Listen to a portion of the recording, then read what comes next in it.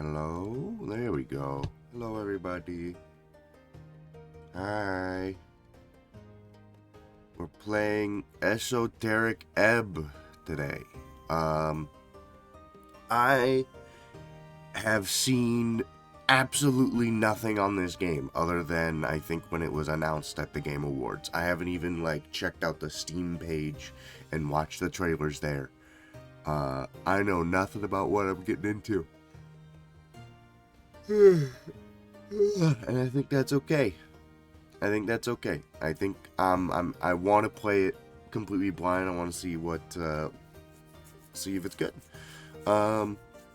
Obviously this is a game inspired by Disco, and I love Disco. John just played through the entirety of Disco Elysium on his channel, and I was there for it, and I loved it.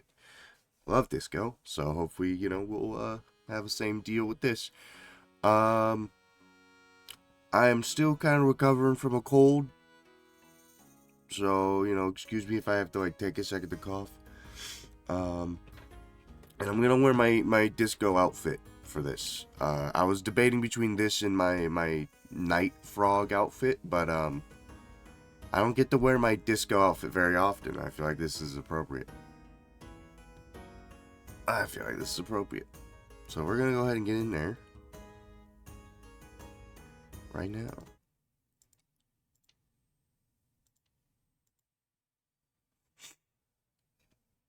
Alright. Esoteric Ebb.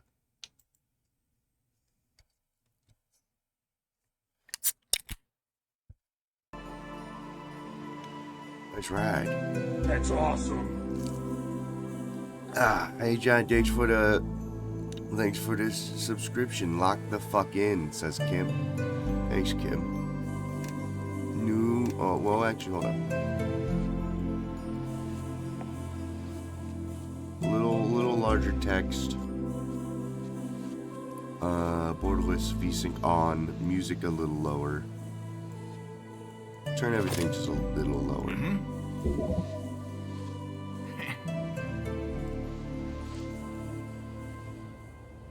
Especially the music. The music's a bit loud. I'll turn it up if I hear something I like. New video game. Oh, Jesus Christ. Alright.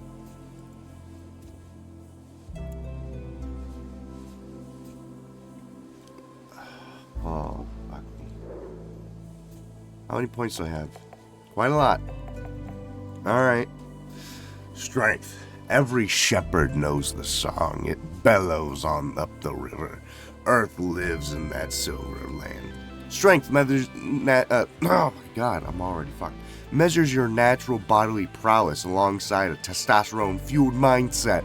As a man, it's only proper for you to hone your figure and its capabilities, but why? The search for meaning is as vital as the struggle towards competency. Luckily, you already know your cause. To protect the innocent, lead the weak to sacrifice until nothing but your bones hit the pavement to literally die. Become a zealot, regain your honor, and set out on your divine mission. Higher strength allows you to equip extra items, be violent or manly and useful in encounters. Religious fervor or aesthetic nationalism, increased manhood. Votes for the party of Norvik. Prays to his dead god. Uses brute strength for puzzles. Punches big bad guys evil in the face. Wants to become a real human hero. Simple as. A low strength cleric is a weak sniveling rat. Bows down to anyone stronger. Can't handle the banter. Gives up when the going gets tough. Is afraid of women. Doesn't care about quests. Alright. Dexterity. It is imperative to simply explain to that these people, they have the right to choose. Belief in oneself. Wealth is built from within. Dexterity, the measure of natural reactivity, balance, and poise, the haste with which you express your witty remark or notice a nervous glance, and of course your ability to gracefully avoid the consequences of your actions. It's all about risk versus reward. It is the feeling of self-preservation when everything falls apart around you, to grab as much as you can while the grabbing's good, to progress towards a new future full of freedom, so that those who look out for themselves can prosper and survive. I promise, no one else will. Steal anything, a dashing rogue, Republican, revolutionary, just run away, dummy. Collects piles of shiny coins. Acts first in every encounter. Avoids trouble when it brews. Always has a ready reply. Low dexterity cleric. Takes big risks and fails every time. Doesn't notice anything in time. Stumbles over his own feet. Drops the ball. Figuratively and literally. Is slow mentally and physically. Okay.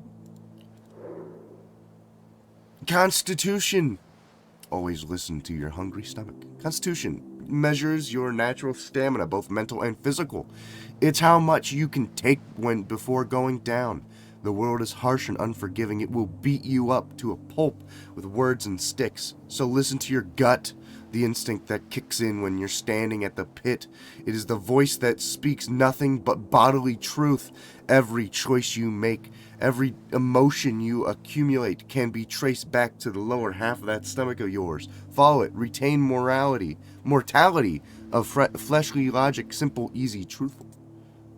Constitution needed for health points. Esoteric connection. Your political party polled 2% last week and you don't care. Pain is good for you. Alright, Constitution keeps forgetting there's an election, focuses on good things in life, is tougher than entropy, keeps the neuroticism in check. Okay, low Constitution will die. Panics over everything, listens to his gut and is wrong, has no control over his bodily functions. Okay, intelligence, a glorious design. Let those who lead through the merit of ability and nothing else. Measures your ability to recall, store, and process information. It is your logical receptacle and calculator. It is only proper for you to hone this pulsating mass within your skull, but why? Simple. Pure, unadulterated ego. Knowledge rules the world, so too shall you one day lead the weak. Bring your genius to the masses. If they do not bow, they do not deserve you.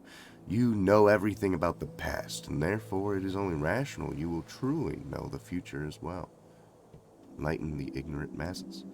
Prepare more spells. Think, plan, and execute an actual plan. Vote for yourself. Be a genius without peers.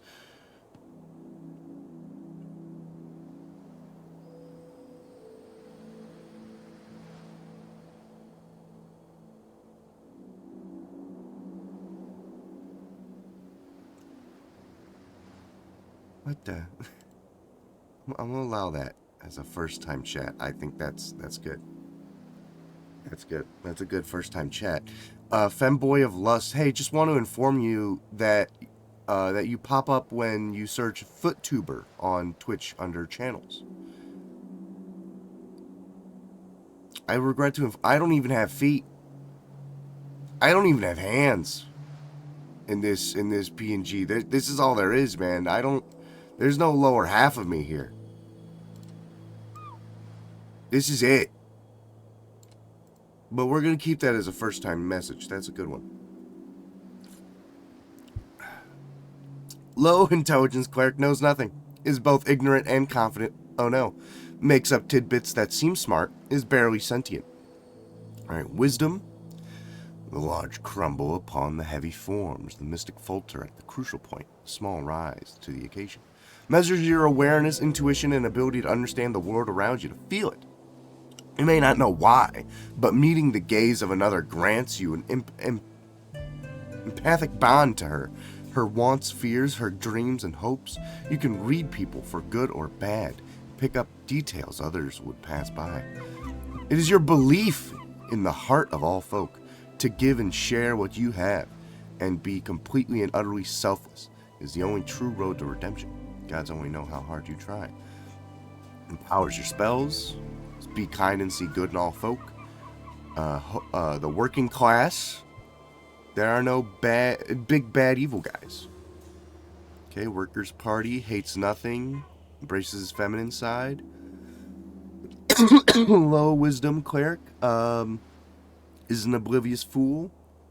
misreads cues all the time, does not know how to get people, and then whatever this is getting cut off. All points in charisma? Well, let's read charisma. That's the last one. Those who believe in democracy have a wonderful view of folk, to think them capable of making rational and informed decisions devoid of personal bias and emotional conduct. It is frankly inspiring. Charisma measures your which I don't have. Whatever that word is, I don't got it. Confidence and the ability to navigate social situations of any kind. In short, it is the force of your unkept personality. But no, they don't need to know that. Smooth talking your way into any position of your liking. You can be affiliated with any known faction or thought. Reality is molded around your will. Like a chameleon, you become a social operator. Become anything you need and make everyone finally love you. High charisma, you get an automatic discount. Win every conversation and say the right thing. Say whatever gets people to like you and become a political force of nature. Be arguably sociopathic.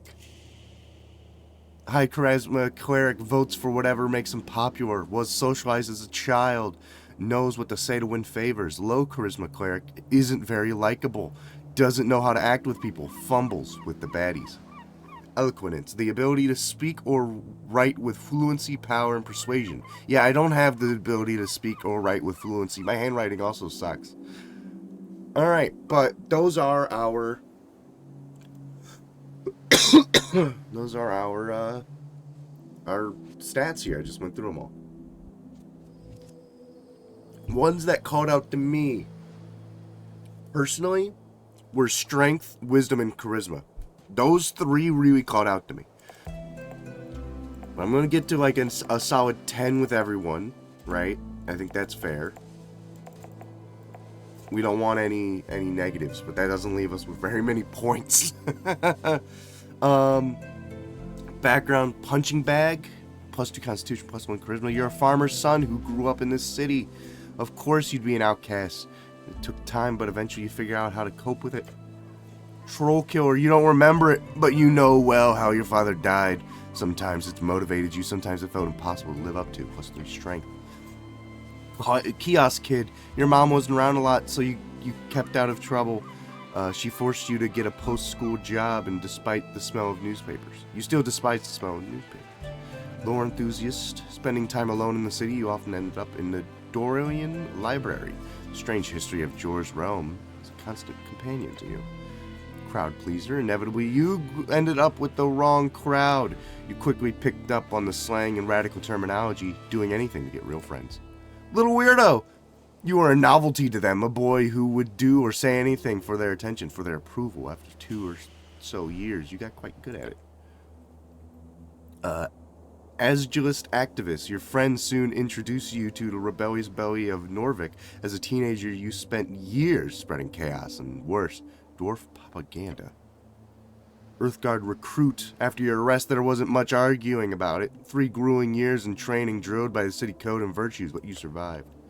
One friend, you really only prayed for that one thing during those lonely years, but the gods did not answer, so you learned how to manage, like always. Your knack for scribing got you a promotion in clerical duties. Picked out of the ranks, you quickly showed deep devotion to your divine city. Town apprentice. Joining the towers, an honor bestowed upon few. It is a terrible challenge even to you, who thought lectures were so draining. Arcane prodigy. That was prom. Man, there's a lot of these, huh? Christ. Alright, well, there was one that was, charisma and strength, prowess, prawn. As a rising talent, you found yourself amidst the politicking of superiors despite your best effort. It never ended well for you. Okay, what about, acolyte? Picked out of the ranks, you quickly showed deep devotion to your divine city. I'll be an acolyte. +2 strength, +1 wisdom. Alright. Alright, let's do that. Let's do that. Okay.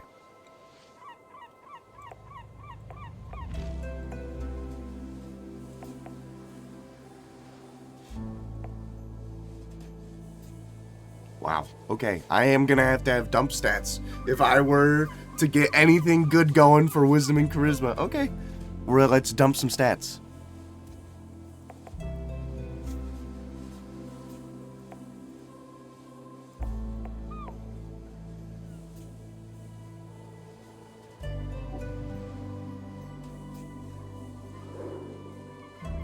Alright.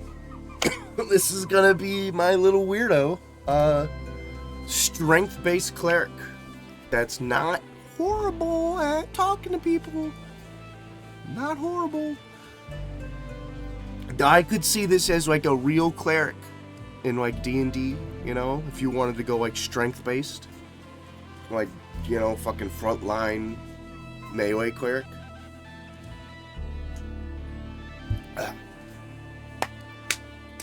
My handwriting doth appear terrible for myself, but my fluency in words is quite great. I stumble over words all the time, and my handwriting sucks. But anyways, this is what we're gonna do. We're an acolyte background.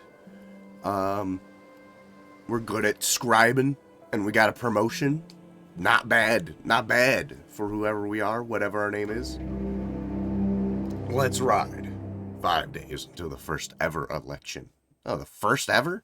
An explosion erupts at the heart of the city. No one wants to deal with it, so they send you. A slow cleric, lost in the hustle. Nothing but muscles, just what the city needs. Complete your quests in any order. Don't be afraid to make interesting choices. And remember to be a real man. Campaign will take you to level 1 to level 6. We'll play for about 5 to 8 sessions. Oh, thanks for letting me know.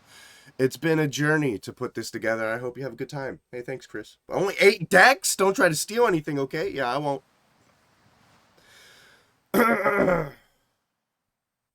Speak with the dead. This is just like a necromancy spell. I'm just going to continue. I think this is just some little loading stuff. Blue orb!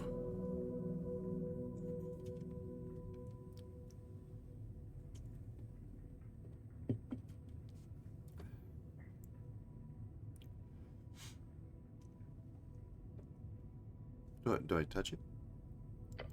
Oh! Truth and nothing else, a voice declares. What is your name? Intelligence DC of 8. Success! Reagan. Reagan? Your name is Reagan. Alright, I say Reagan.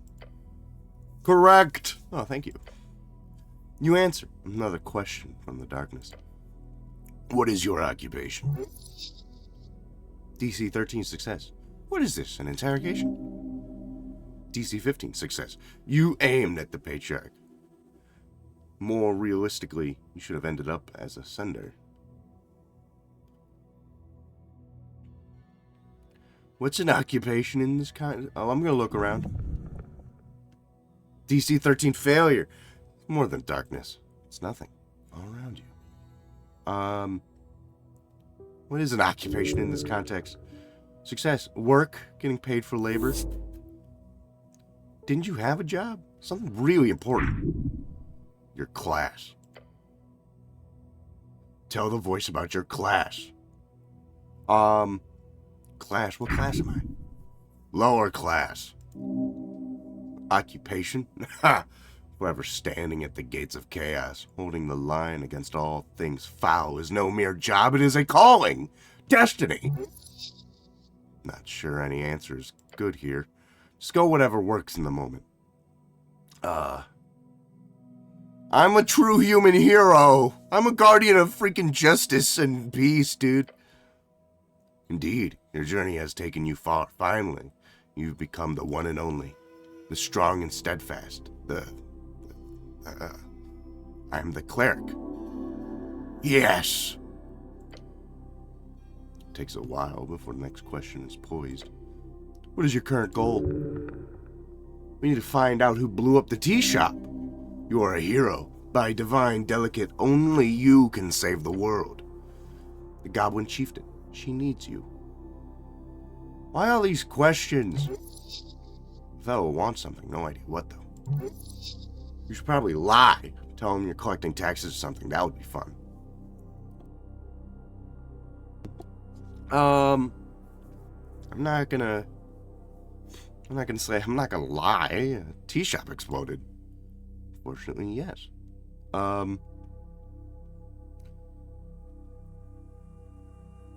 Fuck, what are my opinions on tea?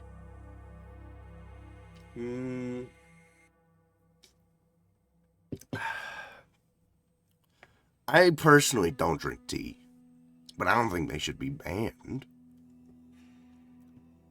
I don't have any strong opinions on tea shops. In fact, I never think of them at all. I have no strong opinions. Do not lie to yourself. You may ruminate further on tea shops at a later date. Question to be answered. Your goal is... I'm here to save the world. They're counting on you. Keep it together. No reply. No feedback. Then the voice asks, what is your political affiliation? The question strikes your entire consciousness, sending it spinning. The National Party of Norvac, of course. If you care for your fellow, vote as Gallicist? As Gallicist? The Free Striders, maybe? Then again, you're no revolutionary. Things just may move too fast these days. Elections are exhausting. I don't know what any of these words are. Don't worry, it doesn't matter. Just say whatever you think is the most useful to you. And I think you know exactly what is. Okay, I know Strength wants to be a nationalist, but I think that is going to directly lead into medieval fascism. That's just how it goes. Alright, that's just how it goes, guys. Alright, Strength's gonna go right into fascism. I would rather be a socialist than a fascist. And then the other guy doesn't even know what the Free Striders are.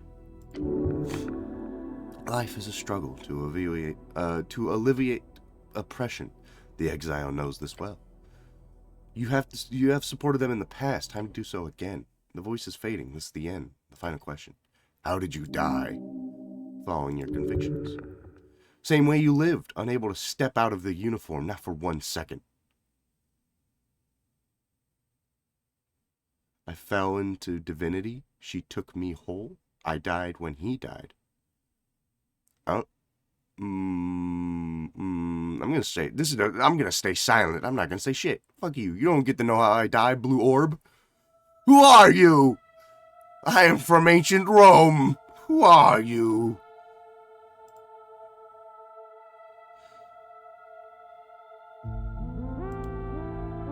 Oh, that's how I died. I fell into the sea. And as you know, medieval peasants don't know how to swim. Or it was illegal for them to learn how to swim. Probably both. I was wearing all that heavy armor and stuff. I mean, whatever are you to do?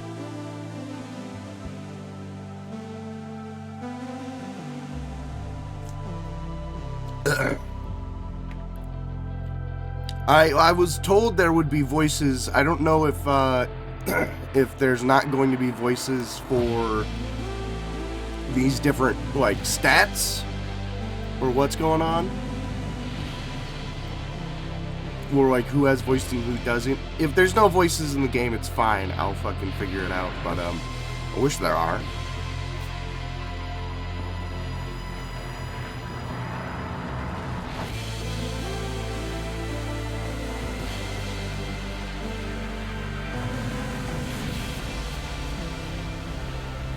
Hooray! Yippee! Ha ha ha!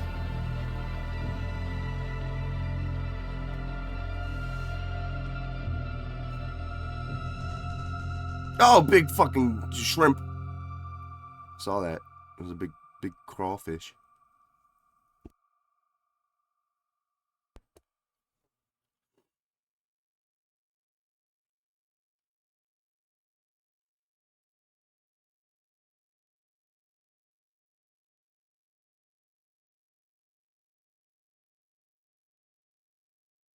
I'm assuming I'm supposed to press something here, but I'm gonna wait a second. Developers of Esoteric Ebb, if you're looking for voice actors, I'm not a voice actor at all, but if you give me $40 and a chicken sandwich, I will voice any one of these personalities for you. All right, I'll get in there. Okay, $40 chicken sandwich. I think that's a bargain. All right. Anywho, wake the fuck up. March 22nd, 27. Piss. Piss. Anywho, I continue. A fresh start. Get up. Your body aches. It's stiff, as if you slept for days. Ready for your glorious quest to continue? Look around you. A circular stone chamber, a storage for apples and corpses. Those piles of apples. This tall stand. Check your stuff. What stuff? Your hands dart around your pouch and uniform. Panic. Sweat. No spellbook. No mace. Face it, you've been robbed. Your legs shake. Tears begin to form. Deep breaths. Your belongings are surely here somewhere. Wait, what's this about a quest? Oh, yes. A quest. You're on a quest to save the city. Interact with the highlighted words to receive a glossary entry. Quest, a task performed by a heroic individual and or professional adventurer. Earth be blessed. Earth, oh, that's my god. Well, thanks for telling me. To save the city? Yes, save it from the jaws of democracy. Do I remember everything? Yes. Everything is off, but your memory is intact. Your thoughts are scattered. But your mind is fine. The quest was given yesterday, remember? Tea shop? The tea shop? Yes, the tea shop that blew up. It'll be a tough one. It might take days. Just a job. I've done this before. I gained +5 experience. You haven't really. Oh. Your previous experience lies more in some basic Earth Guard militia service, as well as a few years at the towers. Earth Guard, the heroes of Norvac, keepers of city law, defenders of humanity, your brothers. Norvac, your home city, founded by your god towards the end of the Coast War, is built upon several layers of ancient ruins. Coast War. Coast War, the Great War, a conflict between the Arcanists of the Reeds, as well as every other nation connected with them across the coast. A horrible waste of human lives, which claimed millions of lives. There's no honor in this fighting, and that you know. So that is a fake Discord account. We're going to kill them with a gun. Dang, they're dead now. Alright, we're good. I like quests. Good attitude. There's always more around the corner, so look out. Don't want to miss any. How much time do I have? Until the election. Duh. Which is in 6 days. No, it's not. What the hell? It's in 5 days. Depends on your definition. Definitions of what? Time? The patriarch was very clear. Handle the tea shop before election day. You must honor this request and complete this quest. Time only advances when you make new choices in dialogue. So to be clear, I have to figure out who blew up a random tea shop. More or less. But you've got like 5 days to do it, so no stress. You're the one they sent. You best get to work, hero. Hero, me? It's time to deliver all this to the wonderful city. Your duty has come. Give everything to Norvik. Everything? I don't think... Ah! You feel dizzy. The weight of the Earthguard uniform, a dull pain takes hold. Your body aches. Its contents rotting. You must consume an apple now. Your stats are high or low enough, chimes will appear in your mind. They will suggest, inform, and offer unique paths. Trust them at your own risk. I'm so very confused. That's usually the case. One step at a time. Get going. Holy shit. I'm already dying. I need an apple. Hold up, I gotta blow my nose first.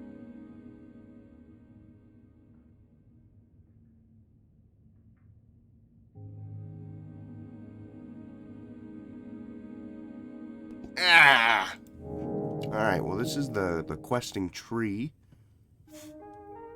Cleric. And I got 1 point in, I guess, what is... So I guess this is...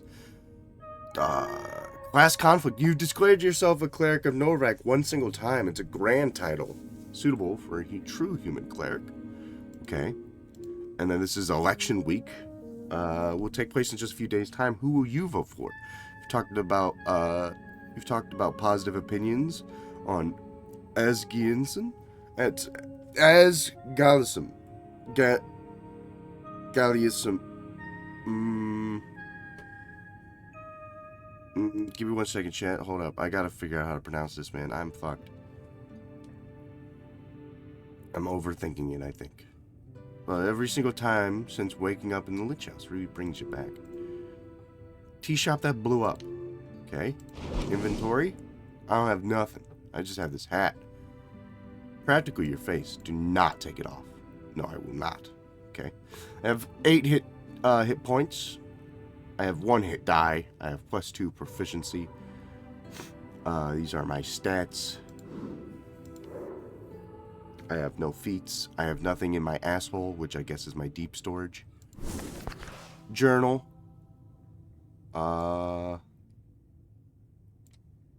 Which I guess is, this is Norvik, your home city founded by your god towards the end of the Coast War. Got Earth, which is my god. Earth Guard is what I used to be. Gotcha. Spells. I have Cure Wounds. 1 bonus action, casting Divine. Creature you touch regains a number of hit points equal to 1d8 plus your Wisdom modifier. The spell has no effect on undead or constructs. Okay. Excuse me.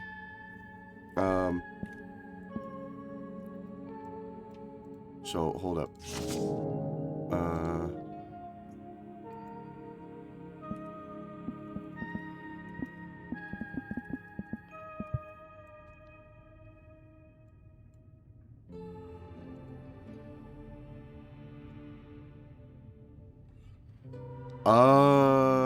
Azalizium. Azaliism. Sure. Azaliism. That's what Google is telling me, but I think that's wrong. Because there's G in there. Asgaliism. I don't fucking know. The A one. This is me. Hello, dead guy. Behold, there's a corpse underneath the blanket. Engage. You stare at a blue lag. It's draped over the outline of someone. Check under the rag. Underneath is a cold corpse of a human. Thinning blonde hair, unkept facial hair. Yeah, this guy looks fresh. Like he could just sit up and talk to you. The difficulty class of a dice choice is determined by how challenging that roll will be for you. If you select the dice choice and then roll a 20-sided die, if you get the same or higher DC, then you succeed on that roll. I'm good with corpses, right? What do you mean? Like, I've been trained to handle those things, right? You know exactly what you're doing. Formal training is for people without true talent. I'm a hero, and I'm not afraid of getting his hands bloody. Truer words have seldom been spoken. Horrific overstatement. -2 DC, you believe in your non-existent abilities. So now instead of a 10, it's an 8. I roll. Nice. There's something strange here. This is no regular gentle repose. Look close, but do not move the corpse. Lean in. Harsh scars cover the skin. Signs of being either a hard worker or a careless worker litter his skin. Cause of death appears to be not directly visible. No blunt trauma either. Considering his age and shape of his body, the man most likely died of common disease or internal failure. That's pretty broad and vague. Unless you're willing to start cutting, that's all you'll get. Except, yeah? Also a marking on the right leg, a circle with a cross inside them.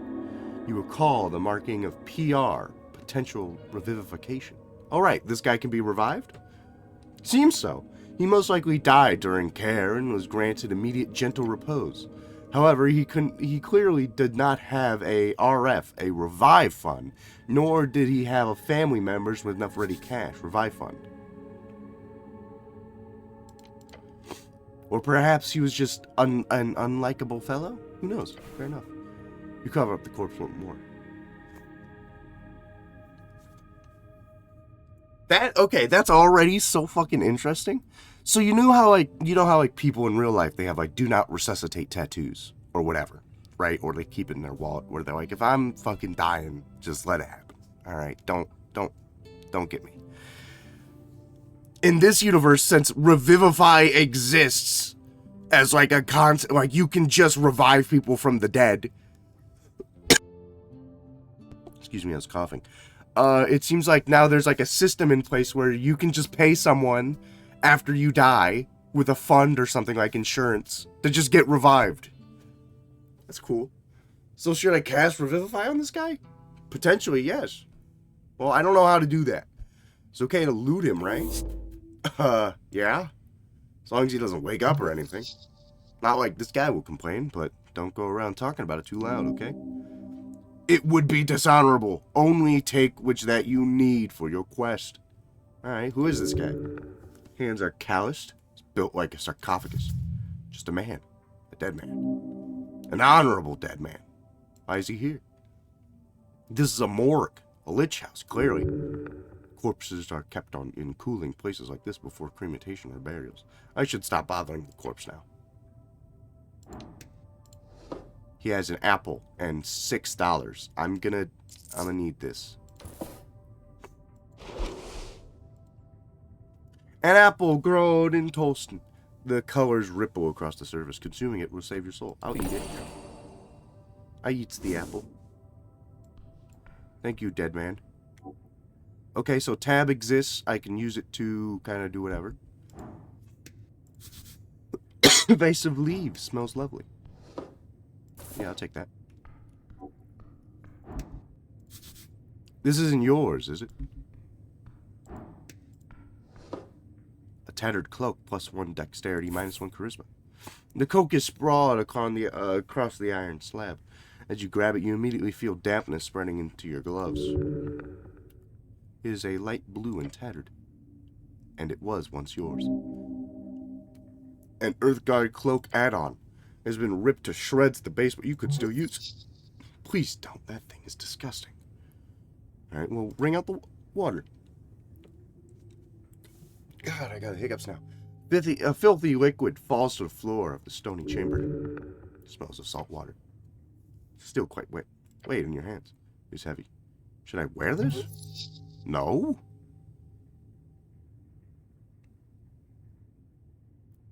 I'll think on it. You reach for your fancy red pouch of holding. The cloak easily slips inside into an extra-dimensional space with a satisfying slurp. Man, I really love my pouch of holding.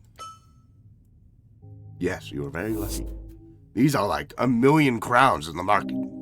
Of course, you don't truly own this pouch of holding. It is property of the state. You should treat it as such. Equipping items temporarily alters your ability scores. Right. Apple. Apple. Well, I have a cloak now I could put on, hypothetically. Wow, I look like shit. -1 charisma, +1 dexterity.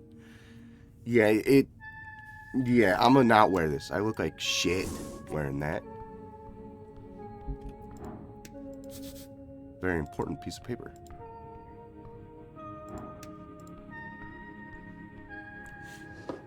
A voting card, -1 intelligence. A scuffed voting card made out to Ragnar Hemlin. It is from a dwarven office. For some reason, someone has checked in all 5 parties on the list. You need to bring this to a polling place on election day if your voice is to be heard. So just put X's on everything. Picked up a surprisingly thick piece of paper with a shaking hand. The card is slightly torn and has clearly been drenched at some point. At the top it says Rostark in big bold lettering. What is that? means the voting card in fancy Askani Dwarven. Askin, one of the 8 bands among the coast. It is cold, mountainous realm. It is your home. It's often referred to as Askani interchangeably. 5 days remaining.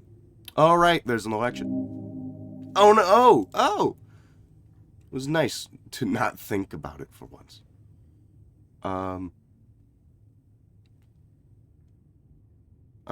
It's time for a damn revolution. We'll bring it all down, build up again. Not too hard. Someone could get hurt. Look at the list of parties. Nationalist, Party of Norvik.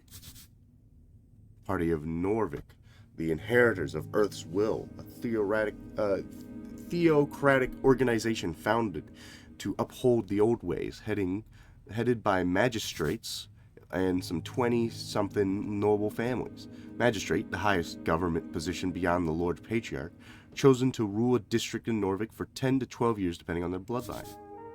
Lord Patriarch, the commander of the city forces commander of city forces and top cleric beneath Earth. The title is appointed by Earth. Currently, Lord Axum holds the title, having led the city for the past 30 years. He is a withdrawn leader, over 80 years of age, and has put most power in the hands of the magistrate. Cleric.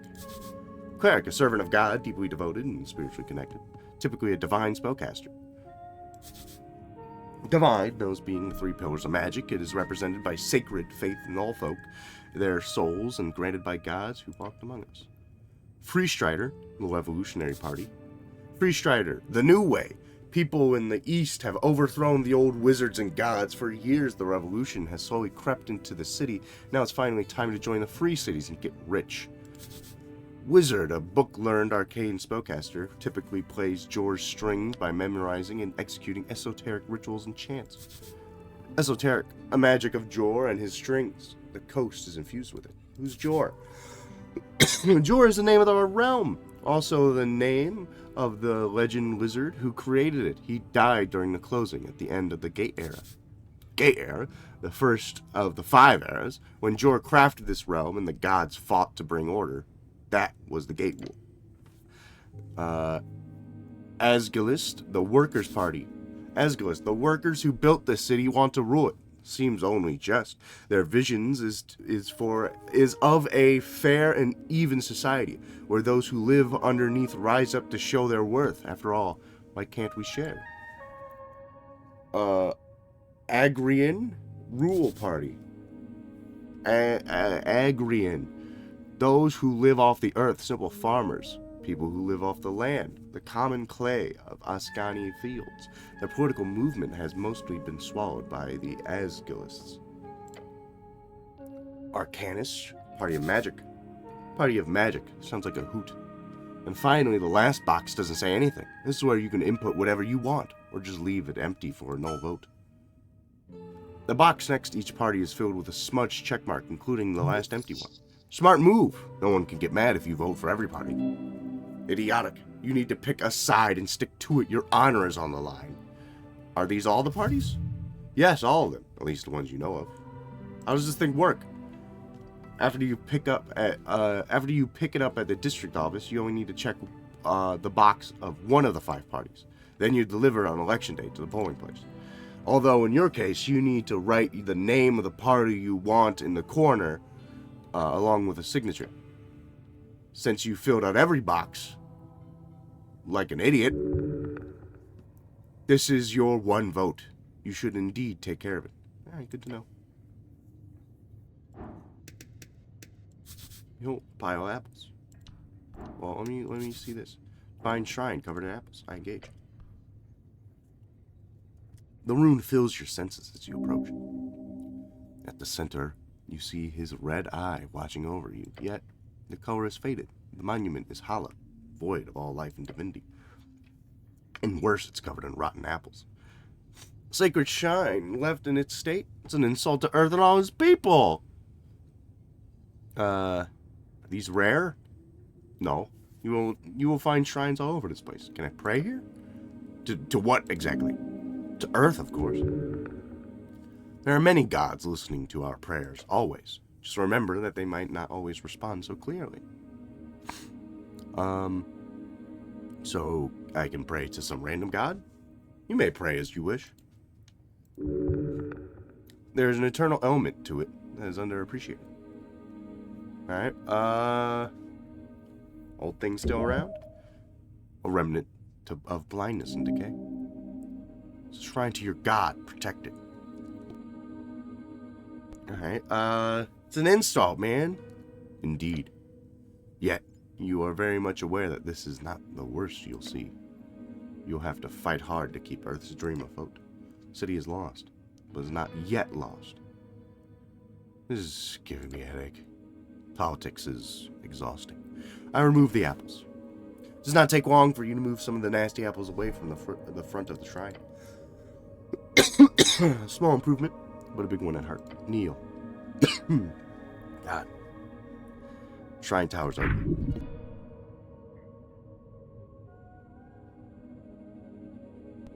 You feel small. To cast spells, you must first prepare them at shrines.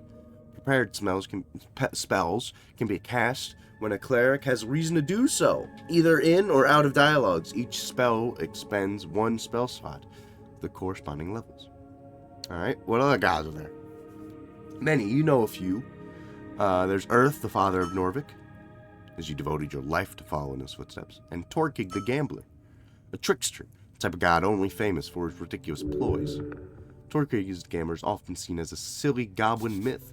Goblin, short and green, got claws and fangs, little monsters. They got 3 tribes in Norvik and considered somewhat civilized. In truth, there are a few goblins who still worship him after the conquest. Conquest, correct way of referring to the historical event in which humans founded Norvik. Most humans, however, refer to it as the Reconquest. It's a human, tall and beautiful like yourself, known as the pest of the coast by those who are less inclined to reproduce like rabbits. Praying to Torkig would, if you for some reason would get a response, only result in the exact opposite of whatever you wanted. Alright, I'm done. So are you. What? What'd you say to me? I pray. Staring at the chiseled monument, you focus your mind. Take a deep breath and begin your prayer. And tranquility.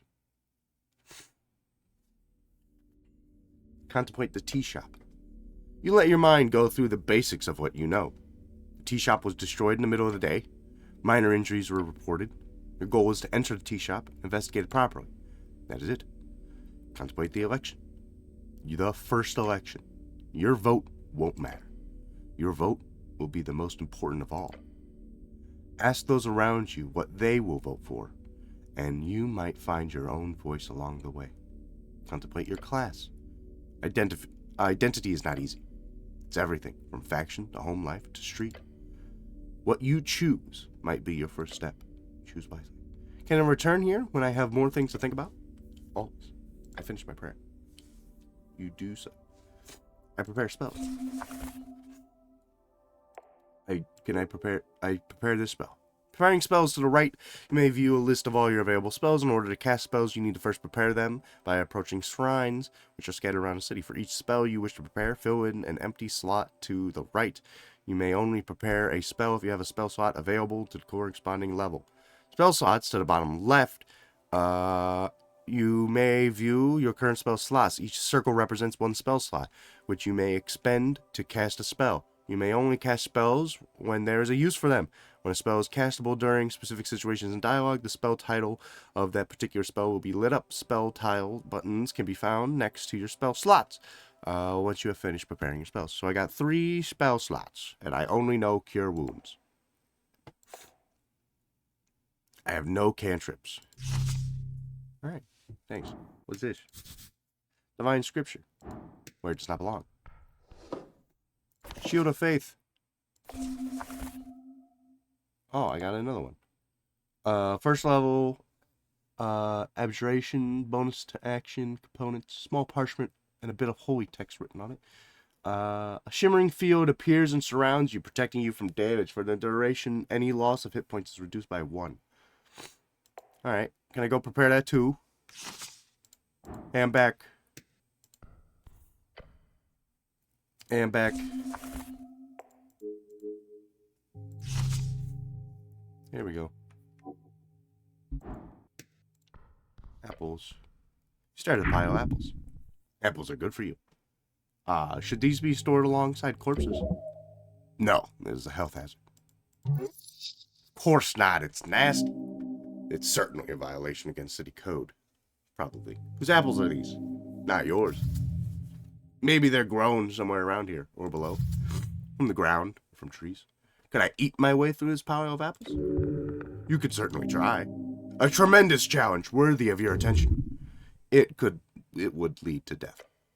Ability checks, roll a d20. With your modifiers to get a unique outcome.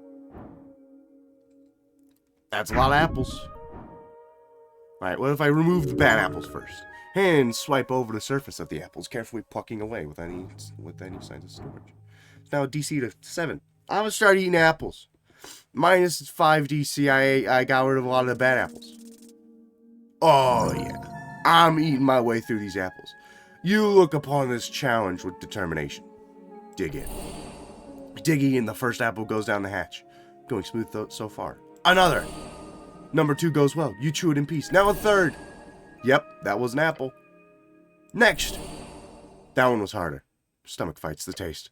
It's getting difficult. One more should be fine. This is the limit. As you chow down on the apple, you feel your jaw ache, your hands shake. Apple overdose. Dangerous stuff. No such thing. Come on. You feel refreshed, for a moment, at least. The pile of apples towers over you still. You barely made a dent. The apple boy is back. Yes, eat the apple, apple boy. Oh, I feel sick.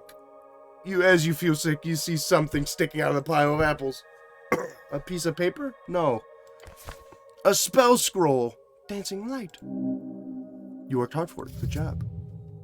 The scroll is just for a simple cantrip. Oh well. You quickly memorize the scroll, consuming it into your psyche as you always do. Some people at the towers used to fear your innate power to master magic like that. The towers. Towers, home base of the Order of the Arcane Clerics of Norvik, also known as the OACN. Arcane. Arcane is one of the 3 pillars of magic. It is represented by the forces that make up all esoteric events. These who play George strings tap into the powers, programming the laws of existence to their whims. Okay. Cantrips are spells that can be cast at will outside of dialogues, and they do not consume any spell slots. You have access to your cantrips in the bottom right. Very cool! Check out the cantrip. Dancing light! Hooray! I did it! Great mountain of apples. This one looks good. Oh god, another apple. Hello? The guy. He looks indecisive. Engage. Zombie, you approach a shambling man by an apple pile. He does not acknowledge your presence. Greetings, citizen. Glancing under his hood, you catch a blank expression spread upon a dried face. What's your name, sir? He doesn't even turn to look at you. Why is this man not listening to me? Wait, is this a zombie? Should I defeat the zombie? Yes, it is only just. Undead are not allowed in Norvik. Guy's not harming anyone. Honestly, he's probably a more productive member of society than you are. No offense. Is this voting card yours? The zombie does not even grunt in your direction. He just keeps working, slowly. You grip the voting card firmly in your gloved hand. Indeed, yours. Keep it safe.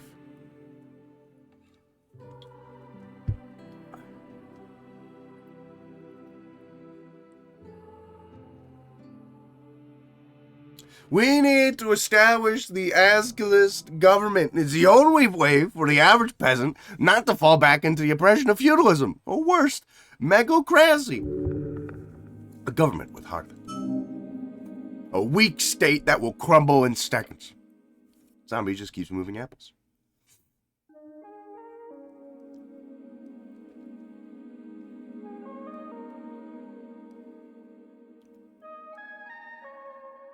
Social democratic model and dwarfs is ingenious, just balanced to work with humans, dwarven majority populace. A true working class revolution is clearly needed. cooperative ownership of the guild is the first step, just like Earth establishing the Norvikian collectivized agriculture. As long as we don't collapse like the original Asgardian Undercoast state did, or the Vise Ka kingdoms, the Three Wings of Divinity Torum, or the,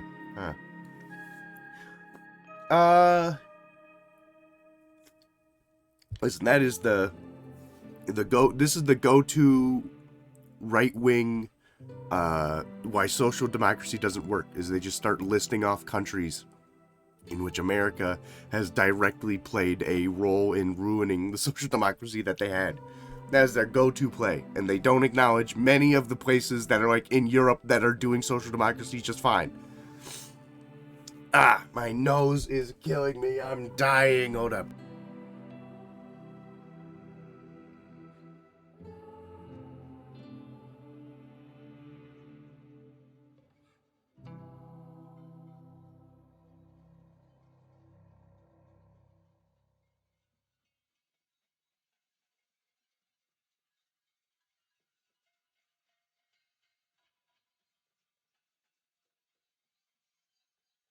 God damn, dude. I'm like blowing my nose and coughing. I'm dying. Anyways, so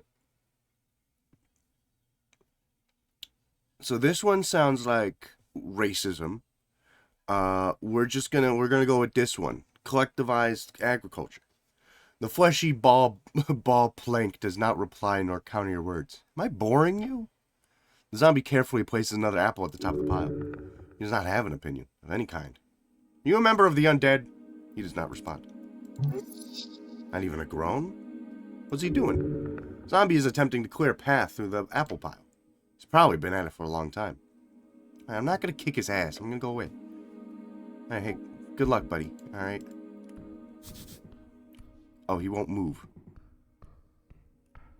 Alright, well, I'm going to go this way then. As far as staircase. Yeah, I'm going to go this way. I'm not going to beat his ass.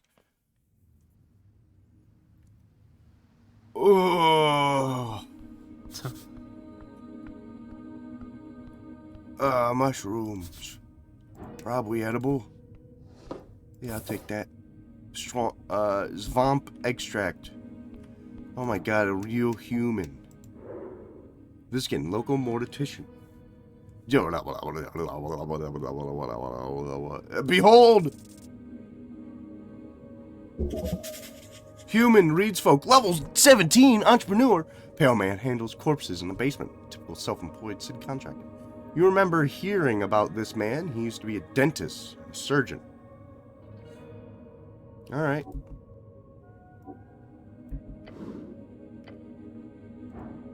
I'm gonna go talk to him. Hey. The pale man sits hunched over a stack of forms, busy at work, his pencil slowly filling out line after line. At the top of the paper, you see an icon of a serpentine drake. That symbol. It's on a lot of official documents of the city. That is the Great Perch of Norvik. Great Perch, a drake-like sea creature found along River Torna. Earth was known to tame these creatures, and eventually the Great Perch became the symbol of the great city. What's the River Torna? River Torna, the second longest documented river along the course, splitting the band of Askani in half. Up and about, are we? Wonderful. I'm Viskin, local entrepreneur and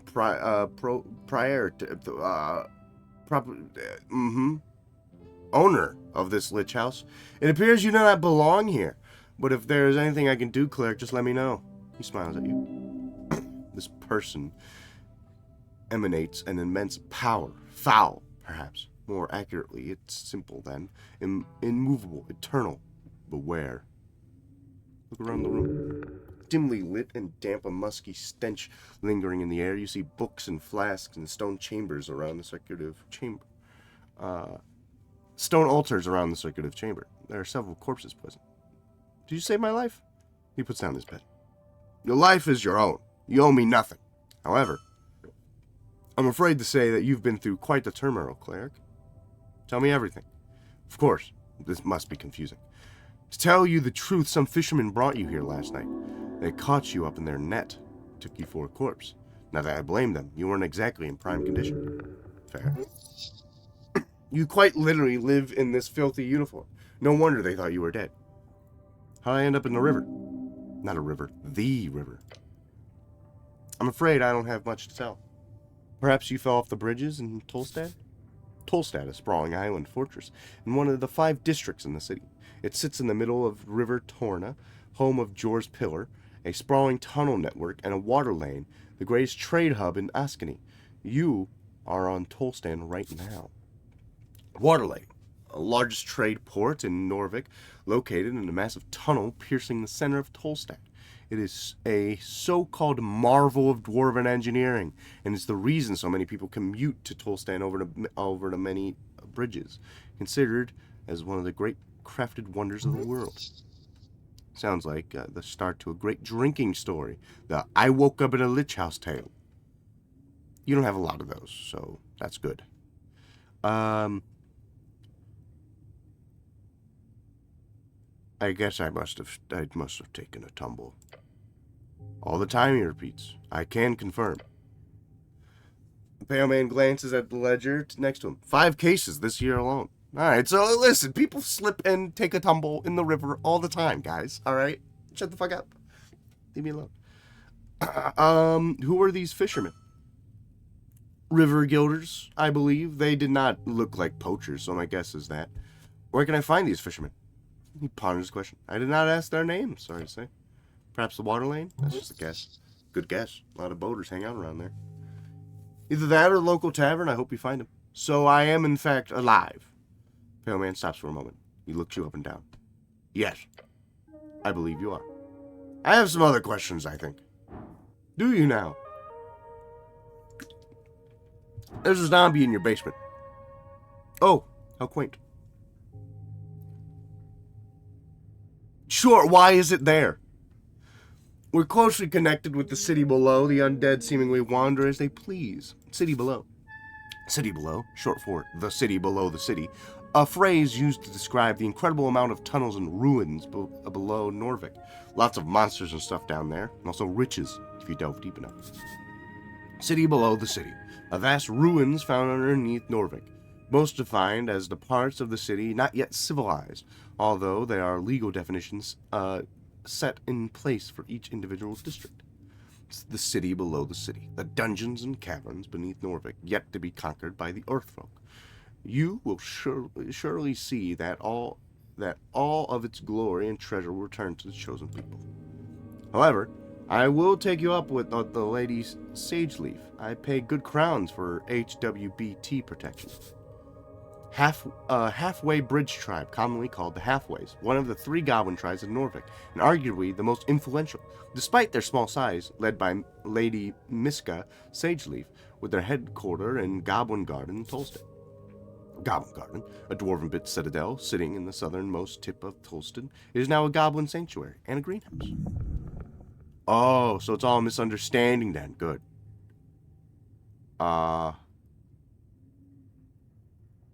Wait, no, I don't actually believe you. Huh? What do you mean, cleric? He must be punished. You're doing something weird here. I don't like it. I greatly apologize for putting you in this situation. It is my neglect that led to the undead creature entering the tower. I'll make sure to tighten up security. This is it. Ost will do a clean sweep of the basement this evening. Get ready. The kobold gives a screech yell. Yes, bastard! I will also make sure to report this to both the HWBT and the militia. He won't let you get a word in. Amazing. I'm trying to say you need to pay for your... Of course, I'll make sure to ask for a thorough inspection by the PCG. The Pest Control Guild. Pest Control Guild, one of the oldest guilds in Norvik. They're supposed to keep monsters at bay and clean up any of these unwanted critters. These days, they're so bogged down in requests from the citizens in the city that they usually have backlogs for months. If there's anything unbecoming about my business here, it shall be uncovered and unveiled. Thank you very much for your service, cleric. It is because of great men like you that this city still stands. I'm sure a good word to your patriarch will assure a promotion of some kind as well, especially with the great work you're doing on this tea shop.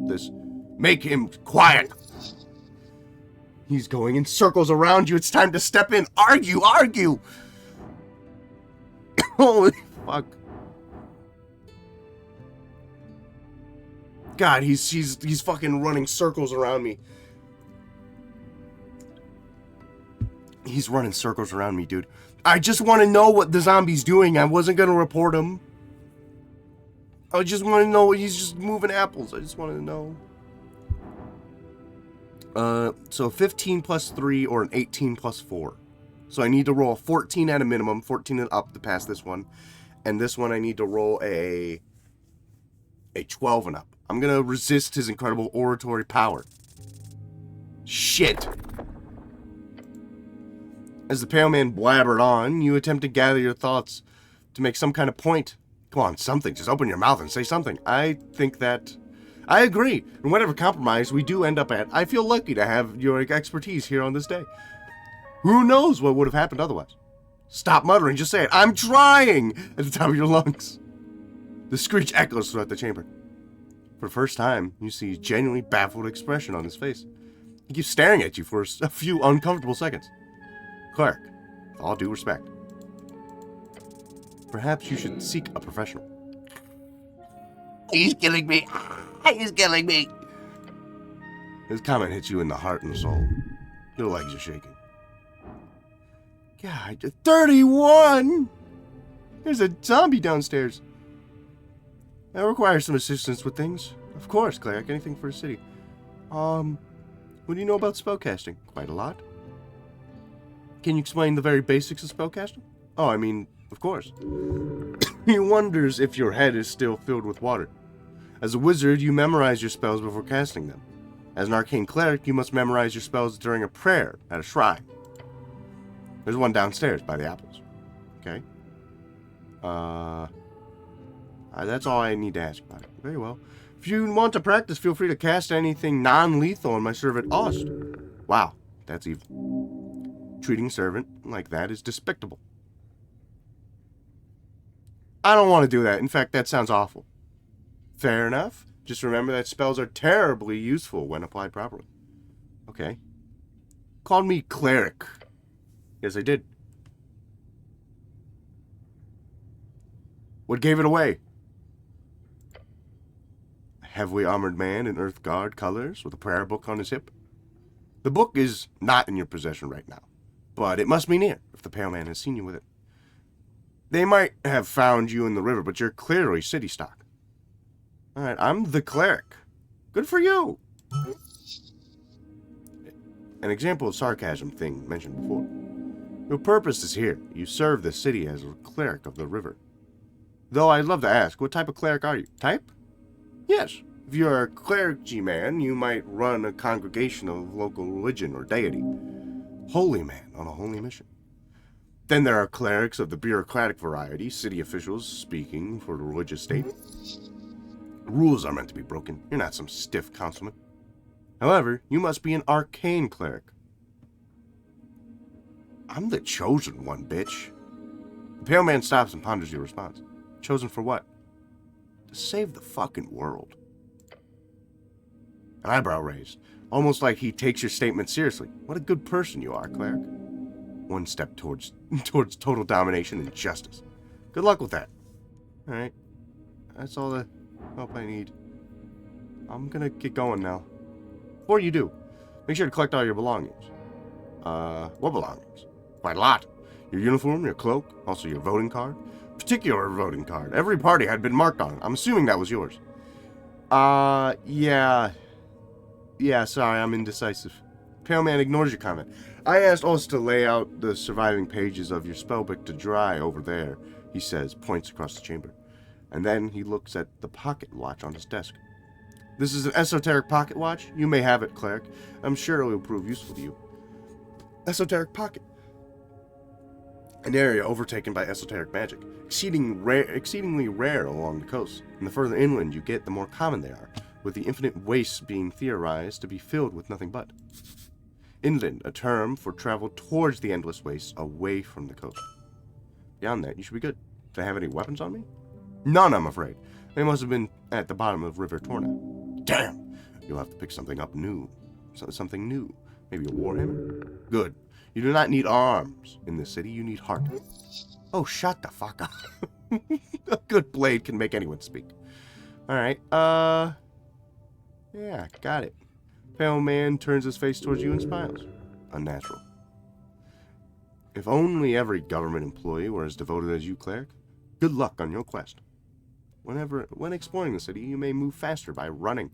Do so by double-click or hold left shift. Okay, time to go. An empty pot. I engage with the empty pot. Looking inside, you find this pot to be empty. Pot was recently empty. You can still see the remnants of dust at the bottom. There's fear. You must grow sturdier. Alright, I'm sorry. I'll leave it alone. Damn. Red Eye of Earth. Jor has left his mark across bands today as a universal sign of magic. Dead guy. Your fate one day. I touch him. I take his money. Listen, if they're dead, I think that's free. That's free for me. Alright? As a matter of fact. Oh, my time watch. +1 intelligence advantage in esoteric events. Do I equip this somewhere? Okay. Alright. +1 intelligence.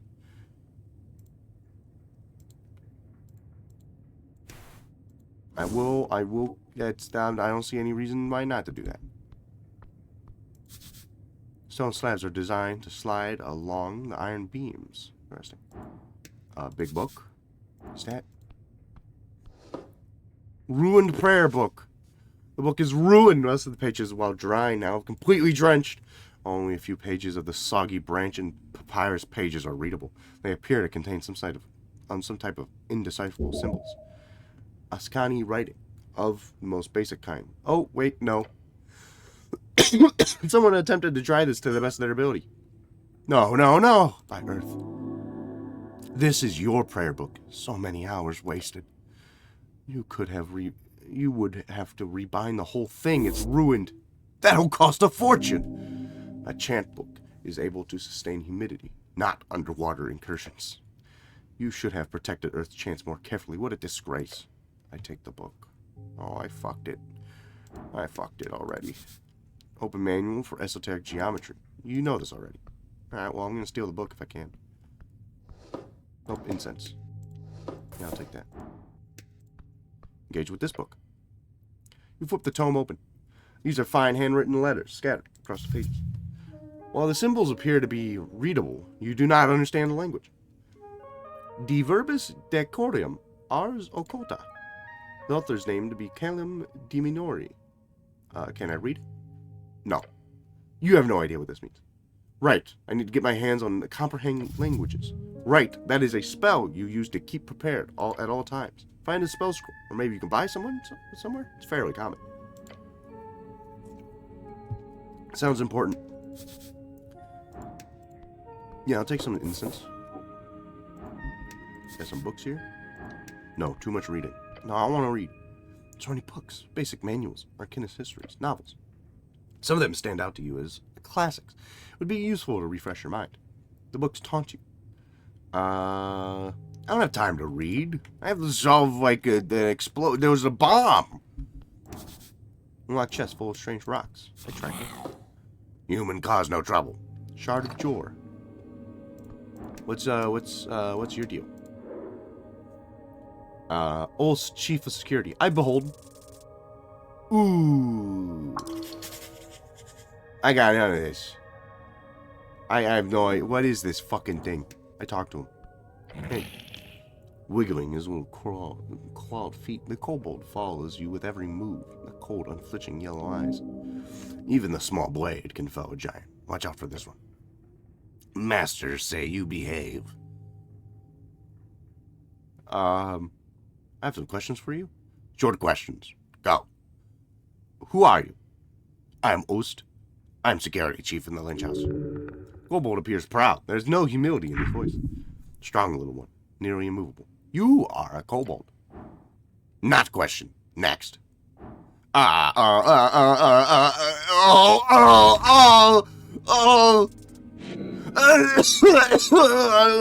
You bite your tongue. The taste of blood fills your mouth. The pain clenches your brain chemistry for a moment, leaving your mind in shambles. Oh no, hurry, save the situation, say something. Ouch. Kobold stares at you. Can't speak in this condition. Don't even try. Use this to your advantage. Intimidate him with your life's liquid.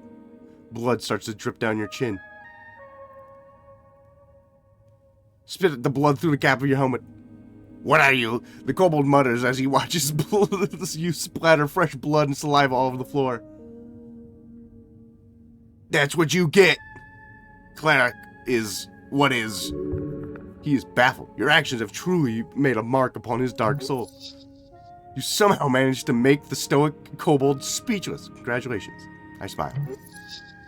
Your inexplicably perceivable bloody smile is sure to cause havoc.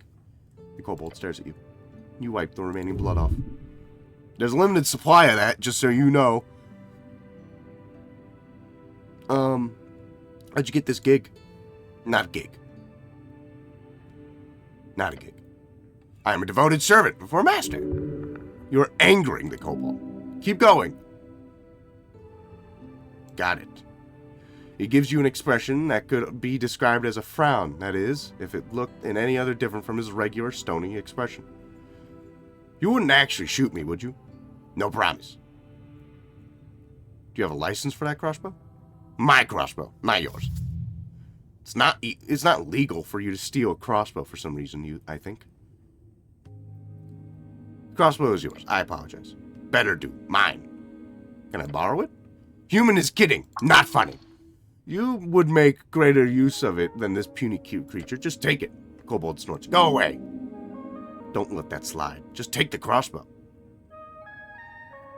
You will kick my ass, I think. I'm gonna say please. No. Please. No. Please. No. Please. No. Okay, I don't think. Where were you when the tea shop incident occurred? Incident? Tea shop blow up. Boom. Did you boom it?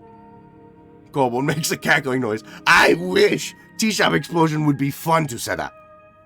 When it happened, I was in Waterlane on mission. A mission? Not a mission. I meant to say errand. All right. What are you doing in Waterlane? Milk. You're doing milk? Deliver. You deliver milk. Yes, side hustle. I want to know a lot less. I'm going to ask questions about milk. Where does milk come from? Cows. And where do you get the cow milk? Market. Who buys the milk? Humans. Waterlane humans. They pay many for fresh milk before dawn. It pays. Do kobolds produce milk? No. Do you like milk? No. Milk is a form of pure vitality. Nature's most delicious, precious milk. I also don't like milk. I like milk, but I'm gonna try and win this guy over. Yes. You smirk, a confident laugh escaping your lips. Then you turn towards the ceiling, smiling. I also don't like milk. Your comment has made a dent upon the world. What a stance! As a human, who could have ever thought about such a thing about you? Win them over with lies and deceit. Control them through flattery and love. The kobold stares at you with awe in his yellow, expressionless eyes. Can I have some milk? No. Valiant effort. I don't have anything else to ask about milk. Okay. Thank you. Yes, thank you. This knowledge will be very useful. You probably shouldn't look too deeply into this. There's probably no money to be made in milk, right? Can I borrow your crossbow now?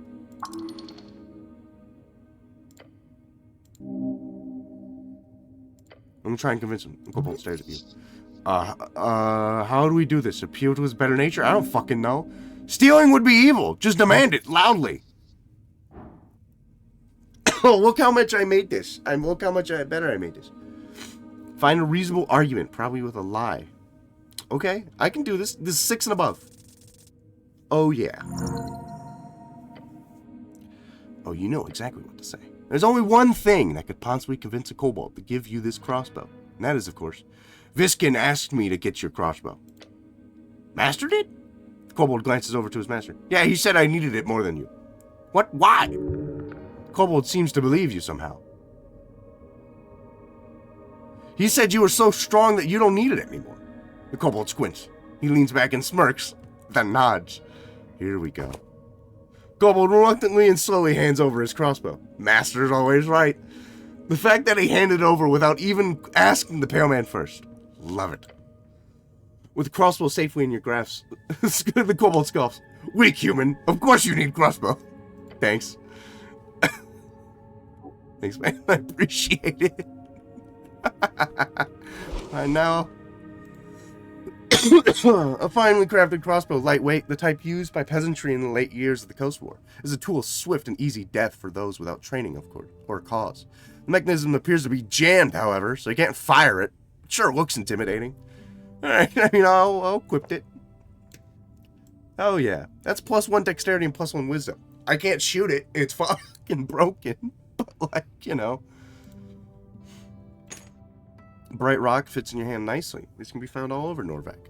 Some speculate that these are shards of Jor's pillar. To the untrained hands, they have no inherent value, but you might use these to alter fate itself. Spend dialogue to unlock dice checks. Okay, so I guess this is like the repeat dice checks.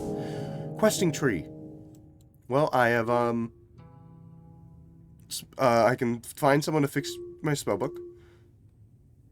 You encountered a corpse in the Lich House, so I can revivify it.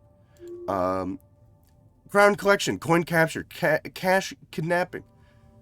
There are many ways to describe it. Get rich or die trying. The only way is obviously to get this milk delivery gig. Tried checking out Waterlane this morning. Okay. Obviously, the only way to make money is to deliver milk.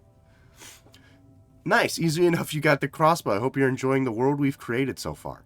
Oh shit, are you one of the devs? Oh shit.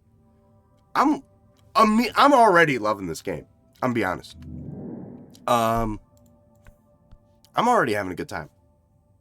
I as you can tell by my Disco Elysium outfit, I fucking love disco. Alright? And it's a shame what happened to it. So I'm more than happy to maybe not play the actual, you know, next Zaum game, and play games that are similar to this. And, I think, it was like, what was that other one? It was like Root something. It was like some other game with like time travel, and I haven't heard good things about that one. And then I saw this one at, I think it was at the Game Awards. And then I haven't seen anything about it since. But so far, I fuck with this game. Like, I'm enjoying it. I just told some kobold that he's strong, and then he called me weak, and that's why I got the crossbow that don't work. I mean, if it don't work, you know, I'm gonna take it. Am I going to find out in, like, 6 in-game hours that this fucking kobold is dead because I took his crossbow? I mean, maybe that would suck, but, like, I could see that happening, you know? Thank you for playing. Of course. But yeah, no, so far I'm already really enjoying it. I don't know, because I haven't, yeah, I made all the noises, the sound, except for the amazing music. Gotcha, so you were like, you did all, like, the sound work and stuff. That's cool. That's awesome. I turned the music down a little bit, but I can probably turn it back up. It was a little loud on the menu. That's cool.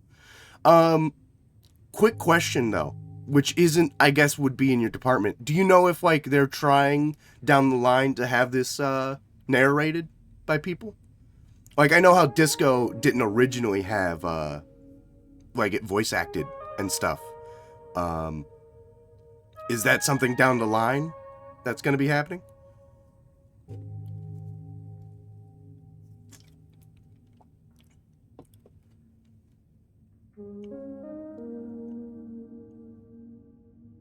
That would probably land in my hands if it were to happen. Okay.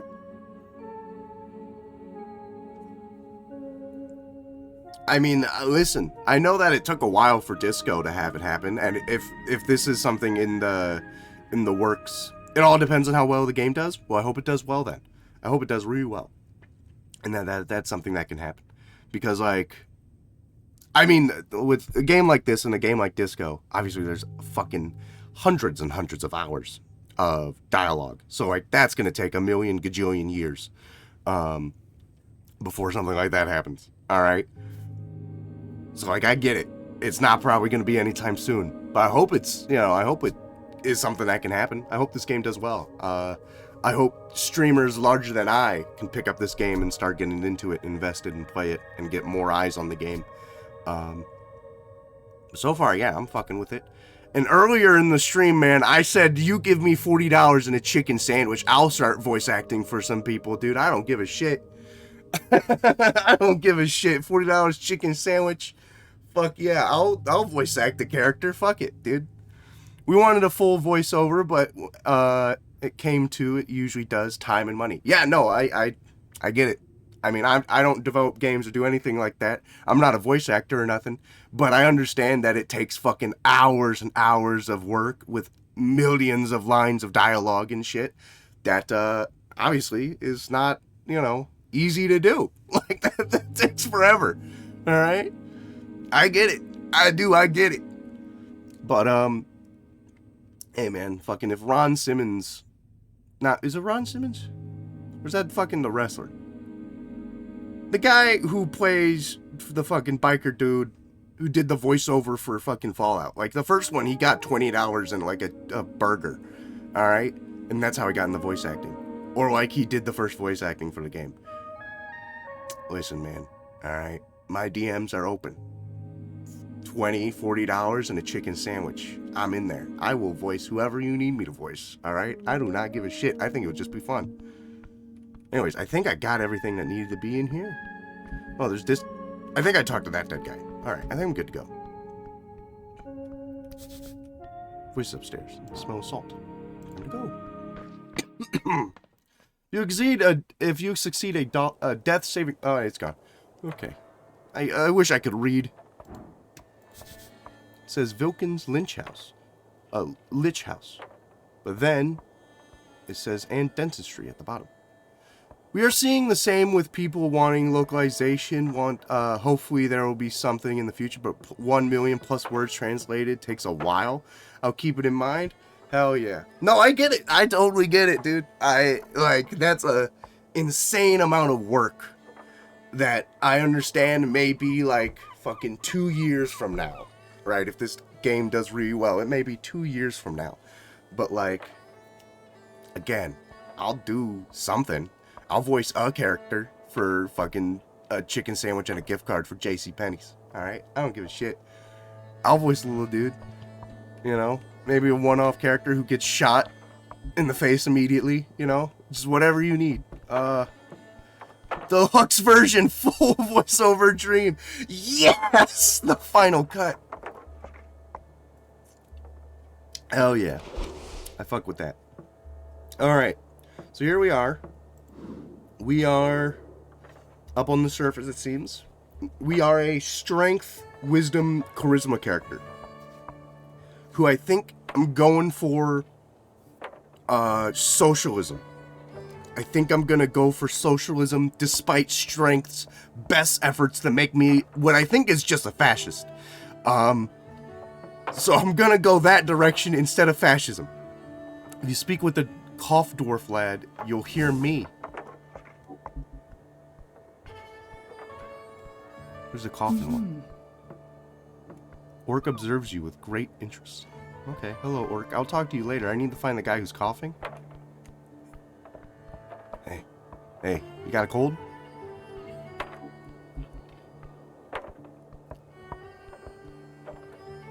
Oh, is it in a different area? He's not coughing. Okay. Speak with a dwarf. He's not coughing. Just a dwarf, and you'll hear me. As off BE, I'm gonna behold you. It's okay. Yes. Dwarf exile, level 3 foreman. He stands by his ideals with gut and little else. A push will earn his respect. That is his way. All right. Hello. Around the amphitheater scene, you see a number of dwarves hard at work. They're constructing a banner of some kind, carrying a bright green flag. A banner of Asgol, the Fool. One of the dwarfs stands to face you with a furrowed brow. He appears to be in a staring contest with the orc on the other side of the theater. Oi, Mr. Cityman, he calls out to you as you approach. We've made it clear already. We're not moving, not one bit. He shoots you a shit-eating grin. What the hell? What is happening here? Just working. The boys will be done soon enough. You hear the other dwarves laughing behind him. Nothing illegal going on here. Nothing at all. He's only saying that because he has had to defend himself quite a lot recently. Wait, that must mean he's doing something highly illegal. Stop him. Listen, I don't give a shit, man. I'm on a higher mission. I have to save the world, all right? Whatever y'all are up to, I do not care. I have to save the world. A mission? He looks intrigued. Yeah, to save the world. A quest? God bless your journey, then. Now, we're not doing anything against the law here, so... They're both guilty and innocent, just like you. One of the older dwarves spits on the ground next to him. You even know who you're talking to, child? This here be Alvaz of the Bane Emvers, a foreman in the Asgalist movement of Norvik. Oh, these are the socialist guys I wanted to talk to. God, I wish I wish I didn't fumble over every word. Bon Emvers, one of the big dwarf clans. They funnel tons of penning into Norvik. Dwarf. Stout, short, hairy, loves to dig and build. You know the drill. Drill. They built most of Norvak and have a long history with Earthfolk. The people of Earth, the ancestors of those who reconquered the Ascani coast. True mythological heroes. This is not a good sign for my voice acting career, guys. I'm tripping over basically every other word. He's done more good than all of you Earthguard combined. A true speaker of Asgard. You're a celebrity? See me exaggerates. He gives the older dwarf the stink eye. I'm also not in any proud of... God damn it. I'm also not in any way proud of my heritage. Nobility is just as poisonous as hierarchy. He grins. Just wanted to make that clear. Don't mention the whole noble thing. It'll piss him off. Unless you want that. Okay, so he's not proud of his heritage. It's just as poisonous as hierarchy. Alright, so this guy wants to eliminate the class system. Alright, I can get up with that. Alright. You guys setting up a play or something? A play? He spits on the ground. We're holding a rally for the cause. This evening, workers across Tolstad will gather here to hear the word of Asgard. He turns towards the orc, and no one is going to stop it. What's an orc? Orc, big brutes of devilish origin. They're rare in Norvik. Most of them can be found in the Fel Tire, a land of elven ruins with magical, fertile lowlands in between. In its center sits a Blood City Bay, the largest city on the coast, built out of the corpse, or rather just the head, of a gargantuan. I stumbled over that line so when doing VO for the demo back in the day. Okay, I'm glad we're in the same boat that, like, I'm just as cooked as you are. God, this monster got warm by the time I finished it out. Anyways. Let me turn on my fan. It's getting a little hot in here. I'm getting a little warm. You hear laughing coming from across the theater. Papers, Alphonse. He grumbled and turns back to you. So, what do you want? What's the problem here? Where do you even begin? So, it's forenoon. I get the lads together. The boys. Alright, I get the boys back in town. When we arrive, that accursed woman is standing there. The dwarf shudders. She starts complaining. He reaches for something in his pocket and takes out some documents. We show her our papers. And the papers are no good, she says. Bah! Real convenient, I say. No, there's nothing wrong with these papers. We are in our rights to speak out against tyrants and buggers. They are.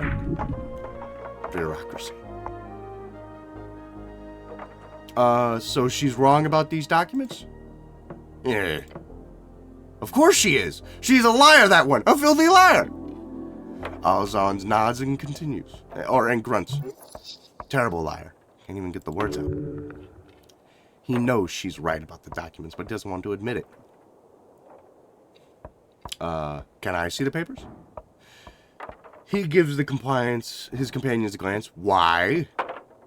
Fuck. Oh, fuck, I'm stupid. Construct an argument as to why you should get the papers. I need a 9 or above. Hooray! Just tell them that you're an expert and that you're on their side. I'm an expert. Are you now? Yes, I'm also on your side, which is not a lie. Are you now? Now hit him with, I'm your best shot at getting out of this. The dwarf grumbles. His eyes go from you to the orc behind you. Fine. Dwarf sighs and grabs something out of his pocket. He hands over the scroll. I trust you with these documents, city man. Do not break this dwarf's trust. Do not. No matter how handsome that orc is. Do not tell us we're in the wrong. I dare you. Because we're not. The older dwarf joins in. Take a step back and check it out. Let's see what is exactly going on here. You examine certain items in your inventory to access unique dialogues. Okay, I'll take a look. Alright, let me take a look at this. I'm going to go stand over here, and I'm going to go take a look at this. A formal permission of public gathering. It contains a lot of legal nonsense, making it difficult to parse. I examine. It's quite light for some kind of magazine paper. Unrolling it reveals a short statement about political rally in the circle square. Permission of public gathering accepted, it says in big letters at the bottom, followed by a signature. Tolstad Magistrate Nicholas Darrow. Darrow, one of the original Oathfork houses to found Norvik with Earth. I think it's Earth. Earth folk. Their bloodline can still be found in high positions all around the city. The actual text uses archaic and typical bureaucratic writing styles. Have I seen this kind of document before? Never. These must be rare. Cool document. It is not. Okay. Fuck. Alright. 6 are up. Let's go. Woo! Yippee! You scan the text again, checking for spelling, phrasing, and terminology. It is perfect. Not a single error. Except the date. Says their rally is supposed to be held on the 16th. The document is perfectly legal, but it's expired. Look at the dates. Yeah, it's expired. I don't like it. Oh, how come? Because it's a legal document? It's got bad vibes. Fascinating. Stop looking. Alright, so it's out of date. But, couldn't tell you what that means. I don't know what day it is. It's day 1. I'm gonna go fuck with these pots. Hold up.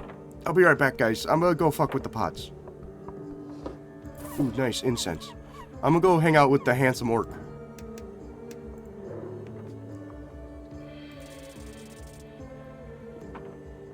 Holy shit. 21 DC.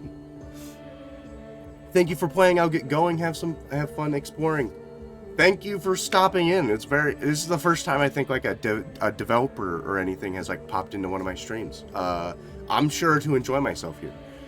You take care as well. And again, listen, my DMs are always open if you want to send me $40 and have me voice like the fucking kobold or some shit and get shot because I took away his crossbow, which I'm 90% sure is what's gonna happen.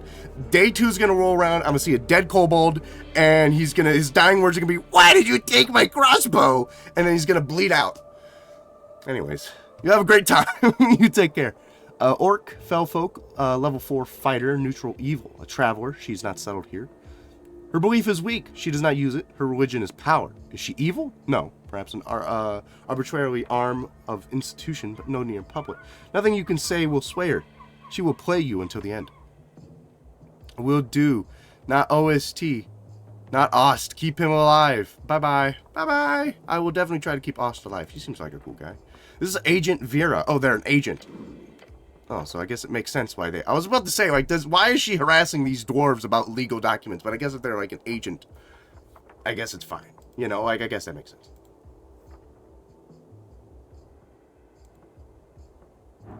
Well, hi.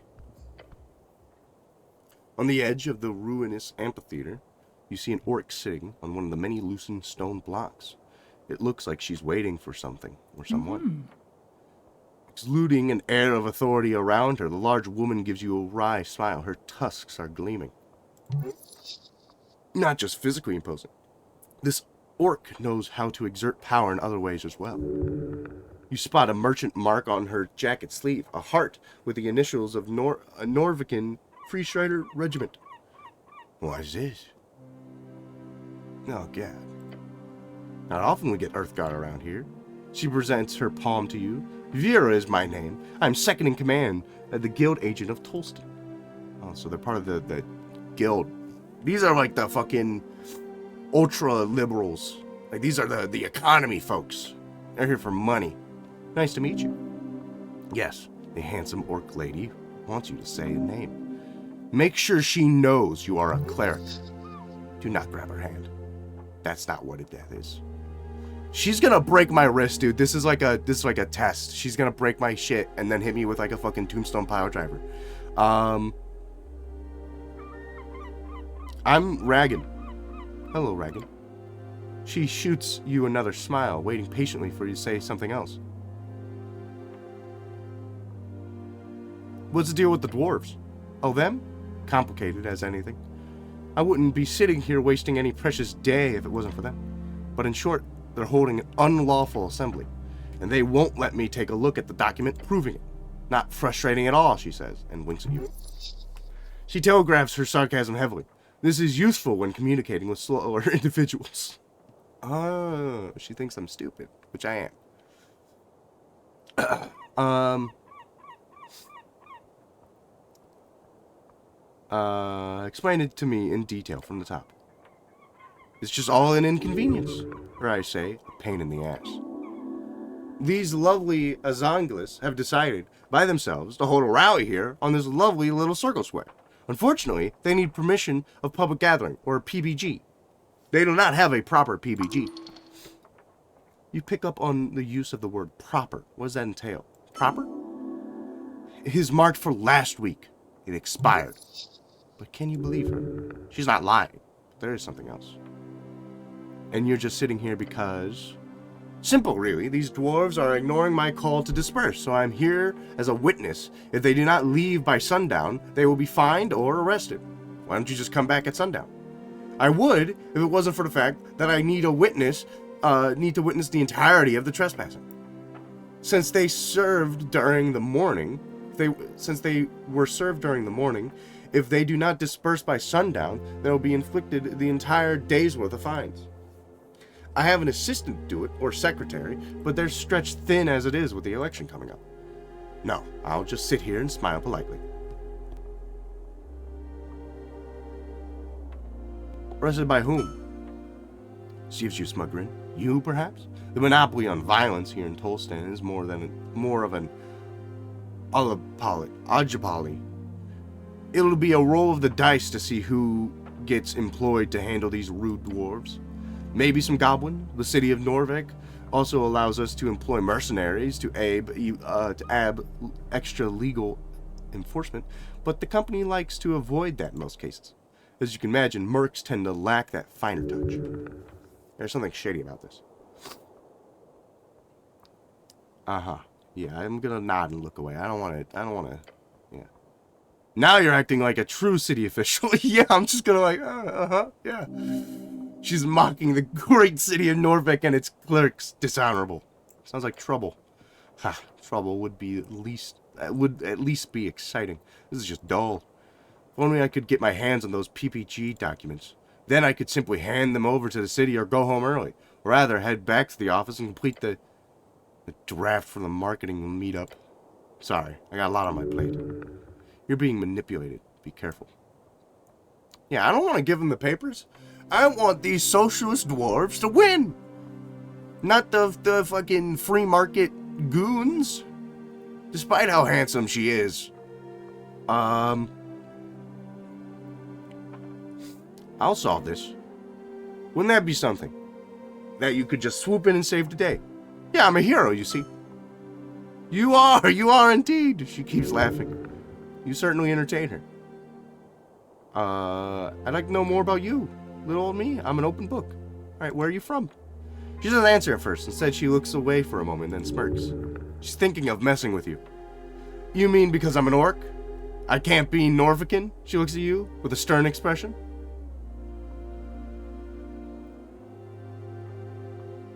You know what I mean. I do, she says, giving you a warm smile. I'm from Blood City Bay. I ran with war bands when I was a girl. A powerful warrior here. Took me all around the coast, she explains, far from the cursed plains of Feltire. Excuse me. We were hired during the Third Revolutionary War in Reeds. When it was over, I stayed behind. All those memories coming back to her. She's seen a lot. Those were the days. What's it like being an orc in Norvik? My kind is quite rare, so, she mumbles, her gaze trailing off towards the horizon. Some of the sadness, loneliness. You feel terrible for her. The occasional comment does sting a bit, but I've gotten used to it. How nice of you to ask. I'm a wonderful person. Your comment expresses a spontaneous laugh. Oh, gods be damned, you're a special little man. This is the first genuine laugh from her. She carries a thoroughly constructed mask. You are a strong and physically imposing woman. Attempt to flirt. She covers her mouth and tusks with her hand. She's trying not to laugh. You got one shot. She's bedazzled by your confidence. Don't fuck this up. Do it. Climb that mountain. Tell her she has nice tusks. Fuck. Do I say she has nice tusks? Or should I say I bet you could carry me like a straw doll? Fuck. Fuck. Shit. Bet you can carry me around like a straw doll. Bet your sweet ass few men get that privilege. She's desperately trying not to laugh. Sweat tremors. Be wary. This could end badly. I need a 7 or up. Try to save it. Your mind is blank. Literally, there's nothing comes to your mind apart from the base desires of that aspect of your psyche we don't talk about. I suppose it's time to let it rip. Just go wild. I don't care. There's nothing that can be done already. Just lost cause. Bottoms up.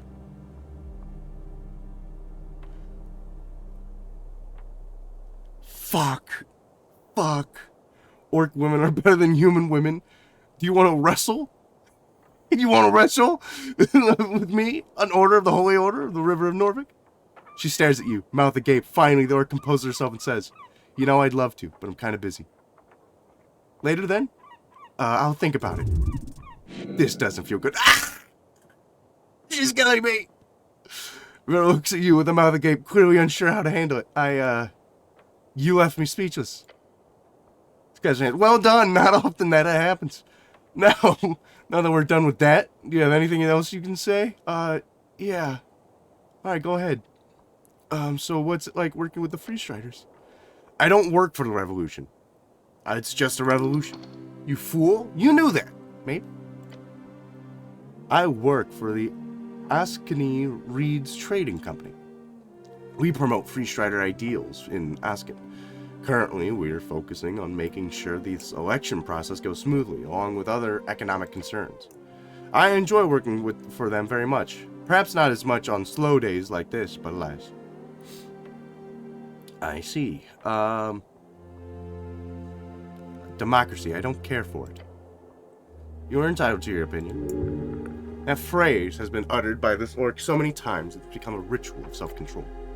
Not to pry, but if not Free Strider, what are you voting for in the election? It's only a few days away. Fuck.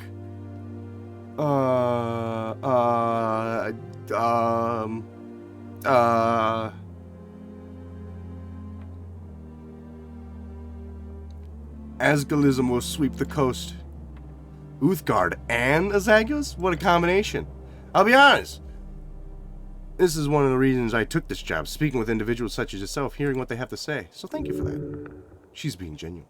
I'm done asking questions about you. Oh, silly. Talking about myself all the time. What about you? I'm your savior. Oh my, such a knight. Damn right. She gives a short laugh. Anyways, so, about the dwarves. Yeah, I spoke with Azov. Oh, did you now? Azov is a strong dwarf. He will not budge easily.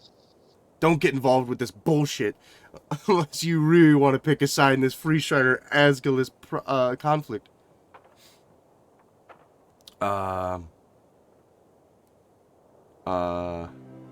Fuck. He's in his right to hold this rally. Such a powerful declaration. Yet I don't see any proof whatsoever or any real argument. You're just trying to stop them from holding a lawful rally. There's nothing wrong with his documents. Just a clerical error. Real date is today. There's nothing wrong with his documents. Factually wrong. Go check them again, or don't. She's definitely hiding something. But dare you risk to pry? Figure out why she won't let this go, and make her leave. This is, I need a 14 and up. Yay! You get the feeling of unease as you imagine this from her perspective. A formidable woman with lots of pride. Her accomplishments are glorious. She achieved so much, yet just sitting here, performing this meaningless task, is not meaningless. It's terribly important. Stopping this rally will show an ineffectiveness of the Asgulls once more. It will make them restless and annoyed, perhaps making them lash out in the tunnels. That would be even more bad press for their cause. All of this right before the election. Worst of all, she enjoys this. You don't give a shit about the law. She stops smiling. A moment of silence passes before she speaks. I'm an agent of change here in Tolstead. The law is infallible as long as it too can change. Her words are as cold as ice. The law is her plaything. This is about money and power, nothing else. You're going about this the wrong way. Oh? You know her nature now. To de-escalate is simple. The dwarves are stubborn, you know this. Agreed. But you must see how... Leave this place. The dwarves will not hold their rally. They are proud, but they are not stupid. She stares at you, waiting for you to continue. Were you to go away, admit soft defeat, they will not hold their rally. They will leave as well. She hums to herself. You speak with such confidence. I know it as well as I do. You know it as well as I do. She leans on her hand, glancing over to the working dwarves. I never liked diplomats. She stands up, her figure towering over you. Little Earthguard, or cleric, or whatever you are. Tell your friends they win. I'm done playing. She grabs you by the cuffs, pulling you closer. Ah, she's killing me! She's killing me! Ah, being dragged by this creature makes your innards churn. She stares into the slits of your helmet. Don't expect any assistance. She releases you from her grip with a foul expression on her face, and then she walks away down the stairs. The woman is magnificent. You may have made a glorious opponent on this day. She listened to reason, but she did not like it. Interesting. Go and inform the dwarves. She's killing me! Killing me! I'm dying! I eat the swamp extract. And I'm gonna eat an apple or two. I'm dying. Oh, I'm dying. Oh, fuck. She's killing me. Yeah, I solved it. Hey, man. She just up and left. The dwarves look at you, stunned in silence. All of those smirks and bells out. The beast is felled, boys! They all cheer. I remain stoic. Amazing work. To just have her walk off like that? I've never seen an Earthguard dispense justice in such a gilded manner. Truly a wonder to behold. The dwarves are quiet down after a series of hugs and roars. They look at one another, then their leader. So, the old one speaks up. What now? The PPG is still expired, I'm sorry to say. Dwarf nods. Annoying, but true. Shit. We can't stay. Dwarf grumble. We can't stay! Pack it up, boys. We're heading off.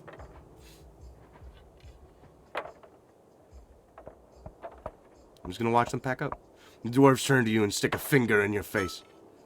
You're a strange lad, but I see some good in you. If you want to make some real change in Tolstead, then join us. Find us down on the crossing. As often as banded dwarves pack up their stuff and head off.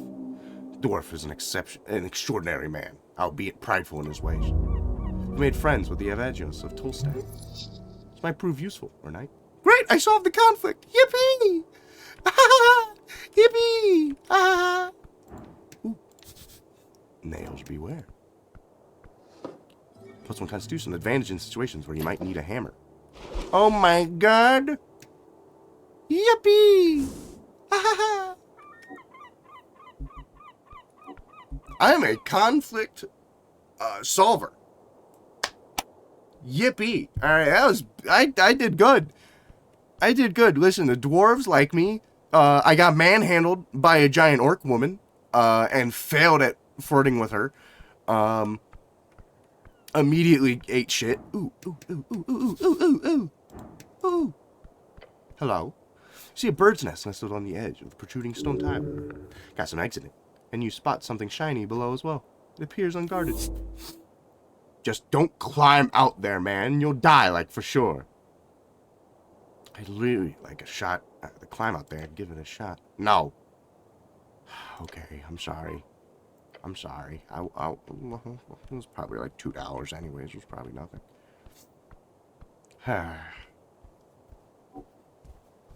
There's some graffito. Goblin Ward. A green face is splattered across the facade, staring wildly towards the flaming sky, and a dragon spread across it. Or something like that. You call this art? I place my hand upon the wall. Take a step forward. The painted stone surface is smooth. You feel an esoteric urge to communicate with the object. I'm not going to be able to do that. So I'm going to leave.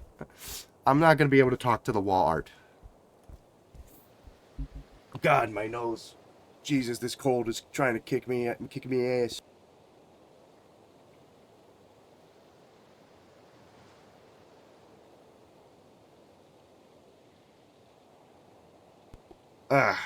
Listen, I'm already happy that this game has its own Karlach and or, whatever that red lady's name was in fucking, Dispatch. Manova? Red lady. Listen, alright? Games have been hitting it off with tall, imposing red women, alright? Good for them.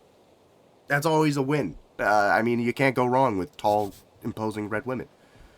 I'm going to talk to this small, not so imposing, red guy. This is Braxo, the pencil wing. I behold him. He's a devil, level 1 scribe. Surprisingly content, hard worker. Has a nested interest in the current regime. Devils used to be allowed into the city only on work visas, so he could have served for several decades. Somehow, you just know this devil would gladly organize a mass genocide against non-humans in the city. Okay. Hey, man. What are you up to? You raise your head towards the sky. Above you sits a tiny red creature. His wings flutter faintly in the wind. He's just a little guy with wings, reading his little newspaper. The fiend throws a quick glance your way. He's annoyed. Staring at the piece of paper, he does not acknowledge your presence. I'm from the local government.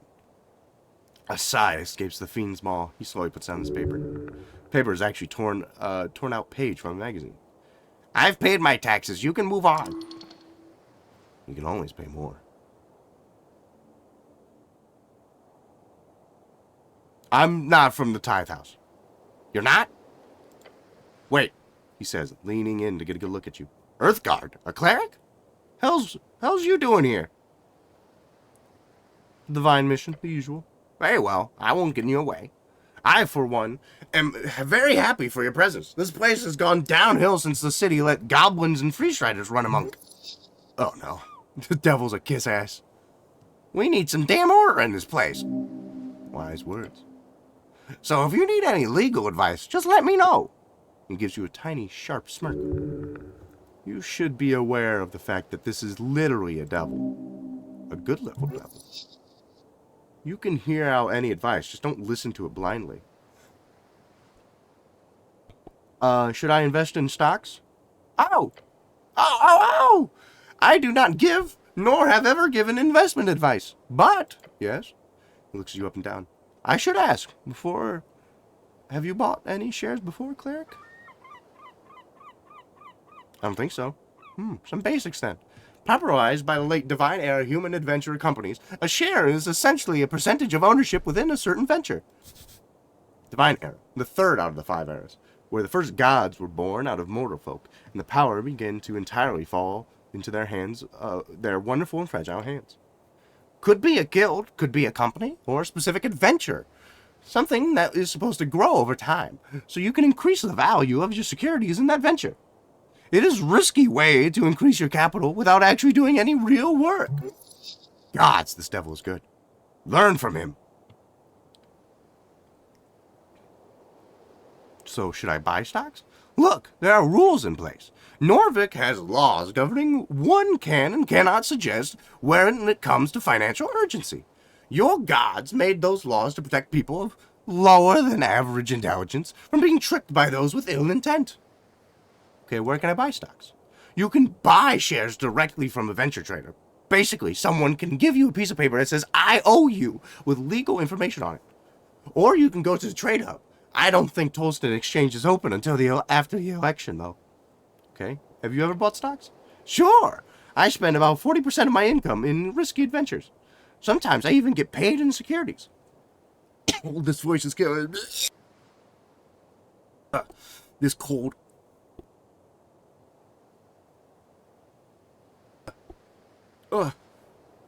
This cold is killing me, and doing this voice is also killing me. I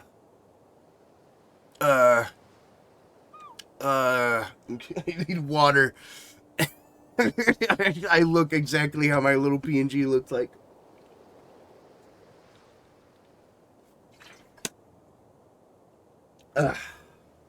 Sometimes I even get paid in securities. Which is nice. Okay, I gotta stop the voice. It says I don't have to pay any middleman.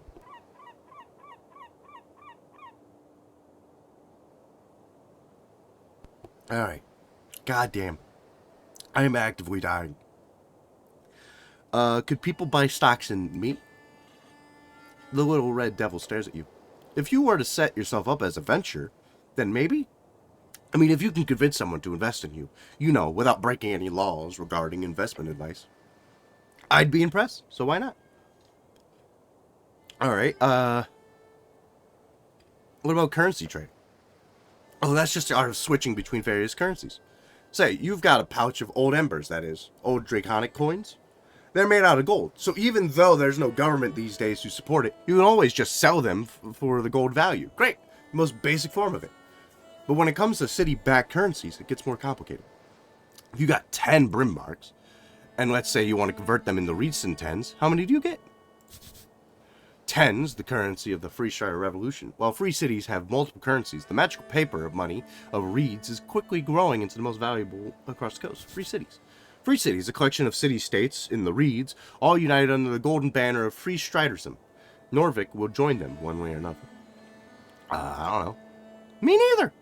The value of each currency fluctuates day to day, as does the exchange rate of each other currency. Not to mention location as well. Tens are powerful because they're far-reach in the Free Strider trading community. Charters. Brim marks are near useless in Norvik, so the exchange rate, while not nothing, is quite low. That makes Blood City corporations way less interested in investing here, which then precipitates the weak value in their currency. SIGs of Old DMR are in some places short, but God damn, it's cold. But bring them out in Norvak and any shopkeeper will laugh at you, holding out those shiny little crystal discs. Old DMR is a term for DMR, often used to refer to the band before it was renamed Reeds during the end of the Coast War. Capitulation agreements, some say it with sarcasm, some say it with pride, some say it with fear. Coast War. Coast War is a century-spanning conflict between every great nation in the Arcane Era.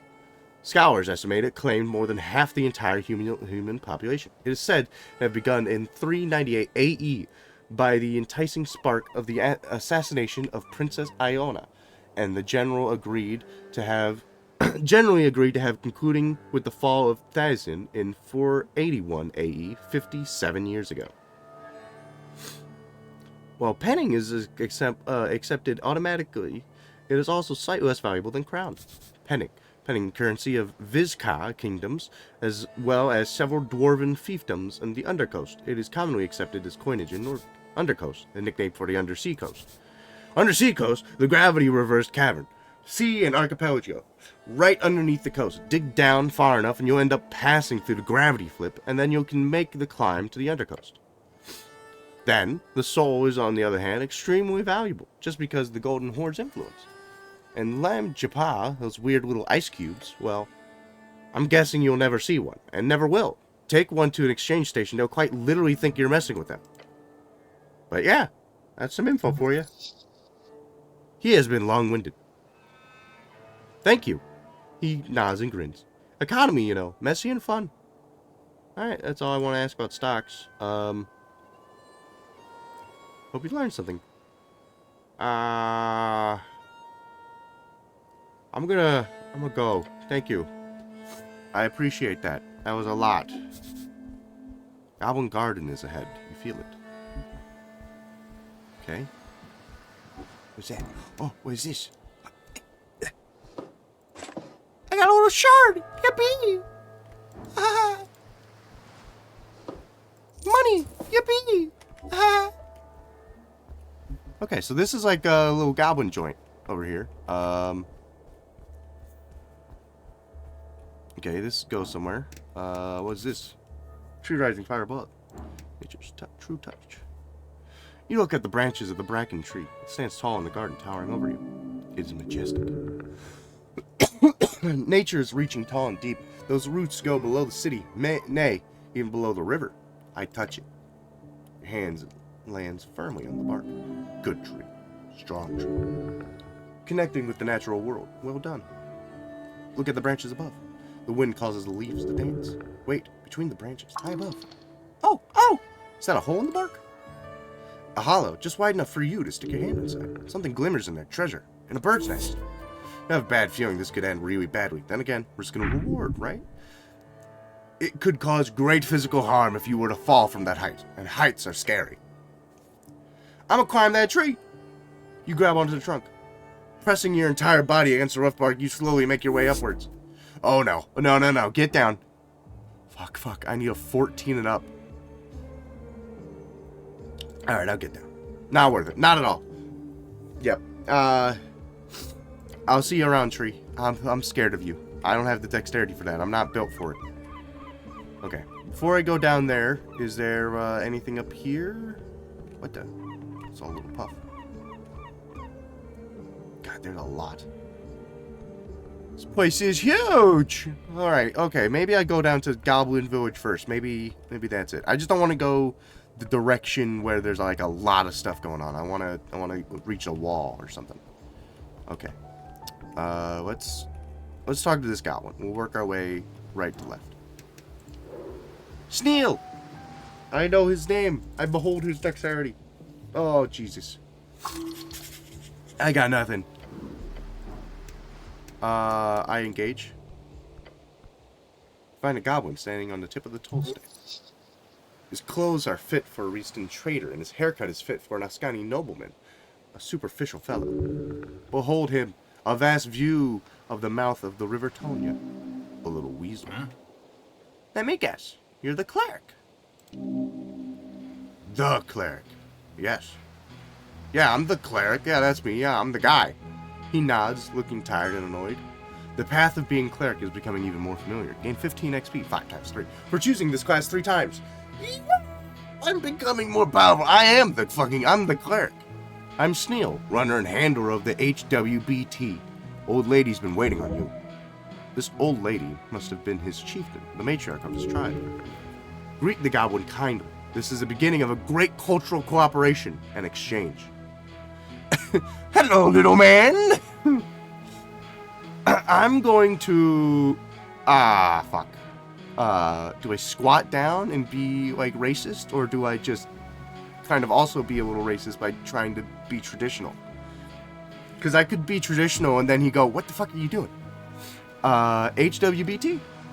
A halfway bridge tribe. Seems surprised he has to explain that to you. Old lady. The lady below, Dragon of Tolstad? Lady Sageleaf?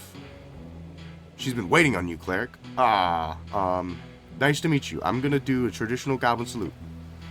You raise your arms up into the air. One should when greeting an uncivilized tribal goblin.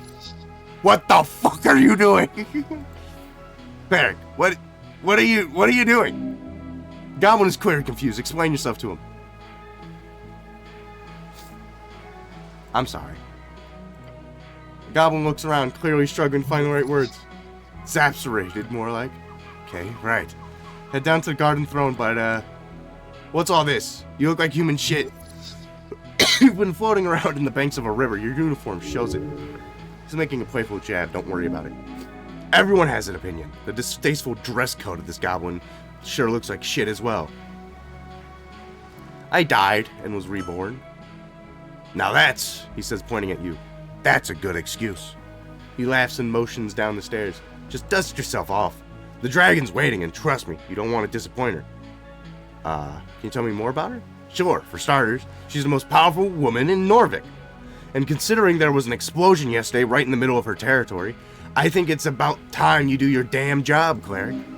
Rude. You're on a holy mission. You should not rush things. Is she spooky? Yeah, real scary. Insult her, and she'll bite your head off. Then she'll scorch your corpse to dust. He laughs across his arm. But seriously, she will fuck you up if you annoy her. Not to jest. Not a jest. Alright, lead me to her. Good. Just to make it perfectly clear, some ground rules. Don't say anything stupid. Do not climb the trees, okay? Alright? Is it all trees or just the trees down there? Because I already climbed that other tree over there. Stay away from the edges and, enjoy the garden, cleric. Goblin scurries down the stairs. He seems to be in a hurry. Tell her what she wants to hear and you'll be fine. You look out in the river. The cold Ascani wind sweeps through the cracks of your helmet. Earth be blessed. He is always with you. Follow him down the stairs. Alright, I can always come back up here. What's this? Sacred River fights against the Red Rocks.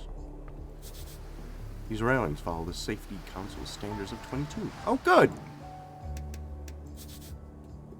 It smells dank down here. Difficulty classes. Okay. Oh, fuck me, this place is huge. Ah, fuck.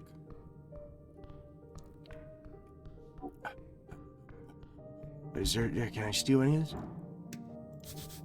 Potted mushroom. Yeah, I need that. Send it to the garden. Be back after lunch.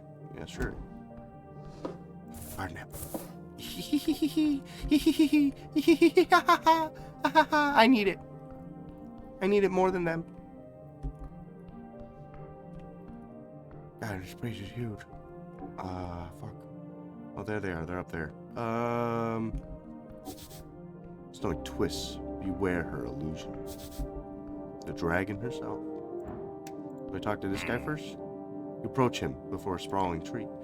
The well-dressed goblin stands proud beside his master. Go ahead, cleric. The proud smirk he motions towards the wooden throne. Much of this personhood hinges upon that throne and its owner. Such a little weasel. You should stand before the throne, address her court. Okay.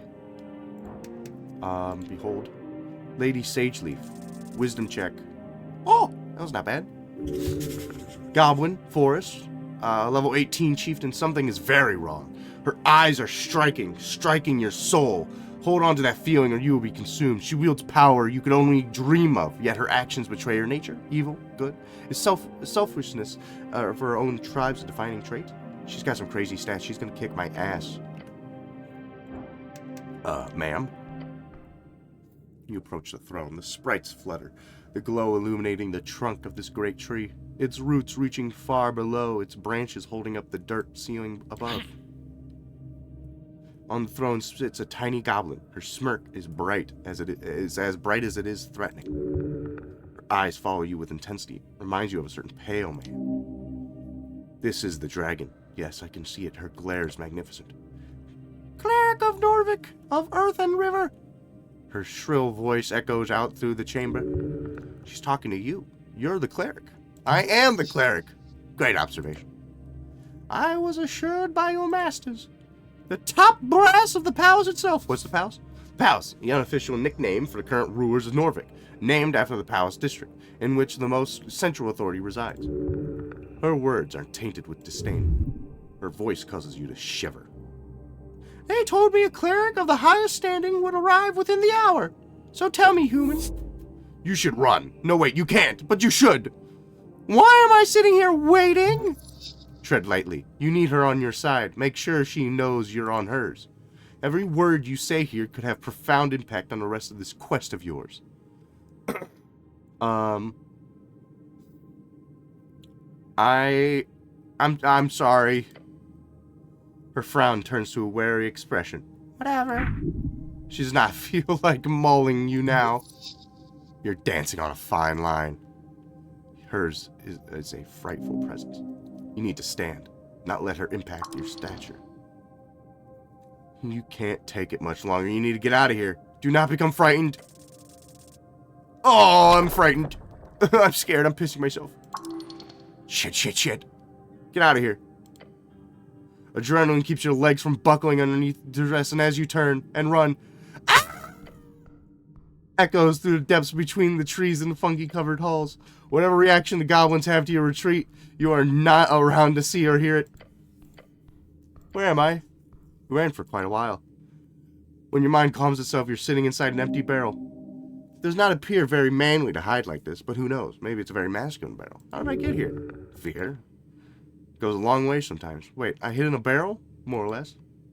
The dragon chased you. Maybe. Leave the barrel. As you do, you realize the barrel is one but many, located in a tunnel you've never seen before. There he is. I see him, the cleric. Uh-oh. Cleric, you now wasted another precious hour. Please do not run away again. She is containing her rage. Amazing. The lady's trying not to scare you off again. Maybe she'll actually be nicer to you now. You see Sneal panting next to the throne. He's been running around for nearly an hour looking for you. That goblin is dedicated. You'll give him that.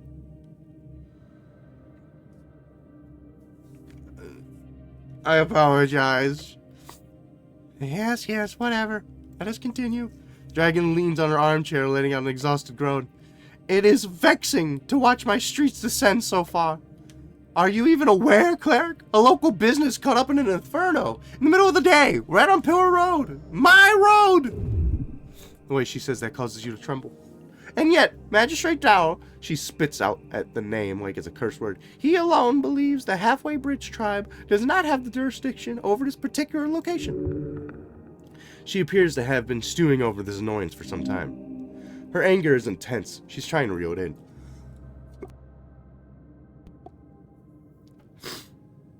Why does Darrow say that? Because he is a fool, born out of nepotism and alcohol. Sick burn, that was awesome. Horrific slander. Where's your usual jurisdiction? She leans back and picks something from between her fangs. I am an official recognition of law on the Lower Toldstead. Alright, and the magistrate speaks for the city. She claps her hands together. See? This is what I've been dealing with. Blind faith in a failing system. She lets out a frustrated groan. Feels like a roar of a lion. And where exactly is the tea shop located? She glares at you. It is, or was, rented out in the corner of the central fort, just above the holes next to the pillar. The holes. The holes is common slang for the central spire of the apartments in Tolstad. The lower ones are less fancy. She snaps her fingers toward She snaps her fingers towards the goblin on her right. That means they will be part of the core foundation of the island fortress. Therefore, that property is legally an underground rental unit. Lady? Some people have been handling that damn crow's contract for years. But no, suddenly when the entire unit goes up in flames, that's when my people no longer have the right to enter the premises, to deal with it, to clean up even. No, suddenly it's the city's business and we should keep our noses out of it. Corruption, plain and simple. Yeah, that does sound shady. Normal business in Norvik. And don't get me started on the actual effect it has on my people. Sneal, she says, and beckons towards the comely goblin. He approaches the roots and takes a bow. Lady Sageleaf, fuck. Then he turns to you. The magistrate says it was an accident involving a fireplace failure, and yet they've yet to send anyone in to actually investigate the scene. You want to check it out yourselves? Of course. Glances at him, which he responds by making a nervous face. He's embarrassed. The explosion occurred on the 21st of March, just past noon. 3 minor injuries were reported in the area. Luckily, foot traffic was low at the time of the incident, so despite massive kaboom, no dead folks. Alright, who were injured? We only managed to get one name in the chaos. Frank, son of Frank, was said to walk away with lesser burns. Sort of prefix used by Earthfolk, a human most likely. Is an honorable name, son after the father. It ain't no real name. He was outfitted, dressed in fancy yellow outfit, whatever that means. Beyond that, we have some conflicting accounts. One person said he looked like one of those dungeoneers, a real adventuring man.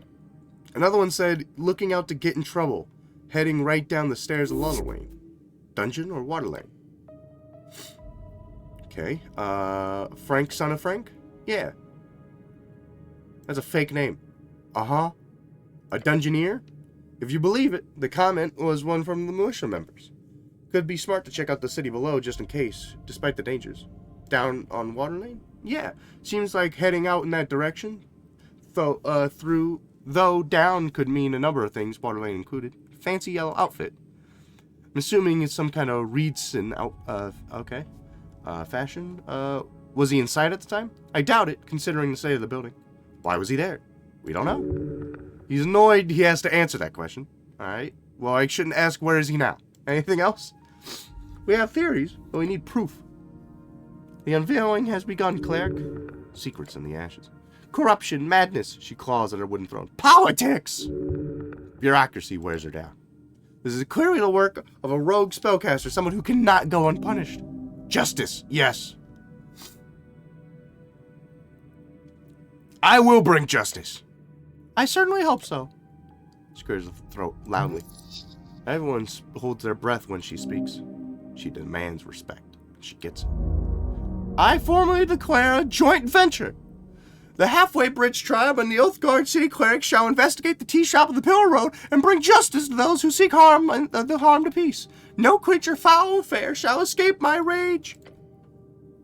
The words seep out from her maw, burning the air. Every goblin in the share looks upon her in awe. She is theirs to serve. The dragon has spoken. I nod. She looks upon you with a grim expression. Sneal, she says, waving towards him. Yes, Lady Sageleaf?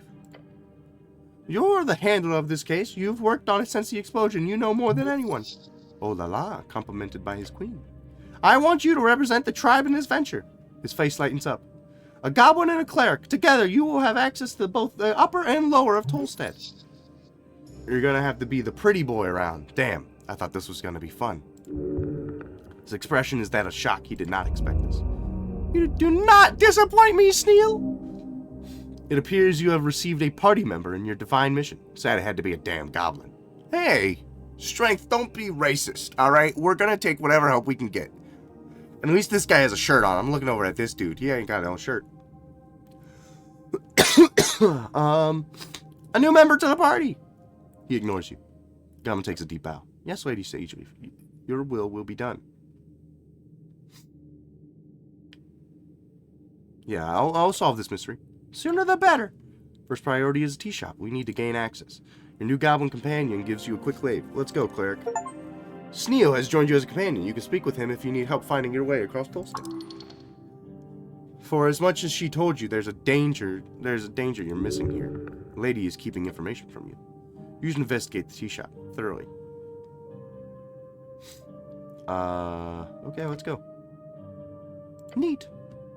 Aha. Alright. Those mushrooms? More mushrooms, more mushrooms, more mushrooms. I need them. Tall red women will beat the shit out of me if I don't have them. Did you just rip those mushrooms out of the pot? Why did you do that? What? It was cultivated there. It was a potted mushroom. It's my right. It's my right. A woman grabbed me and I died a little. Alright? It's my right. Someone worked hard cultivating those. And you've just taken them. Stop complaining. You're the one that's complaining. I guess so. Shut up. Shut up, Wisdom. Listen, I need them. I'm gonna die. Okay, so I can go that way, I can go this way. I'm gonna go back outside. I don't need to explore here. I should get to the tea shop and, like, do my job or whatever. And now Sneel's with me. I gotta blow my nose again.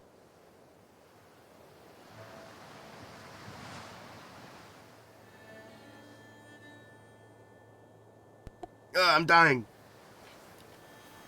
This cold is kicking my ass. I think it's going away, but... oh, man. Oh, did a dragon just fly overhead? That was fucking badass. Okay. I have a short rest. I have dancing light. It is about 1 o'clock. I should really find the fucking place that got blown up. So, let's do that. I'm gonna ignore everything that's happening. And I'm just gonna start wandering through this city. That's a big fucking bird. Alright, first off, I gotta check out this huge bird. The glorious seagull. I see a bird sitting halfway on the bridge ruins. It is large. Its beady eyes stare out into nothing. Is this thing dangerous, Sneal? Nah, giant seagulls don't attack people. They do steal stuff sometimes, but don't leave out food in the open air and you'll be fine. The bird does not appear to react to you. They are not normally a danger to anyone. I pet the bird. As you reach forth, the gull does not seem to react until it snaps at your fingers. It's killing me! A pinch of pain. Don't. I want to keep petting the bird. Are you sure? Doesn't seem too smart. It's not angry beast. It's calm, just sitting there. It has done nothing to you, and clearly wants to be left alone. The bird must respect you and your wishes. Do it.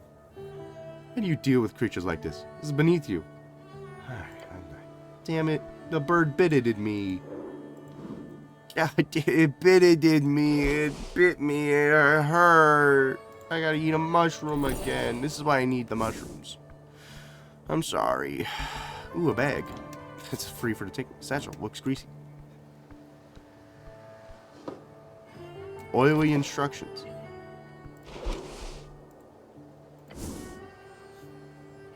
Hold up the paper, finding it to be a torn out page of a book. The name of the margin suggests that the book is called A Gnome Starter Guide to Esoteric Memorization. Alright, it's lengthy. I'm not going to read it. I don't have time for that. I need to find the place I blew up. And I need to keep taking things that aren't mine. That is also very important to me. I might need these. Oh my god, like this treat and these crowns? Like, are you kidding me? Who's just leaving these things out? It's mine now. Like, are you kidding me? Like, I'm taking all this shit. Consequences be damned. Alright. I'm gonna go up this way. God, okay, there's a lot. There's a lot going on. Street sign. You can look at it? Floating just an inch off the surface, several names and several locations are spelled out. Common type of magical ink creates a permanent message on any surface, until dispelled, of course. This kind appears to be more advanced with a magic mouth-like ability. It can react to your commands and reshape temporarily.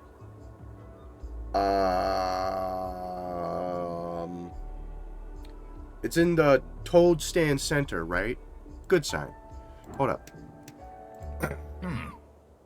Approach your companion. Let's get on with it.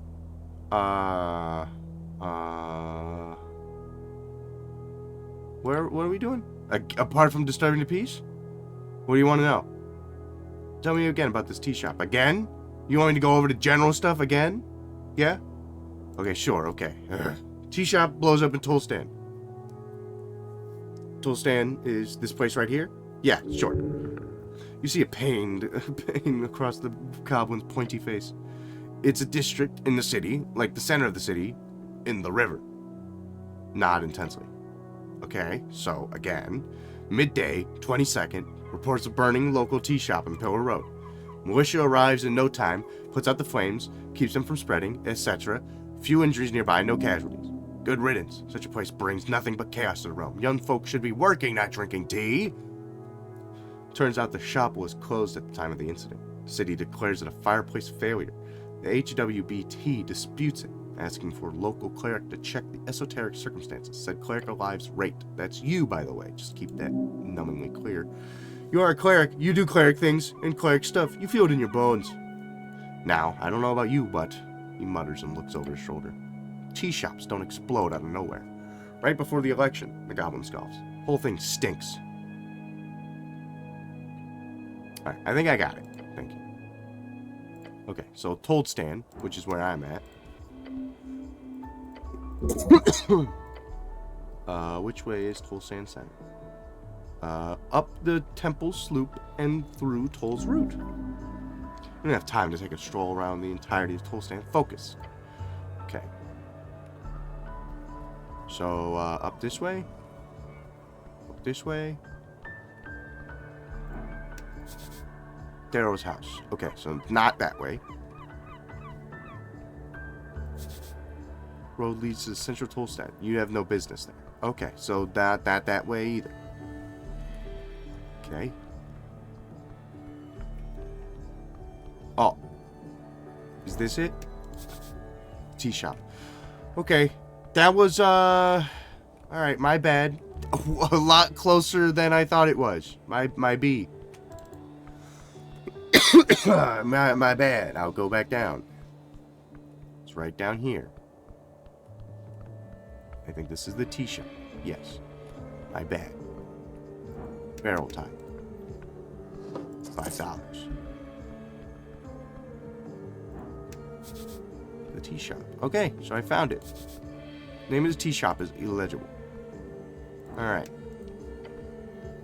Amidst the scorch marks and cracked masonry, you approach the doorway. There are several planks blocking your passage. The tea shop, what a mess. Take a peek inside. Rip those planks aside, let's get to work. Fastened with several nails, you also see a paper. The goblin clears his throat and begins reading the bold letters at the top of the paper. City notice, no trespassing. That doesn't include me, does it? I'm no expert in city law, but... Your companion suddenly kicks the planks, sending a subtle ripple through the blue sending a subtle ripple of blue energy around his foot. You think I could sneak in by myself if I could? It's sealed. You ain't getting in without the magistrate's approval. Touch the planks. As you do, subtle ripples of blue energy appear around your gloved hand. It is sealed. As you move your hand away, the fate aura shimmers in the dark translucent blue and then fades away. Yep. Just standing near the door makes it clear that there's a locking spell cast on it. Rude to lock people out. Crime scene should have public viewing. Attempt to break it. Okay. What kind of magic is this? It's an arcane lock. Casting it on a bunch of planks is unorthodox, but obviously they got it working. It is used all over the towers. You need a passphrase to unseal it.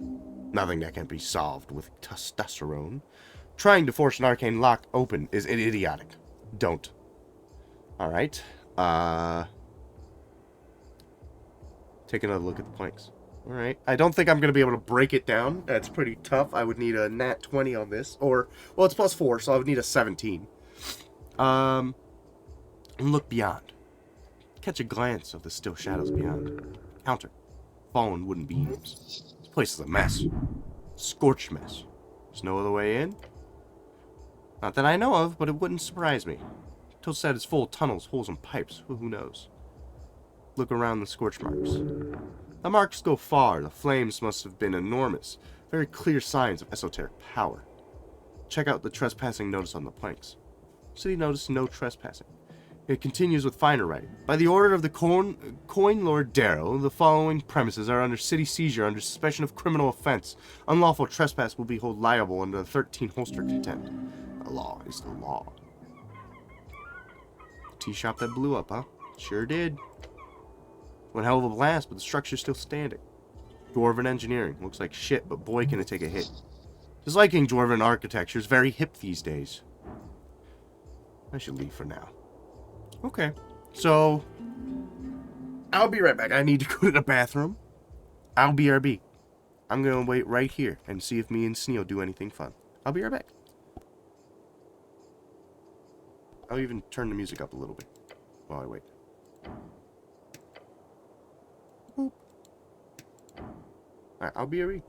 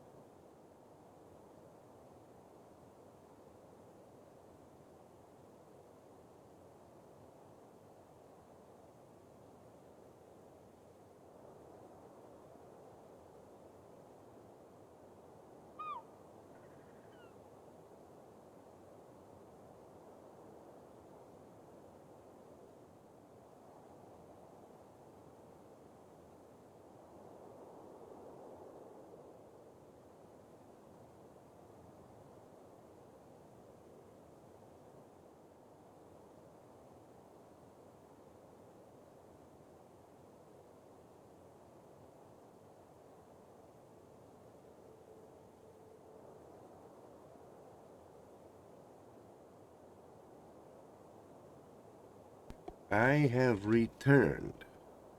I'm back. So, here's what I'm thinking. Right, hear me out. Hear me out. Seems like there's automatically, or not automatically, but there's already 3 ways I can possibly get into this building. One is I go the legal route. I go to Darrow and I, try to get in via the government, which in my mind, if the government did have something to do with this tea shop blowing up, probably wouldn't allow me to get in here, or would them knowing that I'm in here might cause some issues, right? 2, break down the walls, right? Breaking down the walls of Jericho, all right, to get in these break down these boards, right? Also seems like the local government will get mad at me. Like, I would go inside, investigate, I'd come outside, and then they're there, and they're like, what the fuck are you doing? Get the fuck out of here. What? Jail, and they send me to prison. I think if I were to sneak in somehow, if I were to find some sneaky beaky way in, then at, an outsider's glance, I should be fine. Hypothetically. That's my mindset. So I'm gonna try to find a sneaky beaky way in. If not, then I'm gonna break down the walls. I think talking to the government, the local government, is the last thing I want to do. So, yeah, all right. Well, let me keep searching through barrels for money. Oops, my money. I need that. Thank you.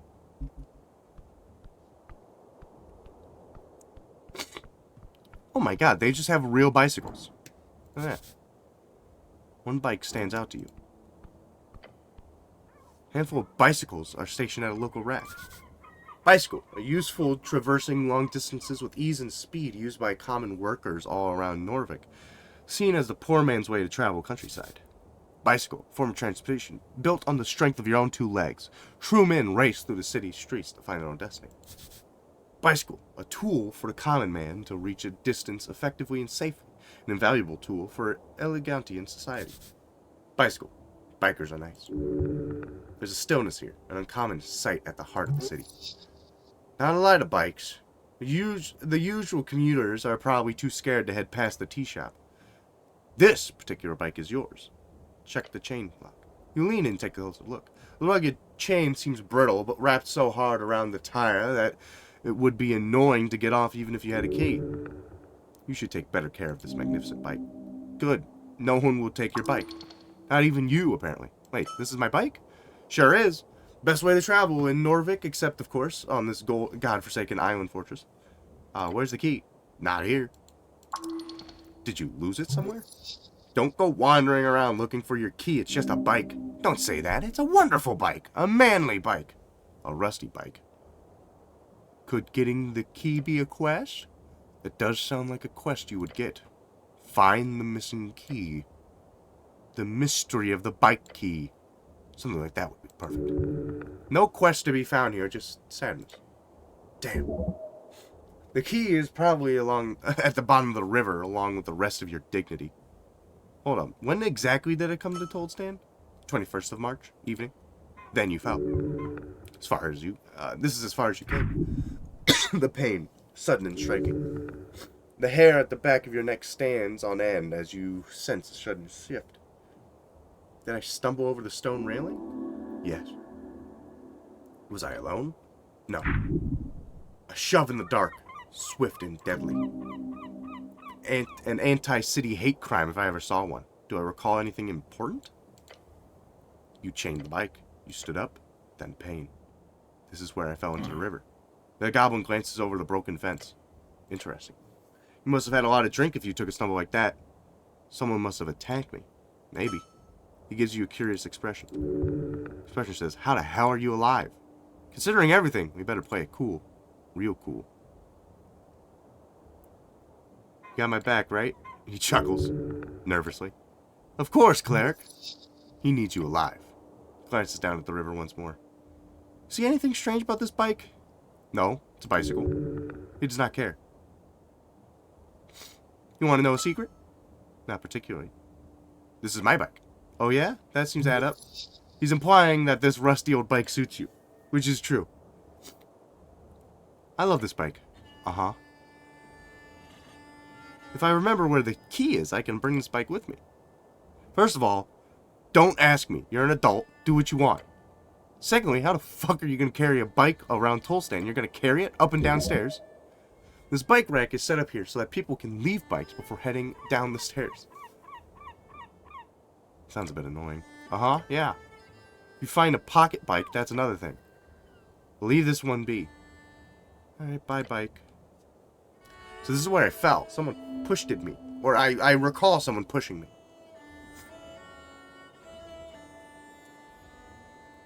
Well, this bike's knocked over. Okay. Two things I'm seeing here. Right? One, this was political. And then they saw a cleric coming in. They're like, we gotta get this guy the fuck out of here so they don't investigate this. Or two, the bike that's knocked over, someone just bumped into me and was like, ah, shit, and ran away. Also, I gotta blow my nose again, dude. I'm dying. I'm dying of a cold. It's gonna kill me. I'm dead.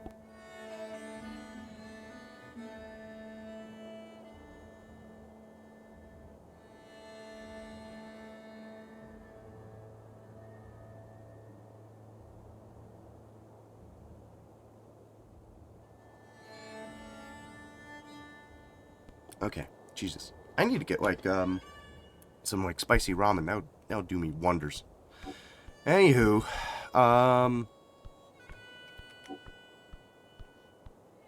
okay, seems like a dead end over here, so I can just talk to whoever this person is. Zeba, B-E. Dwarf, exile. Level 1 service worker. A girl born from the Evangelist Wave in the Asgau household come from a fallen Asgau state. She's an Asgauius. Dangerously shy, she needs good friends and better mentors. That's not you, by the way. Alright, well, I'm gonna say hi. Hello. Where is she? Huh? Dwarven girl gazes around the halfway bridge before her eyes land on you. She says nothing for a while, just staring at you, no real reaction on her face. Hi, I'm the cleric. She looks at you, clearly nervous. If you're a growing pull towards being a cleric, you're worrying her. By her presence alone. Potentially something else as well. I'm waiting for a friend, but she hasn't shown up yet. A damsel? An arguable state of distress? I'm getting worried. I can help with that. Oh, okay. Do we really have time for this? She fidgets with her hands and clears her throat. She has glasses. She wears a green coat. She's a human, but not that much taller than me. We were supposed to meet up here, but she hasn't shown up yet. I'll go look for your friend with glasses. Human, glasses, not that much taller, green coat. Thanks. I don't spend much time in toll stand alone, so I'm a bit lost, so thanks. Alright. New quest. Everyone shut the fuck up. New quest. This lady's clearly in distress. $8. Get the fuck out of the way, Sneal. Human, glasses, green outfit, short. Not them.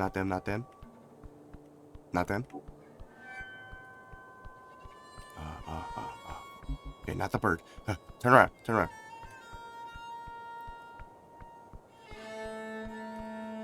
You? No, probably not.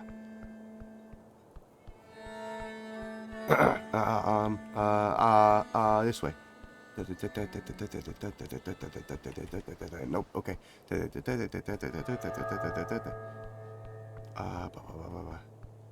Human. Hello, has anyone seen a human around here? Help! Anyone with a human? You don't understand, where are they? I gotta figure it out. Where's this place? Oh. Go across. Okay, I'm sorry. There's probably not a human around here. Okay. Do y'all reckon that this is something that I'm gonna have to discover later? Alright, you know what? Alright, I'm gonna write it down. I'm gonna have a little note section in my thing, alright? I'm gonna write this down. Alright. Human. Short. Green. Coat. Glasses. Little dwarf lady about to start fucking Ryan if I don't find her friend. Alright. Write that down. We'll keep that in mind. Alright, let's get back to it. Shit. Fuck, I'm dying. Okay. You. The kiosk kid. Human earth folk. Kid working his ass off, getting that bread. Should be doing that optional week. Must be doing the optional weekend school. Okay. Not too helpful. Search the trash can. Nice. A little treat for me. You reach into the bin and pull out a somewhat intact cardium treat. No, don't. You did not just, let me get this clear. Find yourself out on pillow load. You see a Carmardian treat in that bin.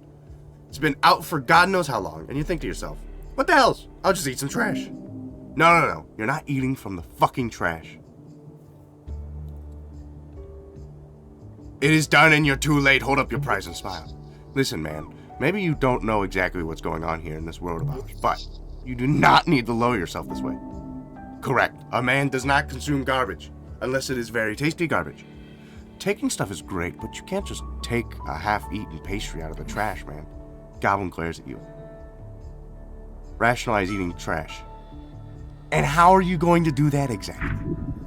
What do you need got there? Stop this dwarven nonsense. It's beneath you. Hold on.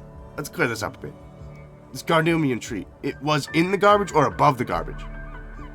It's above the rim. Oh yeah? Are you sure about that? Of course, I promise. And you weren't just diving your entire arm into the trash bin. I was hovering like an angel. Truly a miracle. Will I ever recover from this? Sorry to say, but you've officially crossed the line, dividing man from bum. You are now bum. Go enjoy your tasty Carmardian treat. Yeah, fuck you. I'm gonna eat it right now, bitch. One of these is the trash one. Oh, that heals me for a lot. I'm not gonna do that. Actually, I'm gonna save it. Well, fuck you.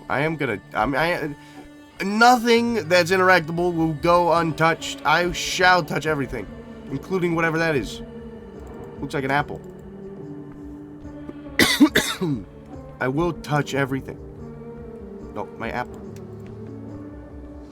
Apple. I will touch everything. You can't fucking stop me. Look at this. There's another apple over here, hidden in the thingy. Look at that. Apple. A bucket. Most useful tool throughout human history. I'm gonna grab it. Bucket. +2 strength, -2 wisdom. Let your faith guide you.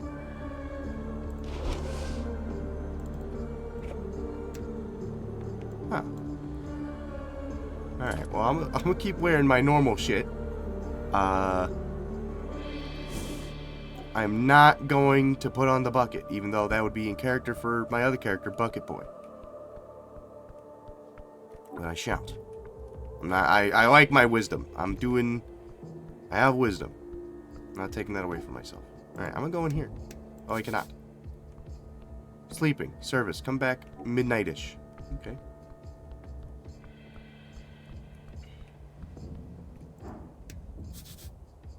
Active machinery inside.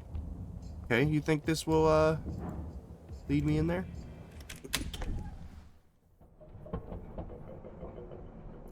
There's that lobster! Oh! Oh, okay. Site safety rules. It says if broken, contact your local union representative. Oh, there's something.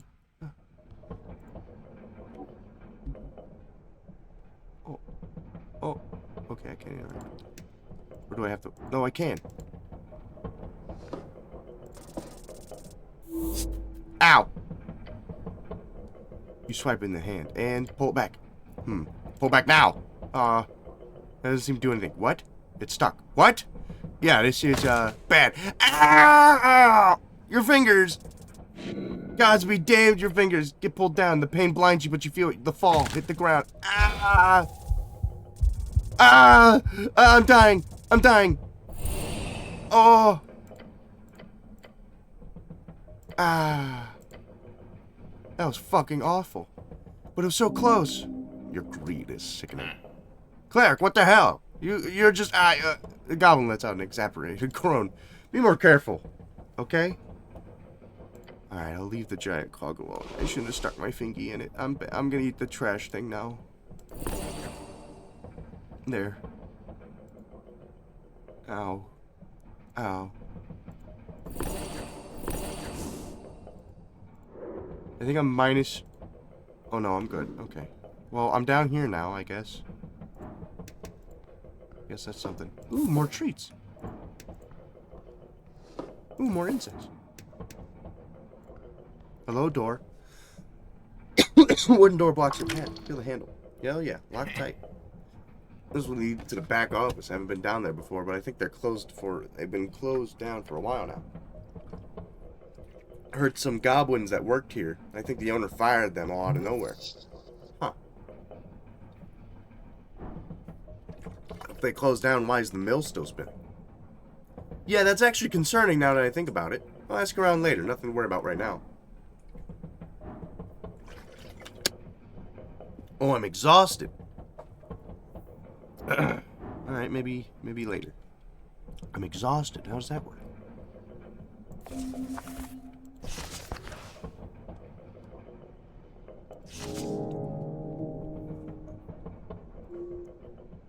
Oh, circle square conflict. Take root.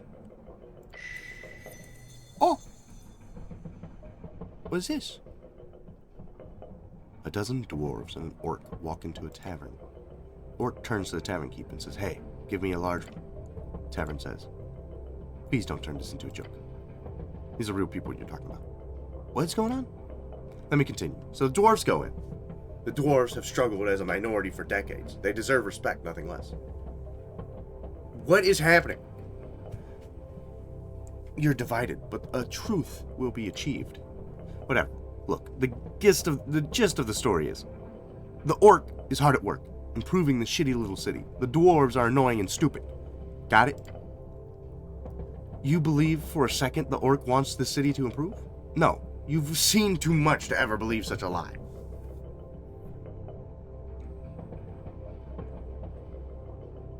This is some kind of debate, eh? Kind way to put it. Revolutionary freestyler will bring freedom, democracy, and riches to Norvik. Last part being poignant. Let us focus on each of those points one at a time. Oh, come on. Freedom. Freestrider rule would entail joining the Free City Alliance. Local politics will be focused entirely upon serving the core cities of Reeds in the interest of the trade company. Democracy, while it is true that they have integrated the move towards universal suffrage, the Freestriders are known for both ruthlessly pushing propaganda to vulnerable folk, as well as simply buying votes. This is a fact. Ridiculous. Riches. They might bring a lot of money into the city, but it's always going to factory owners and already rich folks. Yeah, because they actually work. This is silly. Without Freestriders, you'd probably be a farmer. Who the fuck wants to be a farmer? Farming is good. Healthy work. Don't change the subject. Do you two ever shut up? Not really. I feel like I should make a decision here. Yes, you must retain the spirit of Asgalian revolution. After completing a quest branch, you can allow it to take root in your mind. When doing this, you must make a choice between available feats. Take a deep breath and stand up against the ever-growing wave of capitalism. You should choose Asgalian spirit and speech. With this feat, you restore 1 hit point with every hour that passes. Greed ain't so bad. You should be able to unlock a better life for yourself. Who wouldn't want that? You should choose Money Talks. With this feat, you gain 50% more crowns on pickup. Fuck! But fuck, these are both so good. Ah, damn. Listen. I think this is how they're gonna do, like, how you have the thought system in Disco. This is like feats. And I guess it's between 2 different characters and their opinions. And seems like dexterity wants to talk about money, capitalism, moving on, you know, like a capitalist, all right? And this other guy wants to talk about how like farmers should have rights and stuff. As much as I like being the money man, I think I want to be a decent person this run, so I think I'm gonna pick Asgalian spirit and speech. You've chosen well. True harmony comes from being in tune with your fellow folk. Dwarven way is the good way, the Elegantian way. You feel like you've resolved some conflict in the world. Nice. Level 2! Ability score +1, hit points +1, hit dice +1, +1 level 1 spell slots, and +1 level 2 spell slots. I would like to put a point in charisma, or wisdom, or strength. I listen, strength is an interesting character, that's for sure. Charisma seems to be kind of cool. Maybe I want to do wisdom. I don't know. Wisdom. I'm gonna do strength. I'm gonna get him to an even 16.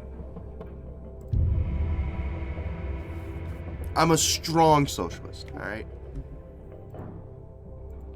I'm gonna be a strong socialist. That's gonna work out well for me. My God, huge fucking lobster. Regular non-giant crab. This is just how big they are. One of the greatest creatures of the Eskani. One of the greatest of the Eskani creatures.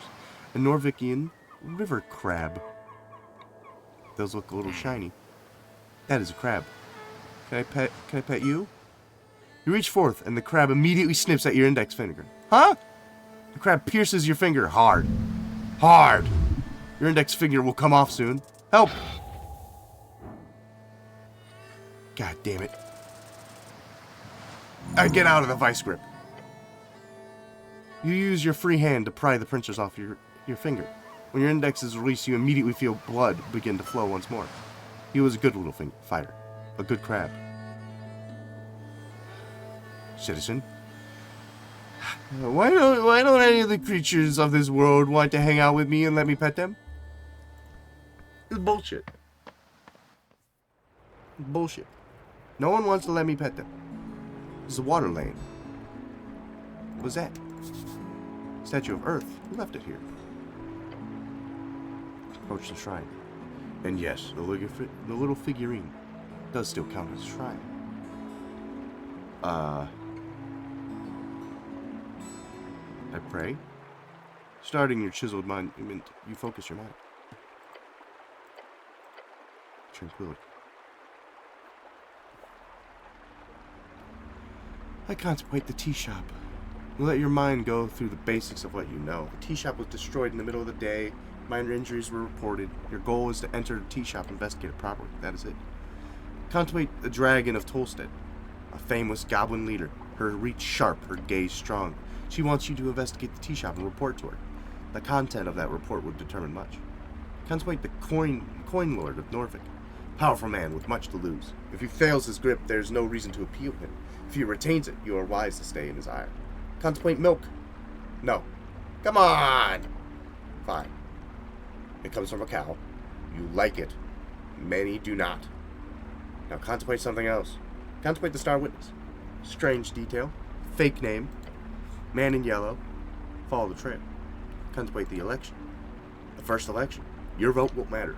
Your vote will be the most important of all. Ask those around you what they might vote for. Contemplate your class. Identity is not easy. It's everything from faction to home life to street. You choose, mate. Okay, yeah.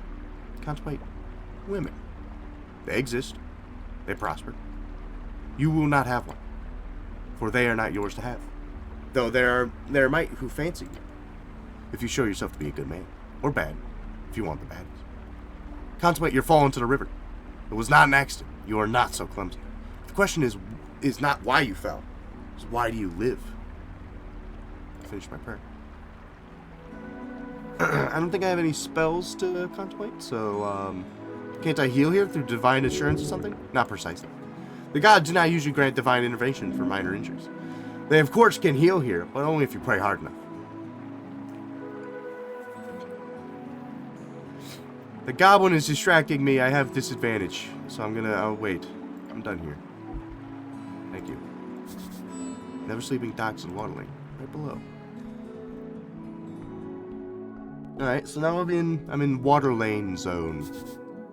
These pipes are connected. A vast system of toll state. Alright, so this is water lane. I guess.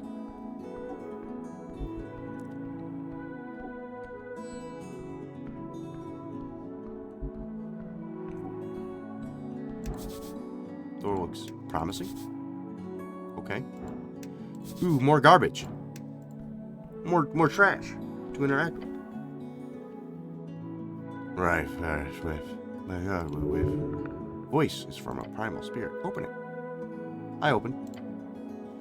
As you lift the lid, as you lift it in aside, you immediately see something moving in the pile of shredded documents and old scraps of food. A pair of legs. Crime worth. Suddenly jumping out of the pile with a proof of moldy dust is a pine cone. A pine cone with limbs. It hands you some leaves while doing a strange, seemingly unprofessional dance upon the trash. Did you just hand me trash? Before you're able to do anything about it, the little creature poofs away. One of nature's essential workers. A blessing to meet one in the wild. Disgusting little creature. As it fades, you see only trash. I've heard of those things, never seen them though. What do we know about them? Just what I read on paper, and what this one goes on about. They're called Vatar, or something. A Lamplighters Guild has a public spat with them a couple months back. Points to the lamps behind you. Apparently they mess with the everlasting lights. Nessun? Our freelancing gardener. She's at her office in the garden in the afternoons. Talk with her if you need any druid-type assistance. But yeah, as I was saying, Lamplighters. I get why they were mad, but I think that they solved everything once the PCG got involved. And they're not supposed to be all over the garden, too. Not that I've ever seen one. Anywho, they clearly seem to like you. Let's keep it like that. Alright, I'll just walk away. Little guy. Little dude. What's this? He's a trading company. Signature of the Free Strider logo. Okay, well, I don't want to go in there. I don't want to talk to the Free Striders. They're gonna talk to me about, like, fucking how I gotta, like, do business and shit. I'm gonna go inside this door. Stand before a damp door in a cramped corner house. Wood is dark, swollen with it's water. There's fucking water. Layer of river and mud and algae. You know someone here? I knock. I don't know. You rap your knuckles against the wood. I wait. A moment passes. Then a heavy latch sliding. Door creaks open. A pair of bulbous eyes stare upon you. It is an anuran. Anuran, a fancy name for frog folk and toad folk. You've heard they don't like those terms for some reason. My people! My people! Dressed in a tiny velvet smoking jacket. Quite distinguished despite the lack of pants. Queske? Quesist? What is this? He blinks slowly. A translucent membrane flickers over his eye. I'm busy. Just occupied. Have some questions? Oh? Wait. Squints at your uniform. Are you, how do you say, the clergy? Yeah, I'm the cleric. Ah, bon. He nods respectfully. There's no denying it now. You are the cleric. At least you are not from the tithe house. Narnian peeks his head out from behind the door. Tu vex quoi? Ask for your contribution for your cause. No, I'm not gonna ask him for money. He's my people. What's your name? I'm Guillaume de Crete. That's a great name. Merci. What do you do here? I live here. Je vis ici. Is that a crime now? In this Manduit city? He seems defensive. Why'd you ask if I'm a cleric? Because you smell of incense and self-righteousness? C'est évident. Imbecile. Rude. Nice house. No, it is, as you say, shit. Temporarily, until I take the next ship home. He gestures vaguely at the port. I'm gonna go now. Good. Au revoir. Door clicked shut. So he really just went and knocked on some stranger's door. Look, I'm not gonna knock on your methods too much, but if you keep this up, we'll be done by 6 months after the election. And you didn't even ask about the tea shop, not once. I just had a feeling this door was important, that's all. Goblin closes his eyes in a short, silent contemplation. Maybe stick to the, le points d'interest, okay? That's funny, I like that. It's funny. I like that, that's good. Street sign says Upper West View, Lower Docks. Okay. Yvain and Sons. Okay. What's there's like a little guy over here. Hold up. Well, big guy. Beware those fangs and rest too. You approach a ball of feathers and wings, really sharp claws. A magnificent creature. Too bad she's clearly overfed. Magical beasts can sometimes understand basic common. You should try speaking to it. It is a griffin, right? You will require speak with animals to communicate with it properly. Speak with animals, a first level divination spell, grants you the ability to comprehend and verbally communicate with beasts. These conversations can be surprisingly insightful. You can see a pool of drool forming underneath the open beak of the beast. Oh wait, isn't that... There's an entrance to the water house on the other roof. If you want to get inside, you're probably going to have to get past this bad boy. A mythical beast snores gently before you. I don't even want to ask what the plan is here.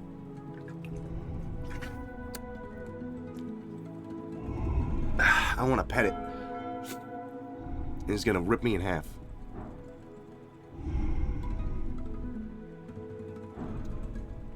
I'm gonna wait. Okay, so it wants me to go this way to get into the water house. Why would I want to go into the water house? Okay, let me first go down there and see what's going on with the water house. So it leads to the roof of this place, hypothetically, or this place. Leads to... What is happening? Where am I? Well, it leads up here. I don't know why I'd want to get up there, but it's a place to be, I guess. I'm gonna go up there. I'm gonna save the game, just in case I die. But I want to pet him again. It's got to work one of these times, right, guys? I'll get up to max HP as much as I can.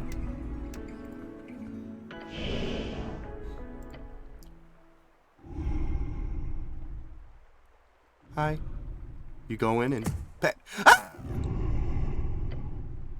A light tap. God damn it! You hear a companion yell, rushing down the street. Pain. The bones in your body cracking, hard ground merging with your flesh. But you live. Oh, almost got it. That did not go so well. Perhaps another method shall work better. Gods be damned, what were you thinking? Your snow yell at you. The goblin eventually makes it down to you. It's good you're alive, but seriously, isn't there a saying about not waking a sleeping dragon? Don't do it again. Guys, what? I mean, there's some money in there. I'm gonna go get that money. But, like, guys, why doesn't anyone want me to pet them? What the hell? Oh, $18. Why doesn't anyone want me to pet them? What the hell? What is this? No one wants to be my friend.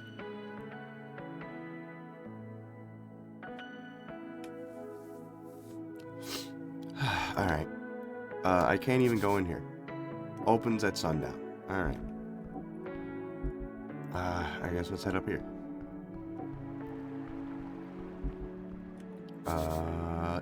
Anti-magic messaging. Free Stritum comes with great branding. What's this place?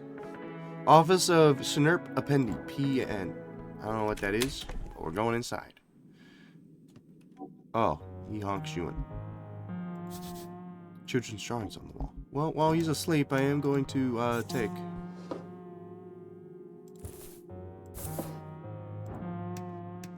He's asleep right now. He doesn't need this stuff. Collection of books, political mostly. Mostly dead, but not yet. Scholarly commendation of the Forship Commonwealth. Alright, well, let me take a look at his books while he's sleeping. See a collection of books from the philosophy canon, none of which you are really able to understand. Next to them, a line of famous political books. Asgala's Theory, Hedonist, and the Dark Book of Shadow. Lex Andro, many more. Who's Lexandro? Alexandro. Someone your patriarch quotes a lot. His ideas modernized theocracies and reads, reviving them through towards the end of the Arcane Era. Arcana Era, fourth of the 5th eras, where Arcanus rose and dominated the entire coast, only to fall when the Coast War crumbled their empires to dust. Alright, well, yeah, I'm good. Hey. Ooh. Yeah. Hey, good morning. Take a step in the cramped office, standing in front of a sleeping halfling. Hello? Oh, he moans, so he opens his bushy eyes. His confused gaze focuses on you. Life is pain. What? Terrible, terrible pain. Oh, he mutters and rubs his face. The wrinkles fold over one another like waves on a storied sea. Are you? He looks at you with a wary expression, then rubs his nose and sniffs twice. Are you here for the invoice? A quick glance to Snell. His words come out in a typical Ford Nip accent. What? The invoice! Should I have an invoice? No. No? No. Oh, hold on. I've already paid that invoice. You're here for something different. He leans in, facing Snell. I hope Queen Goblin has no quarrel with this old scholar. He holds up his pawn. Nah, we're here on city business. Yeah, I got questions about the tea shop, mostly. Tea shop? Then you're dealing with interesting events. The city has seen its fair share of great calamities over the years, and the tea shop explosion appears tiny in comparison. Tiny? No, it's a huge conspiracy. A huge one. Better take care of it then. Curiosity is absolutely vital for keeping the old brain in motion, so I commend you, cleric. And you as well, my goblin friend. He looks around grunting. Can I get either of you some fucking water, or... He wields swear words like coastal winds. No, thank you. Your companion replies very quickly. You're a scholar, Appledent, right? Me? Yes. I am Schnur Appledent, he says, and bows his head in the chair. Scholars of the Ford Nip University and indexed to the progress of AIS. AIS? Alignment in Intent Studies. Alignment, everyone's got one. Some spells can detect it, but don't read too much into it. Alignment is just an internal thing, doesn't really have any too much real-world applications. Oh, so like the lawful, evil, fucking, you know, all the chaotic, neutral and shit. Interesting. So like that is like a thing that people can study, huh? Primarily, my expertise lands on the topic of alignment and its many historical and contemporary applications. Some bullshit, I will tell you. These days, I mostly deal with other forms of study. Specifically, I run this office here on experimental technique of psychoanalysis. What kind of magic is that? No magic at all, although there is some detect thoughts involvement in points of development. It's a form of mind healing, as they call it. I'll be one to call it support instead. So this dude's like a therapist. Is he like a therapist or something? It's essentially the idea that the mental present is shaped by the mental past, and that through dialogue, our unreleased consciousness ghost can be vanquished. So it's like talking about feelings? I know, truly horrifying. A recent friend of mine once told me this joke, and I apologize if it's too vulgar for your taste, but he sputters out the words. I'll listen. Right. A cleric, an arcanist, and a rogue delve into the lair of a succubus. The fiend defeats all three men, throwing them into her dungeon. But she grows to fancy them, so she offers them a choice. For each man who can successfully satisfy her, she will let that man go. Otherwise, he speaks in fits of laughter between, she ends them, so to say. This is going to be a long tale. I actually haven't heard this one. If it's sacrilegious, you have to beat the gnome. I just nod along, okay? So the three adventurers debate in which order to go. Eventually, the rogue and the arcanist decide that the cleric should go first, as he is a virgin, and will be the least likely to increase her standards.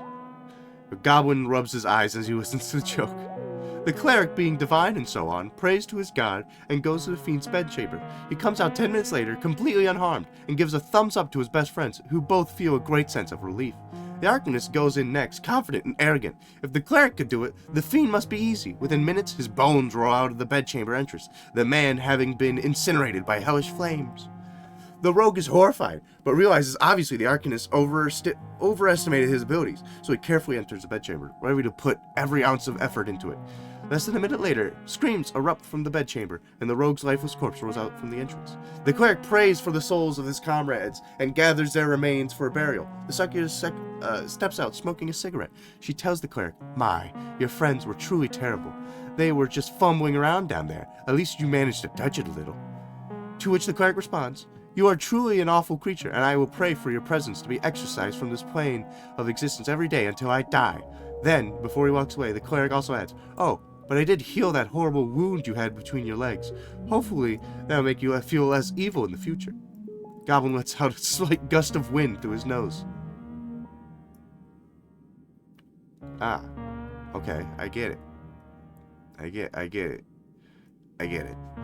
get it, guys. So he did the sex and then sealed up the pussy, so the other guys didn't even have a chance. I get it.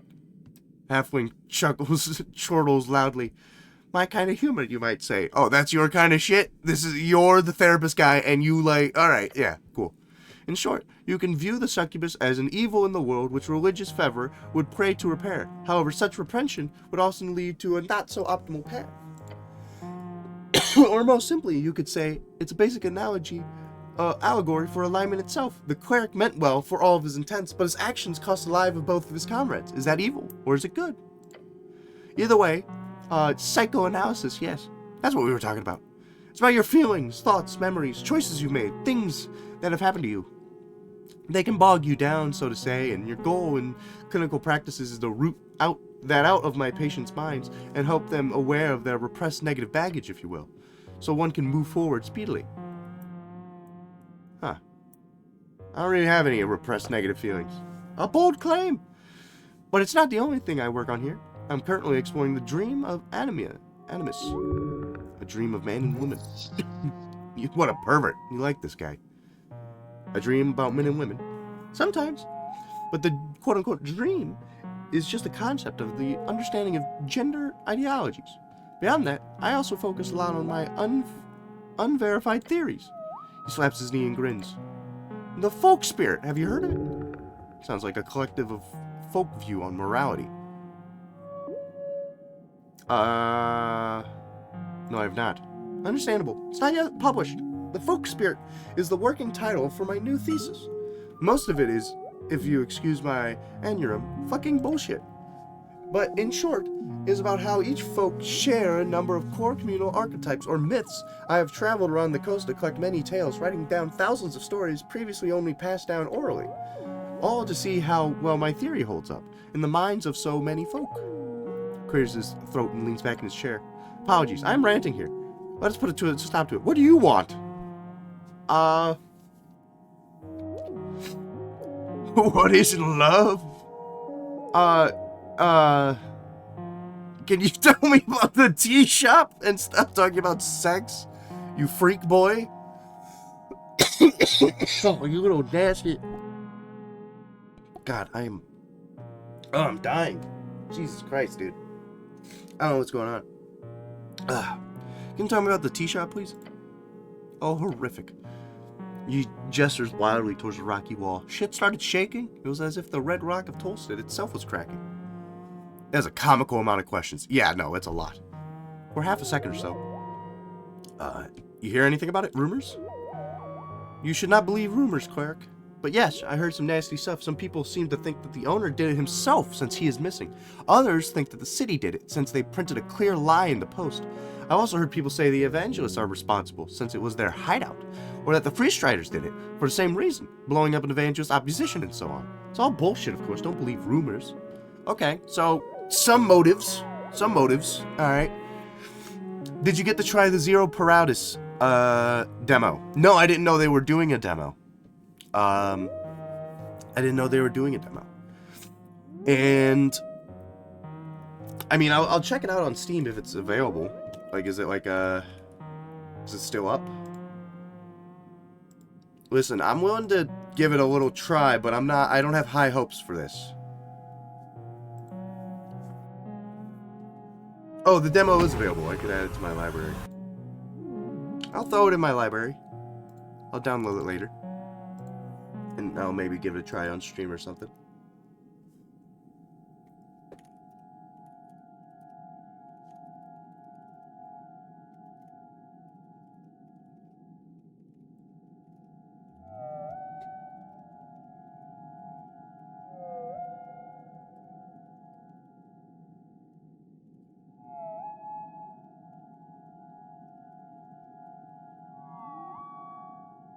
So yeah, maybe I'll give that a try later. Maybe not today, but yeah. With that game, I've been thinking about it, and more or less, I'm waiting to see from the person who introduced me to Disco Elysium what their thoughts are on it. The person who introduced me to Disco Elysium was Tomato, the streamer on Twitch. So I'm kind of waiting to hear if he plays it a little bit and what he thinks about it, because he really liked Disco, and I think he was absolutely correct on that. I have to go to the bathroom again, dude. Hold up. I will be right back. I'm gonna leave you guys with this nasty freak boy. Alright, I'll be right back.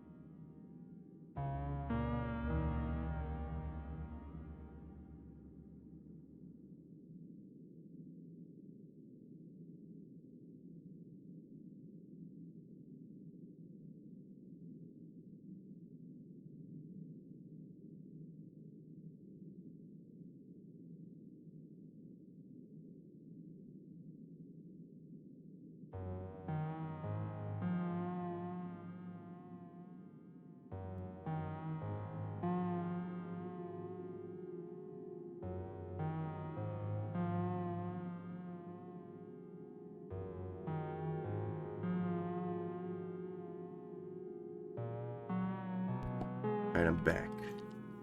My dog's here now. Hey. You got anything to say? What do you think? He doesn't have anything to say. It got me interested in the story, but for how much it doesn't want to be Disco Elysium, it does make a lot of references to it, which makes me sad. Also, the voice acting of the main character's voice is so grating, but damn, it got me interested in the story. Obviously, like, there's gonna be a whole stink to Zero Paratus because of, you know, the fucking shit that the people pulled, right? Like, obviously there's gonna be a whole stink about it because of that. So that's gonna be a problem for them. So referencing Disco Elysium in the game that you stole from the original devs of Disco Elysium is probably not a great idea. And if the main voice acting for the main character is not great and people don't like it, that's obviously gonna suck because it's the main fucking character. Especially having the main character talk, because Harry didn't talk much. He sung like one time, and that was about the extent of Harry talking. So yeah, I don't know. I might give it a try, see what I think. But yeah, I mean, they got a lot of negative. What's the word I'm looking for here? You got a lot of bad karma right now. All right, you got a bad reputation right now. So you really need to do good with this game if you want to win people back to your company. So, anyways, What do you think happened? He shrugs violently. Alright, I got some other questions. Good. Gotta have so many questions. What are you voting for in the election? I'm a filthy evangelist. Good choice. It's an acceptable choice. The green banner is flown in a strange context here in this Republican wet dream of ours. Asgalism, fuck me, dude. Asgalism is supposed to be about abolishing the entire structure of hierarchy. That history is driven by economic struggle, specifically the class struggle between classes. Asgal's end goal is classless, stateless society where everyone's equal. But looking at the Norvokian Asgangelus, it's clear to me they long ago let this goal slip past. Look at them. They're shaking hands with the establishment. They're trying to find a peaceful solution, they say. And you want a violent revolution? He frowns. Look. Genuine change, true change, needs a truly revolutionary break with the existing order. There's no doubt about that. Incremental reforms, small changes within the capitalist system will always fail to address the fundamental contradictions and injustices. My time in the Reeds made that clear to me. But always be wary of simplistic, utopian visions. It is a path covered in corpses that leads to such blind idealism. So I will vote for this democratic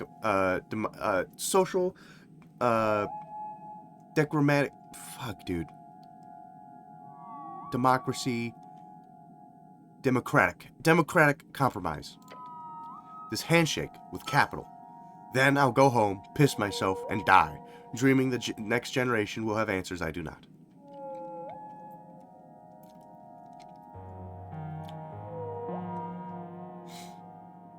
Compromise is good enough for now. You'd think I'd agreed.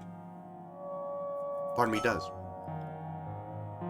But I truly hate the idea of tipping the hat to these truly fascist regimes. You've become more of an, Asgangelus. Gain 15% XP. Yeah. Yes, even the revolutionary freestyles are fascists, in a deep sense. How do you think they got their start? Through the coin of those who profited in the great suffering of old DMR, in the Coast War, in grinding the flesh of humanity. Free stridism is filthy opportunism, not republicanism. There's just Arcness regimes with painted masks and slightly less horrific esoteric power at hand. Slightly. So what? We don't even try to bring about Asgal's dream? I don't know. I'm an idiot. You figure it out. With a deep groan, he starts rubbing his hairy face. Workers unite, unionization, and guild power. It's all well and good until it gets too loud.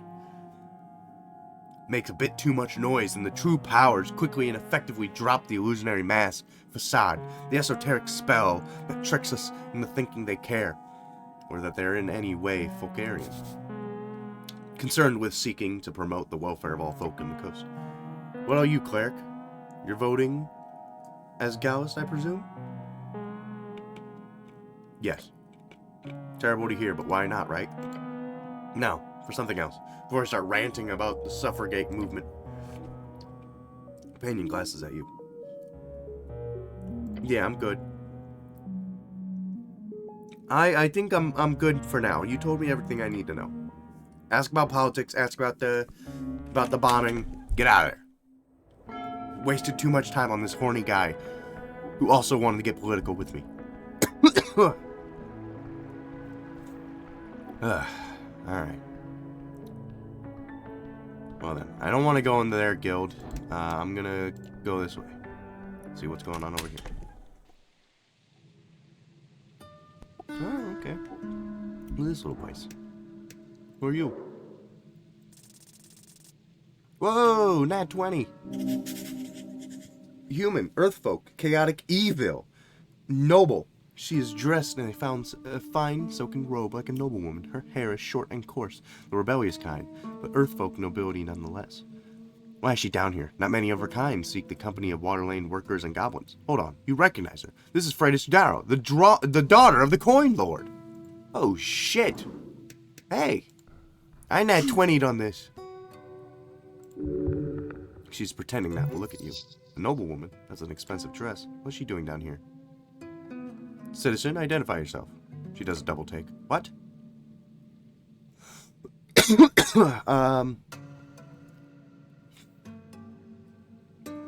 What's your name?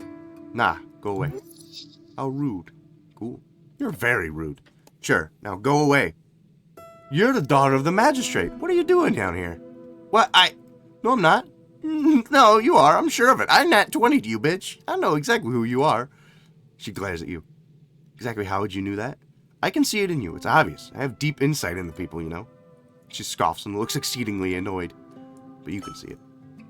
You can see how she is. Worried? Why?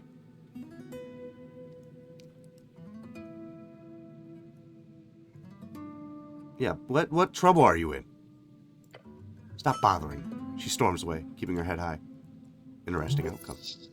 Sure pissed off that strange lady off, but she acted real weird, didn't she? She's a daughter of Darrowan heritage, an ancestor of Borgo Darrow himself. Borgo Darrow, the legendary first paladin of Earth, founded the Earth Guard and died tragically at a young age. He is remembered as the manly ideal of Norvik. Angering her was a mistake. Well, you know, I just asking questions, man.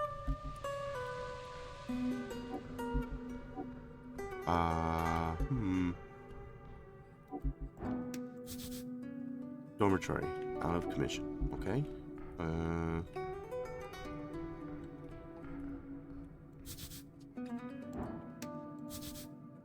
Attack Angus Rising Pillar, centerpiece, Norvik. Oh, okay.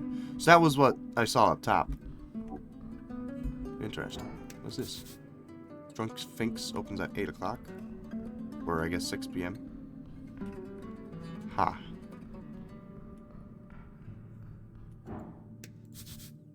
Fucking door system. You see the stroke back.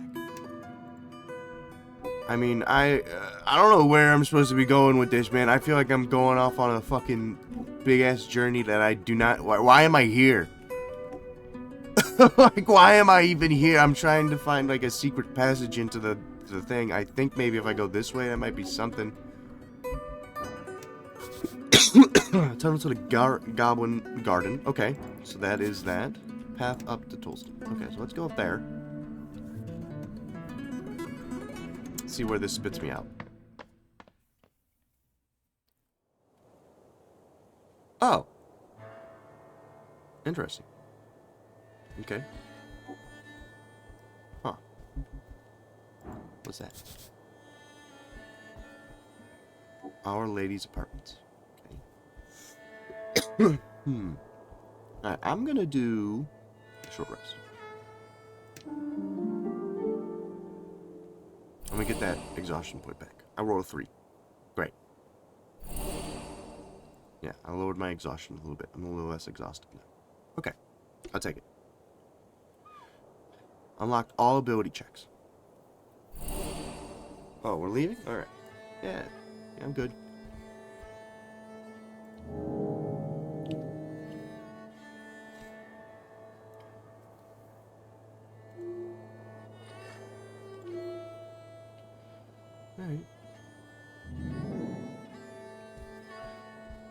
Alright. Alright. It's back over to... Back over to this thing. How would one find another way into this building?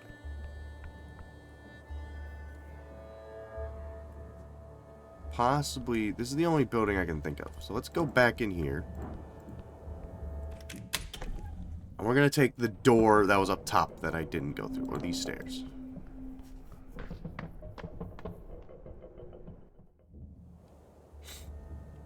I'm on the roof. That's great. What does that do for me? What is this? Resistance note. Okay.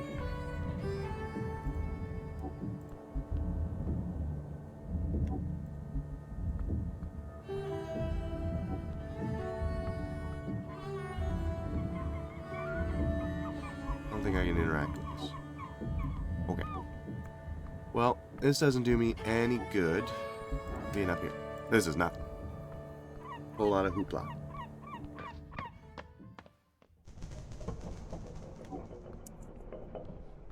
Okay, so let's go back through here.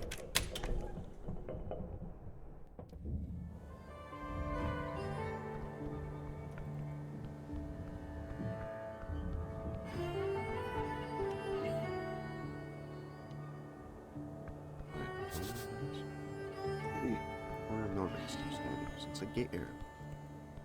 Okay, let me talk to whoever this person is. Lady Chamber, Mountain Lamb. Coast folk, follower of the Holy Mountain. Alright. Hello. You know anything? The hooded woman's cape flutters as the icy wind rushes through the Tolstan rise. Her eyes are locked with yours. I stare back. Her eyes do not falter. She is challenging you in your manhood, or she is flirting.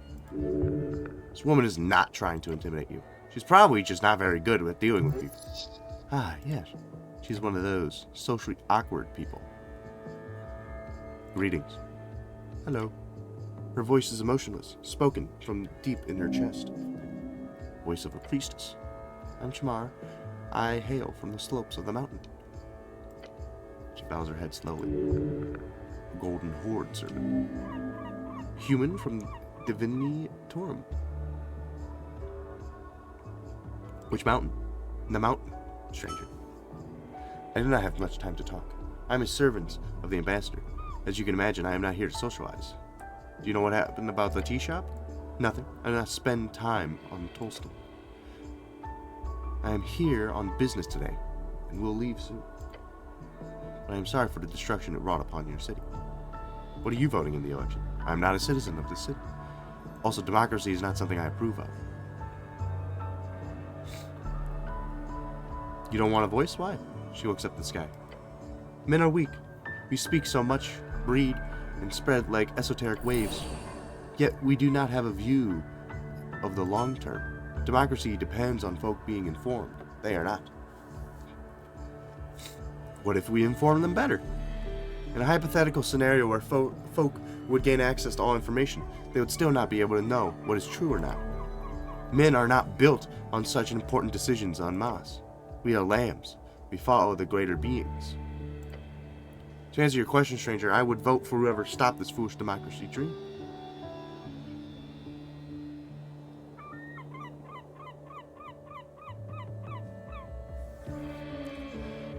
The people will rule better than any higher being. The only way to achieve equality. The Asgol way. Asgol? The dwarven delusion. I do not believe their ideas construct anything lasting longer than a few centuries.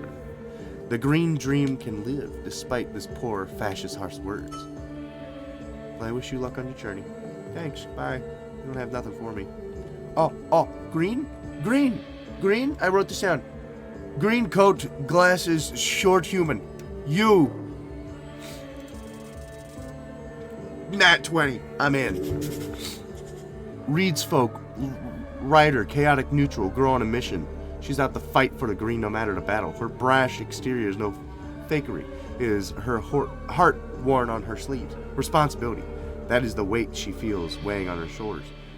Marisa does not see it herself. Her ego as having greater meaning rather than meaning has been transposed from others. Her mentor, her ideology, but most importantly, her friends, but most importantly, her ideology. She does not believe in Asgalism, not truly, for she happens to be one of those people who does not see any rules upon the urban sprawl and cultural battlefields as worthy of respect. She does not believe anything can be pinned down into an ideology. That belief itself, that is her true ideology, even if she does not know it yet. Well, hey, your friend's waiting for you, dude. She's like about to start crying. Oh? Hi. See a girl with glasses stuffing a mail slip with a magazine. Yeah, that's not a courier, he whispers to you. What are you doing, citizen? She gives up on trying to jam slightly too large paper into a mailbox opening. Huh? She looks at you, adjusting her glasses. I can help. Oh yeah, I can help. She takes a step back as you approach the mailbox slit. Cleric?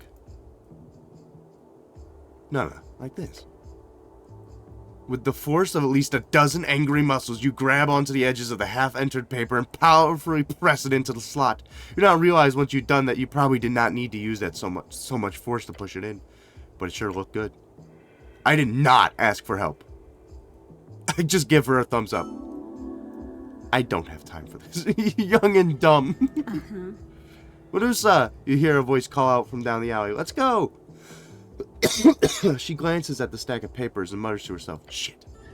We gotta get done before evening, otherwise Water Lane is screwed. You hear the girl in green groan as she grabs a stack of papers. Then she rushes down the alley. Not sure what that was about. Did you see the armband? Asgalius. The armband, yes. She is an Asgalius. A bit too young to be an Asgalius representative. A bit too woman to be a high-ranking guild worker. I'm done here. Well, I didn't get to tell her that her friend was waiting for her and crying, but, you know. What is what is. Hey, what about you? Pinja Athena. Elf. Sorcerer. Strange, there's something not quite right about this elf on the corner of the fortress. There's something strange about this elf. Hello, elf. Standing on the corner, you see a woman in a green coat. Her intense gaze focused on the cityscape horizon across the river. Careful, cleric, Snell says under his breath. Easy to slip and fall here. He's right. Elves can be quite the handful. Is this a damsel? Does she need your help? Greetings, citizen. She turns her head. The expression cold. She is mourning. Yes? Elves cannot be trusted. I am the cleric of Norvik. I nod. She breaks eye contact, once again facing the river. Rude. Call me Pinja. Trev, he is, huh? She is searching, it's as if she's searching for something, ignoring you completely. What are you doing here? Waiting? Waiting for what? She looks up the Pillar of Jor. Pillar of Jor, an esoteric relic left after the end of the Gate Era. There are 8 of these pillars around the coast, or 4, if you believe the theories of the wrapping circular coast. They are indestructible, although there are some esoteric power within them. No one has been able to make use of them at all. I have a friend in need of help. Sounds like a quest. I can help. Me? I do that. She shakes her head. No need. I've caused enough trouble as it is. No. She has to give you this quest. It sounds perfect. Please, I want to help. The elf is quiet. Elf, scary, primal overlords of the forest, rare in Norvik, but they've gotten their hidden roots all over Askin. Primal. One of the 3 pillars of magic is represented in natural, wild, savage, elemental forces of Jor. They cannot be controlled, only bargained with. A little show of force, you will be able to get your hands on this quest. I don't know if I want to do a show of force here. I'm going to not do that.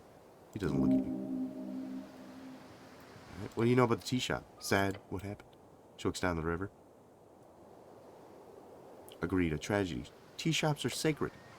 Elf does not appear to listen to you. She simply nods and mutters. Are you here to look into this tea shop? Yes. Oh. What do you think happened? I don't know, but I will find out. You see the elf look at you with piercing eyes. Thank you for your service. Are you saying that to get me to stop asking you questions? The elf says nothing and turns away again. Talkative lady. The woman is not one you can help. Not now. Alright, citizen.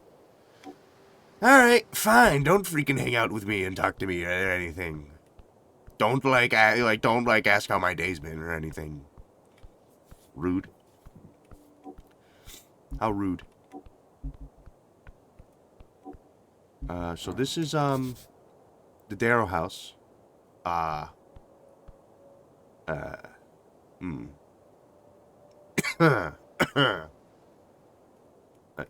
know if I want to go this way. I'm gonna turn around. there's some sort of, they're like floating or something. I don't want to go over there. Yeah, I'm good. What's this? Central Temple of Earth. Okay, so this is, like a temple deal. I don't need to go in there, I don't think. Okay, so... if there was a way to get into this place, I have a feeling that it's underground. Yeah? Like, it would be underground somewhere. So let me try to head on back on down the depths. Let me get on back down in the depths of the, just, you know, yeah. Anywho, let's get on back down there. God, I gotta blow my nose again. I'm dying.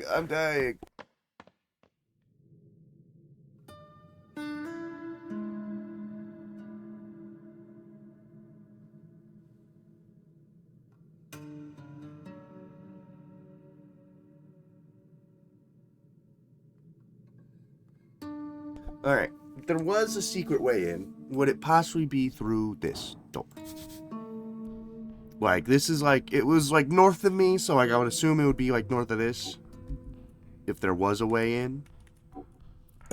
So, this seems that just leads to the goblin zone again. So I guess I could start heading down these stairs, and I don't feel like knocking on everyone's door. But I suppose I could. Hey, who are you voting for? See me. One of the Asgulls. Nice guy. I knock. You knock twice in a polite fashion. Knock. Knock. Second level transmutation unlocks things. Definition of locked has been stretched over the centuries, but the spell works on most closed containers. A long time passes. No one? No one. Guess we'll have to try some other day. Yeah, sure. Do I know a new spell or something? No, I still am stupid. Okay.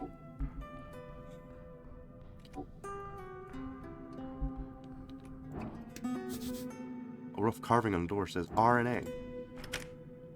Just some random apartment. Well, baby, screw you. Sneal. Oh, this is Sneal's house. Oh, hey, Sneal. What the dog doing? Dog. Hey. Hey. Get over here. What are you doing? Come here. Come here. Alright, I'll go get him. Hold up.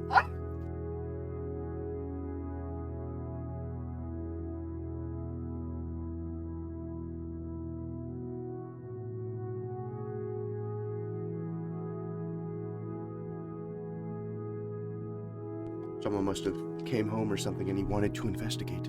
So this is Sneal's house. Sneal, you don't mind if I like rob you or anything, right? It's a bit up high. Can't reach it from there. It's Sneal's house.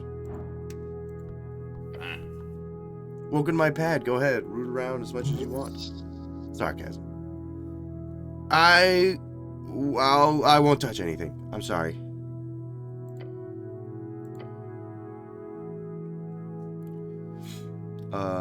It's a nice apartment. Yeah, I'm not here a lot. He laughs. I'd argue it's much better than usual. One time I was on a date, brought her back here. A girl? A girl? Terrible idea. The date was already going poorly. Imagine her expression when she steps in here. There's a pile of reports all over the floor, a blocked drain in the kitchen sink, 15 confiscated bowls of pixie dust piled in the corner. Let me tell you, it took her 10 seconds to come up with an excuse. This is one of his favorites. He tells this to everyone. As his laughter fades, he looks around the place and tells you, anyway, looks better these days. Figured I'm such a neat goblin like everyone says. Might as well keep my apartment clean too.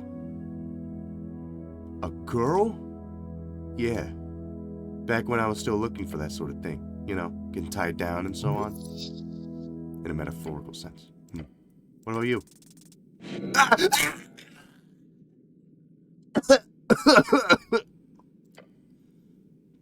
Clerics are popular, right? Avoid, abort, alert. He is not allowed to ask you personal questions like that.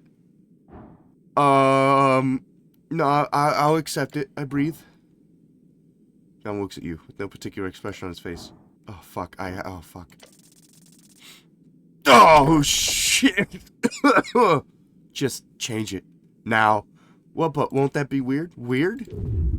The nerves are writhing.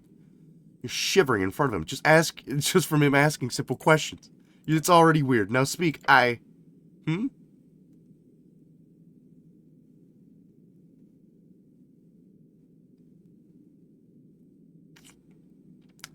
just gonna be upfront with him. I would rather talk about something else. Sneal stares at you for approximately 6 seconds. Then he opens his mouth and says, I understand. He'll allow you to move on. Phew. Sorry? Don't say that out loud. What is wrong with you? Never mind. Do you have anything? Do you have something else to say about your life? Me? Not really. For the last few years, I've just been focused on the halfways and whatever old lady needs from me. Halfways. Halfways. Short for HWBT, the Halfway Bridge Tribe. Don't mean to sound ungrateful, though. I do love it. It's real rewarding. Clearly good at what you do, whatever it is. He laughs. I ask myself the same question sometimes. He takes a breath. I tell you to look at it from the goblin perspective, but let me put it like this. Lady Sageleaf gave me the options in the world of railroad tracks. I get to help people and get real fucking good at it. So for now, I'm gonna keep doing it. Better than getting bored, that's for sure. As this is definitely not the type of job that ever leaves you bored. Anyhow, anything else you want to chat about? How much is rent? Not so bad, thanks to the old lady. She looks after her own. Not every goblin is so lucky. What do you mean? You know that there are 3 tribes in the city, right? The halfways get real well thanks to Lady Sageleaf. But it didn't used to be that way. Most goblins have a real hard time getting by here. Most guilds won't exactly hire a goblin like that. That's illegal! I know, doesn't stop them. We're not human, so by default, on average, we're not trusted. Back in the day, there were apparently a bunch of programs meant to push us into the workforce, anti-discrimination laws, Goblin Public Works project, but support for those ran away before I was born. So most kids fall into crime. It's only the path for them. The clearest path, at least. I imagine you're a goblin kid. You spend most of your days in the warren with 20 others your age. There's barely any resources to actually teach you all the human stuff we're legally forced to be taught. So if you're lucky, you got one parent with stable income. Otherwise, you'll be living in the dormitories. No support system, no chance to integrate with the city you're supposed to be living in. If you're lucky, you'll get a dangerous gig in the tunnels. If not, the only way you'll get enough money for food, beyond the basic handouts, is joining a syndicate. They recruit young to keep you in the juvenile stockade if you get caught, starting as an errand boy, ending up as whatever they need you in their enterprises. Then bring you home a heavy patch of crowns for your mom and pops. What are they going to do? Turn their little kid in?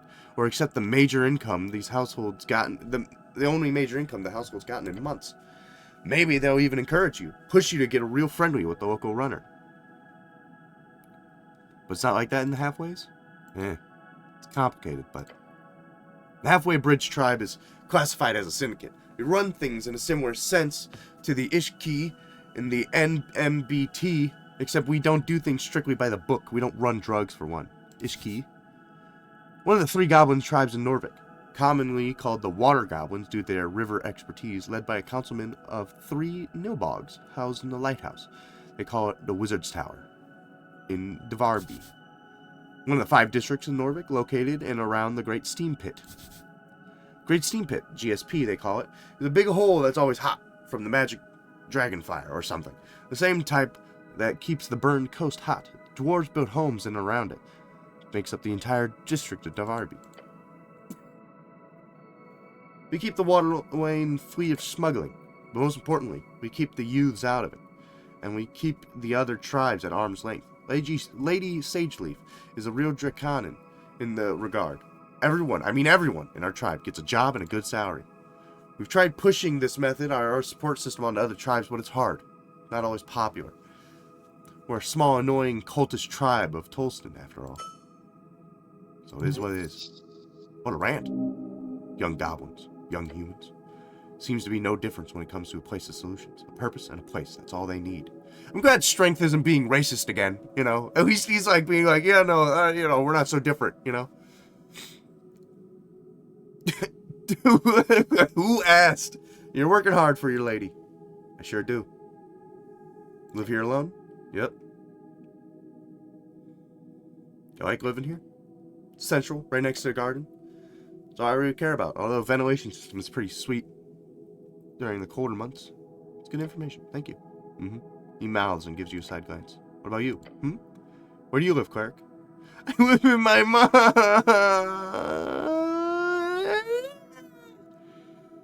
I could tell him the truth. Your body shakes. Truth is freedom, honor, goodness. Although perhaps you can make an exception.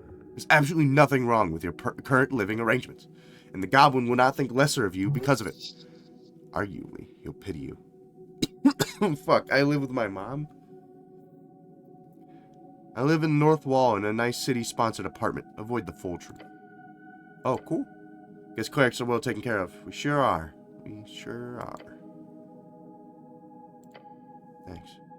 Alright, well, I mean, nice pad you got here. I'll leave you to it, you know. Let's get out of here. Alright.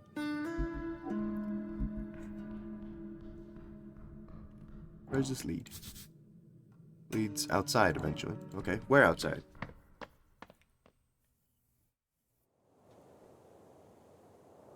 In this whole area.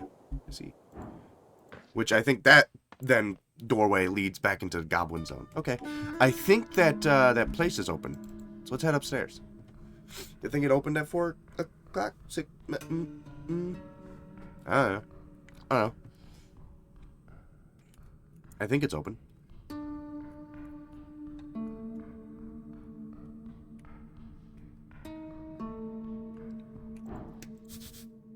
Ah, no. Okay. Ah, poo. Alright, I think I got everything I needed from here. Let's head back up to, I guess, the river zone? Yeah? Yeah.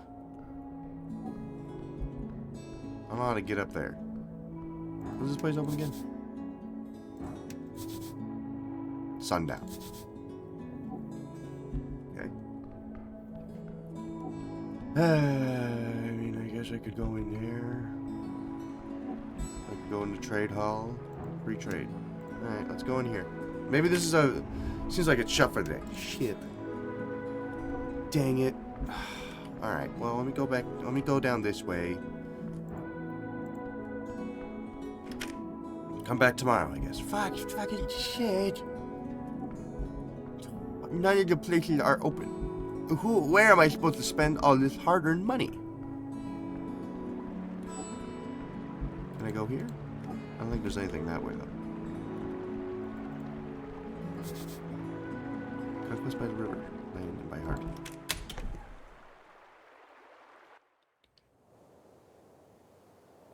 Huh. Big crab.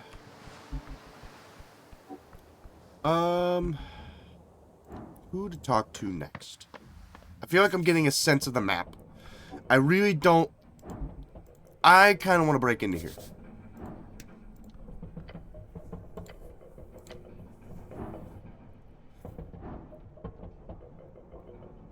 Sneal helps. I get advantage. Yikes. Fumble with the lock, your tool slipping. Almost, and it won't budge. Costs 5 didgeridoos to try it again. I have advantage with this. I would need a 18. Anything I can, I do have a decent bit of money. Well, here's what I'm gonna do first. Eat one of these. I'm hungry. This gives me +1 strength. Can't equip text. Okay.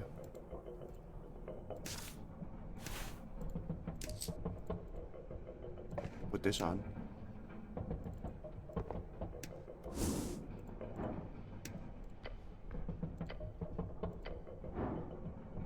+6, which means I would need a 17. Alright, fuck it, let's try it. Yeah! Breaking and entering. You slam your shoulder against the wood. Once, twice. Door frame splinters and gives way. The door swings open. You see nothing but black beyond. Complete, utter darkness. Can't see a damn thing here. I cast dancing light. The light cuts through the gloom. The storage chamber reveals itself. Broken crates, scattered papers, a mess of abandoned equipment. Someone left in a hurry. The tea shop blast reached over here. That blast shook everything. Push forward. You wade through the debris. This place has been abandoned for some time. Dust covers everything. What a dump. Search for anything useful. Sift through papers and crates. Most of it worthless old receipts. Pick up a document. Notice. Official letterhead. Notice of termination. Collective action violation. Scan the text. All workers dismiss. Effective immediately. Brutal. Brute. Bulgarian slang for brother. Specifically, the dialect grown out of the coastal slang, a mix between gnome tongue and underclass migrant workers in the old Mago colonies. This explains why this place is empty. The owner shut down rather than deal with organized labor. The workers deserved better. They did. But the world rarely gives people what they deserve. Tale as old as time. Or at least as old as factory work. It's bourgeoisie type shit. All the way to the top. Getting political with me, Sneal? He shakes his head. Ignore me, I'm getting tired here. You continue deeper into the chamber. At the back, you find an office. The owner's private space. Check the desk. Approach it. Old papers, ledgers, more termination notices. And then a drawer. Locked but poorly. Forced open. The drawer slides open with a snap. Inside lies a smooth stone. One with several faces adorned on its sides. It pulses faintly with esoteric energy, a magical item. Esoteric. Examine the stone. Pick it up carefully. A sending pebble. Useful.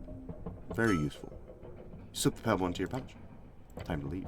This place is giving you all it can. I'm not finding anything else here. Let's go. Egg. What a lovely dove. Alright, well, let me take this thing back off. We'll see what I got. The cost and spell slot requirement of sending has created many off-brand versions capable of short-distance messaging. During the Coast War, the Arcanist forces were often equipped with the so-called Pebble, a stone capable of casting and sending, sending on any familiar target within a kilometer. +1 wisdom, +1 charisma. You hold up the pebble. Please don't bother anyone with that, cleric. You think about who you could send a message to. There are a few targets. Send a message to Sage Leaf. I'm working on the tea shop. Just want to check in on Viskin, the cleric. Put the pebble back. So I can use this to send a message to people? You can. Anyone you want. Well, I'm going to put it back in my pouch. My mind immediately went to what if I hung out with that cool orc lady.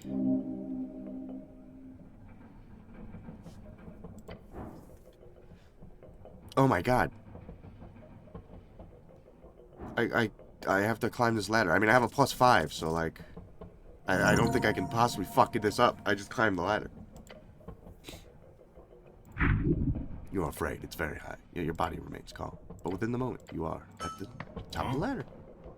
Gods, you're slow. Can we get moving now? I'm sorry. This was like a ladder meant for, like, smalls. Alright, it was meant for, like, small people, and I am not that. I am a big man in big armor. Alright? Cut me some slack. Alright, well, that office didn't lead me inside. Sucks. Alright. Here's what I'm thinking. I'm thinking I go up there. And I guess I go talk to the fucking jabronis up there, you know? I don't even want, I mean, unless the temple actually might have maybe some catacombs that lead to it. Maybe. Okay. If I can avoid talking to the fucking mayor about me doing shit, you know, that would be good. 4 days remaining. Who the hell is this guy? This guy looks badass. Whoa. Hey, man. The Duck. Undead Paladin. Level 13. This is a true warrior. He's off duty, but whatever duty that is everlasting. The Dark Knight can break you like a twig, yet he will not. He is bound by an order. But why does he not afflict you? Okay. Hello. The Duck. A dark iron can of man sits alone in the temple. Waterfowl. Hamun in the Ascani Lakes. Nicknamed for a warrior who fell in honorable combat and then later revived. Sort of synonym for coward, but not necessarily. A long time ago, the duck was a symbol for the city of Norvik. It was replaced later by a fish.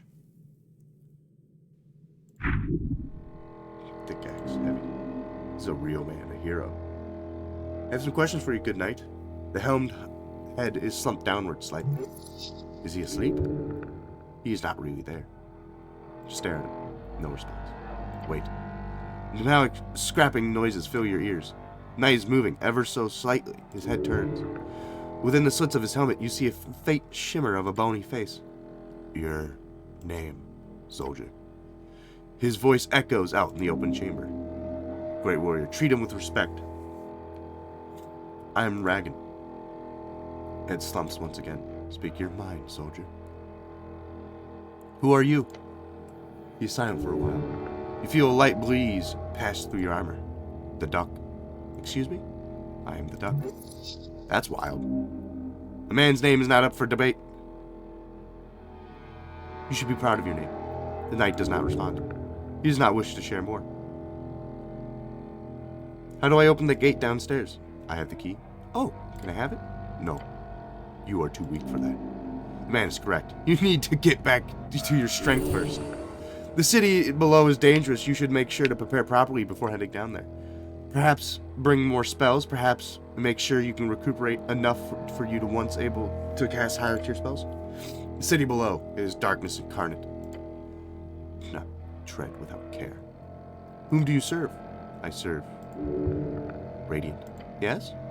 Once again, he turns to look at you, the darkness within his helm seeming to reach out towards you. As if grabbing a hold of the very air, you feel everything growing cold. I serve nothing. A lie and a truth at once. Why are you loitering here? I am not. What are you doing then? I'm on my off hours. He speaks as though he is reading from a script. You like it here? No response.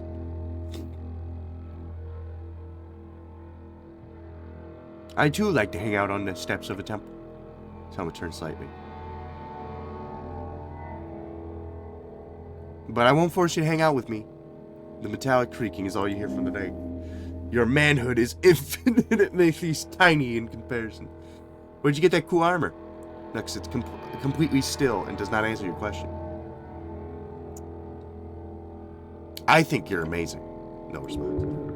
The creature holds no grudges, yet his hollow disposition taunts your senses. You feel invalid next to this man. You must learn from his ways. Attempt to firm discussion about masculinity. Yeah! He just sits there, ready for a good talk. Divinity.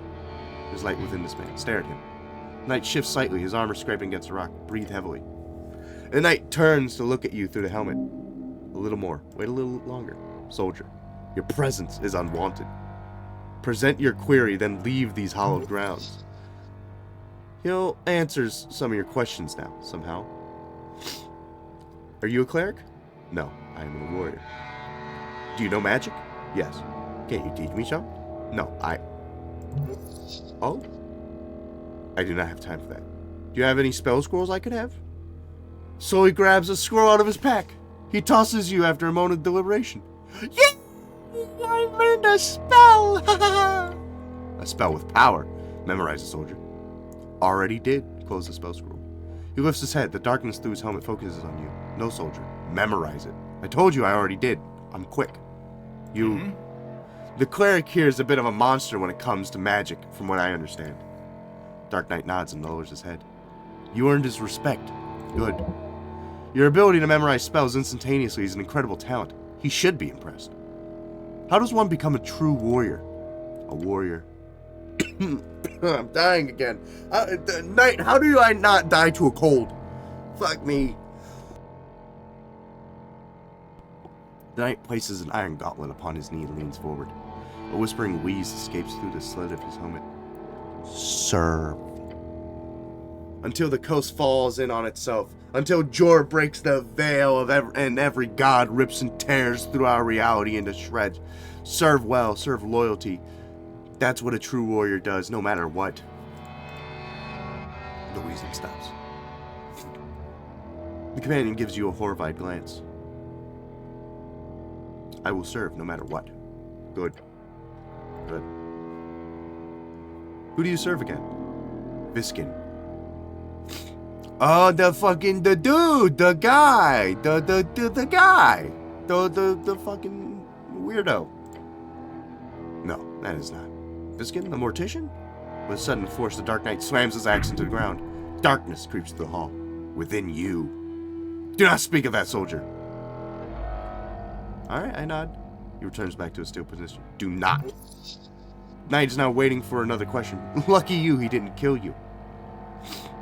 What do you know about the tea shop? Not much. He'll talk. Why? Not exactly. Not like you can threaten him exactly. You have any piece of info that can help me? Go silent for a while. A man passed through the halls below. Citizens do not pass here. Past the crypt entrance, through the goblin's domains, into the southern caverns. A man? Dark hair, silk clothes, headwear, dressed in yellow. Sounds like Reedson nobility merchant type. What's past the crypts? The roots of the goblin tree, then more tunnels, the southern tunnels, then the sewers. How do I get there? There are paths. Most are trapped. Once you get there, the alligator might know more. His grounds are near. Heard rumors of monsters in the sewers. Alligator? His rage is endless, his appetite growing. Do not anger him. He won't speak more about this horrific creature. Knight looks down, waiting for your next question. How do I get to the city below? The goblins? Use their passage, below Viskin's lair. Right, the staircase by the apples where you woke up. That is the safest path. So basically, dive deep like some spelunker. Yes. This is great. Thank you, my good knight. He is quiet. He's been ordered to answer your questions. This feels forced. Do you see anything suspicious? No. Got it. Knight nods slowly. Other questions? What's up with the mess? Without lifting his head, the knight answers in a cold tone. Election. What are you voting for, my good knight? No reply. I'll be voting for Askelism. The knight doesn't even move. He does not care for your political opinions. How manly. It stirs. His silence tells you nothing of life, nor humanish expression. Ah, so this is where it's being held. No reply. Other questions? Alright, well, thank you. Cool. So he has the key to down there. Can I check my journal? Oh, this is the map. Okay, cool. So let's see here. I could go back to Viskin's lair to, I guess, find a way to get downstairs. Questing tree time. Phoenix folio. 300 pieces. Winchester blues. Pale man go to Viskin's very suspicious. The Dark Knight appears to have some connection. He's very scary. Okay. I don't want to, like, snitch on him, you know. So I got inflict wounds now. One time, action, divine, touch. Make a melee attack against a creature. On hit, they take 3d10 necrotic damage. And inflict wounds is a good fucking spell. That's a great spell. That's a great spell, buddy. We're gonna go and we're gonna prepare that. We're gonna get all that finished. There we go. Thank you. Carving of Earth. Okay, well, I'm not going to talk to Earth right now. I'm going to go back to, I guess, the guy who is definitely just like a necromancer and just doesn't want to talk about it because I guess necromancy is illegal. Is what I can assume. Oh, that piece is floating. Look at that. I can only assume that necromancy is super illegal and he's just been doing it, though, because he thinks it's like it's whatever. So, yeah. I'll ask him if I could get past his zombie friend. Hey. Hey, could you move the zombie? What do you know about the tea shop? What's there to say? I know as much as the average Novorokian, says with a humble shrug. Okay, tell me what you do know. Of course. I heard an explosion. I went out to investigate to find the tea shop caught up in a raging inferno. The Toastad militia were already heading into action, so I went back inside as to not be in the way. Toastad militia, basically a bunch of goblins keeping the monsters from entering from the undercoast paths. They also do firefighting and are mostly funded by the highway tribe, I guess. He's describing it with a wonderful rhythm. Either he's a great storyteller, or the speech has been rehearsed. And that's it. Share anything peculiar? Loud bangs, some shouting afterwards. What sort of shouting? From the militia, they were rushing to the scene. The fire prevention declaration has truly done wonders. Nothing else? As the entire district almost turned into an inferno, yes, there was quite a lot of commotion. Nothing that stands out, however. Like, actually nothing else? No, not at all. Are you sure?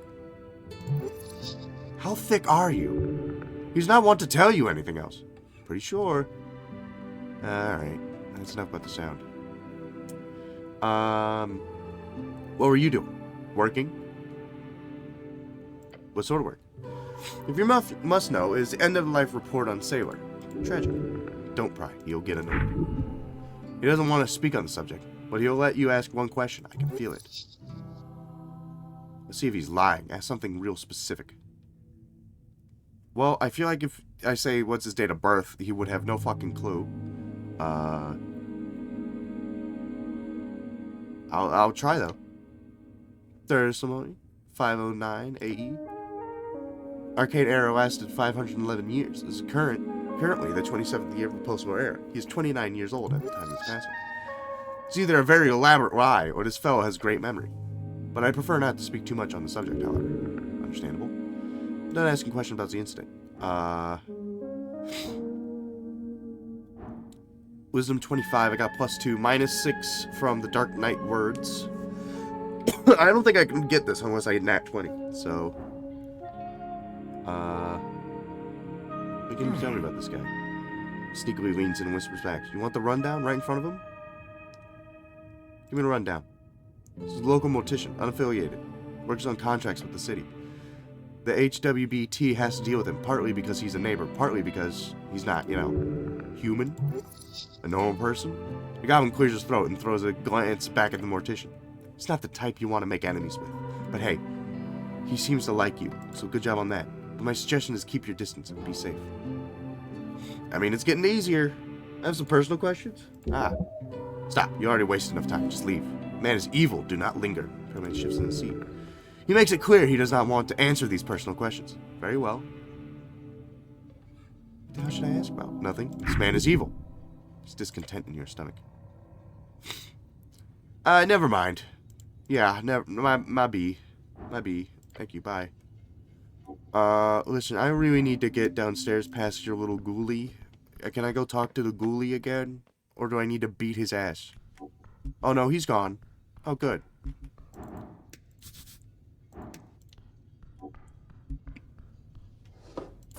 So many apples. Imported goods. There's a crate over here. Approach a crate full of sand. Inspect the crate. You know, there's a little marker on the back of it. HBWT. The lid has been tossed aside. Look at the sand. The crate's filled to the brim. It's just sand. No, it's definitely not sand. What's up with this weird crate of sand, huh? That's, his eyes shoot open very wide. Nope, back off right now. He pushes you away from it. Oh, that bad, huh? Yep, do not touch that shit. As the two of you take a few steps back, he takes a breath. That is mosquito sand. Without explaining further, the goblin sneaks up behind the crate and grabs the lid.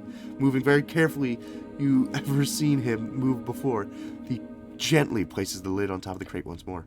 Something must have startled it to make it push open the lid like that. He wipes the sweat from his brow. What would have happened to me? From what I understand, it would have choked you, drained you of your blood, and slowly mushed you inside that crate. Sounds like a good weekend. Now let's leave it the fuck alone. Yeah, sure, okay. Yeah, man. A knife. A knife. It's freaking broken. I'm not gonna equip it. Yeah, I'm fine. What's in here? Door inside this tunnel. Oh, look at that. Back to the gobbies. Alright, back inside. Alright, what's down here?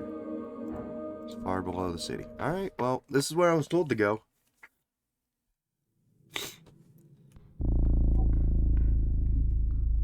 City below the city.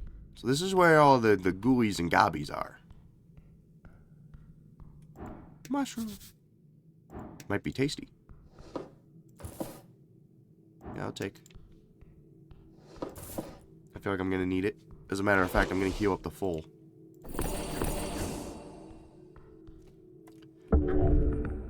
Taking a step forward, you touch a thin cord.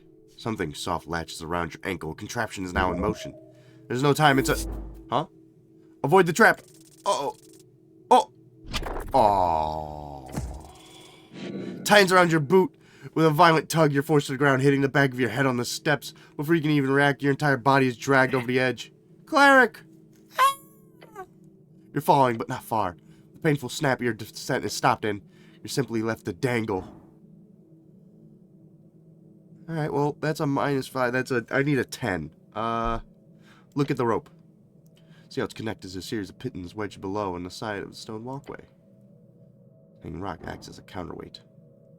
How long can I hang like this? Not long. Skull is pulling. Within minutes, you'll lose control of your mind. Okay.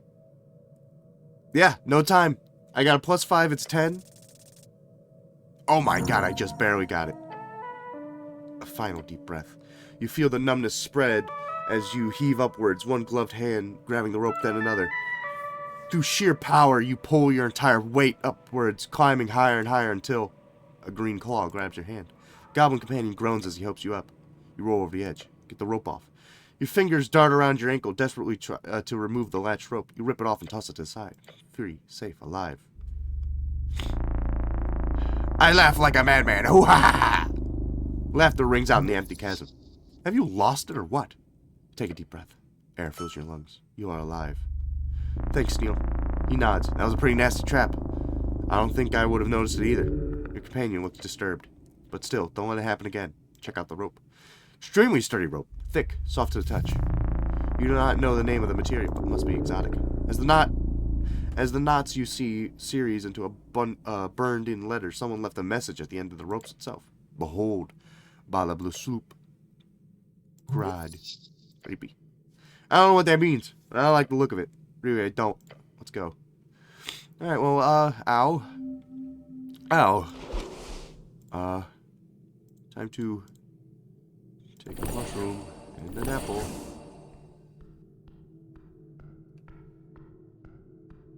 Fucked up. Mushroom. Alright, it doesn't seem like I want to go down more. Well, it seems like I want to go this way. What's that? A rat! It's not really running from you. Hello. A white rat. -1 charisma. Hello. Little guy. White rat. It acts shyly, but approaches you nonetheless. It looks like it doesn't really want to get grabbed by you, but also doesn't fight it. Instead, it just follows along. Sort of not very happy with the situation, but what can you do? I have a little friend! Oh my god, a little guy! A little guy is here with me. Okay, so that's the pillar some more. What do we got here? A door, how interesting. Right? Yeah, how interesting. Approach the firmly shut doors. They appear not to open. Hate these things. OWD sprouting like weeds across the dungeon. OWD? One-way door. Taps the wooden surface. Completely impervious to damage and force, unopenable via whatever historic bullshit keeps this place afloat. Unless you stand on the other side of it, at which point it opens like a door, friend of the roguelike knight. So I need to find the other side to open it? That's right logic here. Alright, well, I'll have to keep an eye out. Okay. Fine. I can't open it. What's this way? This seems like a trap. This seems like a bad idea. I'm gonna cast Dancing Light.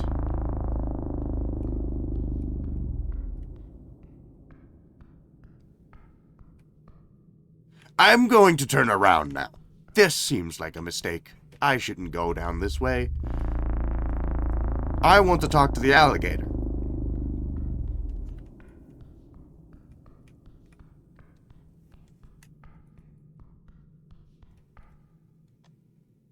wall here. It is the door. Oh. Hello? You detect something unusual about this section of the wall. Specifically, the ornate skull. Is the doorway. What's up? Point to the wall. He squints at it. Oh yeah. That's a passage into the crypt. You know all the secret doors down here? Just this one. It's right by the roots. It changes every other month or so if we don't keep watch. Gotta make sure it stays closed. Ever since you clerics stopped doing delves periodically, the undead have gotten a real issue. Yeah, we got fucked up with that policy. I get the reason behind it, gotta focus on the upstairs, but risky to leave defending the underbelly to third parties, I'd say. Even if they're doing a fucking great job, all things considered. Anyway, if you want to check inside, probably could hit that tile there. But wait, one section feels different. Tile, distinct from all the others. I press it, you push, a soft click, the wall shutters, slides open. So this is where the ghoulies come from. Smell of old stone and dust. Sweet. I'll keep my sling ready. Uh-oh. Dancing light. The city below the city. The first crypt. Hello? Another rat. Hi. A black rat. Hello. Thousands of dead.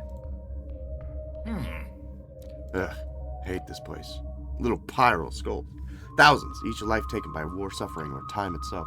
The eternal cycle. You will join them soon. So many bodies. You know well about this. It's the first containment crypt. I'll blow my nose again.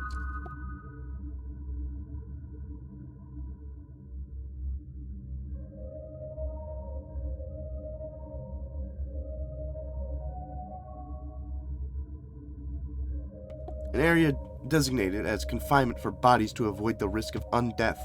Many were erected beneath Norvik during the years of attempted reclaimment of the cursed lands.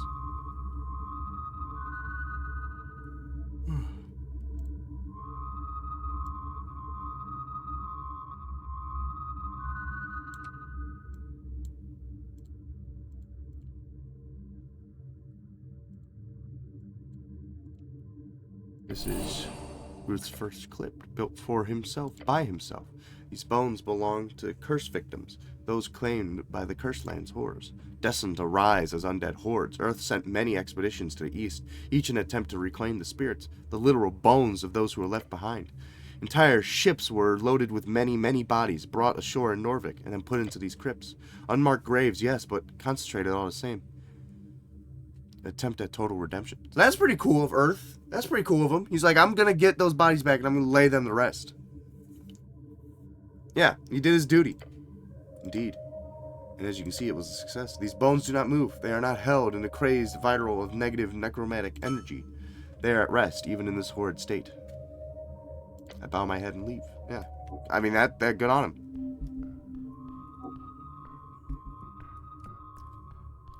Oh!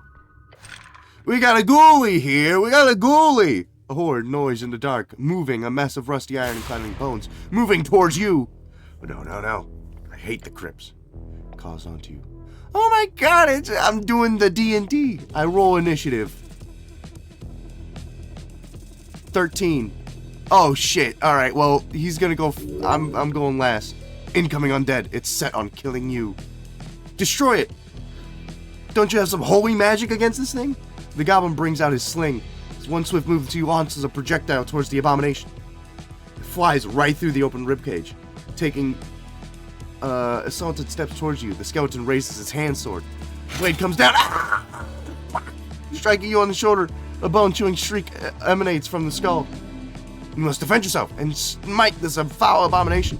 The bones are outside of the body. You must return. Would hugging it help? Can I just tell him to stop? Alright, punching it. I dodge. Or I give him a hug. Okay, my best bet is to take a swing, and I need a 13 and above. Shit, that's bad. Your swing misses the skeleton completely as it jitters back in unnatural fashion, as if it's animated by some foul punch-dodging force. This is your last chance. The skeleton is growing more and more frantic. Focus! Letting go of his swing, Goblin instead goes in for a kick against the skelly shins. The creature is jittering about. Sneal manages to hit it, sending it scrambling to regain balance. Now, get him! Skeleton's off balance and missing its next strike. It flies past inches from your face. You have to push it further. Fight! Look for a weakness. That's a +2. I would need an 18. Okay. 13 with advantage. Let's try it again. There we go. I punch him in the freaking face. With a single swing, you line up the perfect strike. Your fist connects with the thing's skull, cutting off its horrid shriek. The impact sends the scroll flying off, and the rest of it collapses onto the crypt floor. Great hit! The bones spill to the ground in a pile of dust and scrap metal. No other threats. The skeleton must have been its only guardian. Thank you, Sneal. You're welcome. You did good, too. You performed your duty. This crypt has been cleansed. That's an overstatement. The goblin leans on his knees, panting. Gods, I hate crypts. Nothing good ever came from constructing a crypt. You either get a cursed place filled with death, or a meat grinder filled with undeath. They can be a little cozy. Are you insane? Look at this place. It's like a bang from somewhere far echoes in the hallway. Goblin jumps. Shiver down your spine. Then the chamber grows silent once more. A scent of death lingers. Clears his foe. Fuck this place. Let's go. Hold on. I gotta make sure the warrior gets what he deserves. Which is some respect. Whisper a prayer to earth. Alright. I get it. Do what I must. Alright. Well, I saw a mace over here, which is why I came over here. But yeah, you get a little prayer, buddy. And then a pilfering. Ooh. A Ventail. +1 intelligence, +1 constitution, -1 charisma. Crypt of an archer, it's empty. Shard, money. I mean, it's empty. They're not using it anymore. First Tomb of Earth. Okay, I'm not going to loot that just yet. A mace, I will loot. Nice. Mace of Terror, +2 constitution, +1 wisdom, -2 strength. You reach for the mace. It's cold. Colder than iron permits. Metal feels wrong? Got yourself a nice weapon, eh? Grip it hard. Your gloved hand wraps around the handle. A chill runs up your arm. Not just cold. Something else. Presence. Turn around. Nothing. Just empty crypt. But you saw something. In the corner of your eye. You good? There's someone else here. What? Calvin readies his sling. Where? Look down at the mace. It's ornate, well crafted, yet your body seems to fail when you hold it. Something is very, very wrong with it. What, is it cursed? Did I just get cursed? No, it's there again. The figure. In the periphery. Logic. Spin around. Nothing. Gone. But you know it was there. You felt it. This thing is haunted. What? Stares at the mace. You sure? I'm sure. Great. Haunted weapons. Just what we needed. Damn this. Find a lovely weapon, ready to take on the city's foulness, and you cannot wield it. The horror. Like some unfleshly gas come to haunt you. It's too great. Keep it sealed. Keep it close. The spirit watches. I can't put it back. Oh. Tomb of the Fighter. It's empty inside, except bone dust. Some money.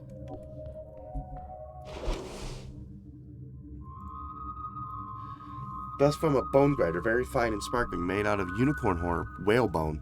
Can be used to recover a second level spell slot. Earthguard. A soul of previous owners clearly haunting it. You see a dude staring at you out of the corner of your eye whenever you wield it. Might be best not to use this in a fight. Yeah, I'm not gonna do that.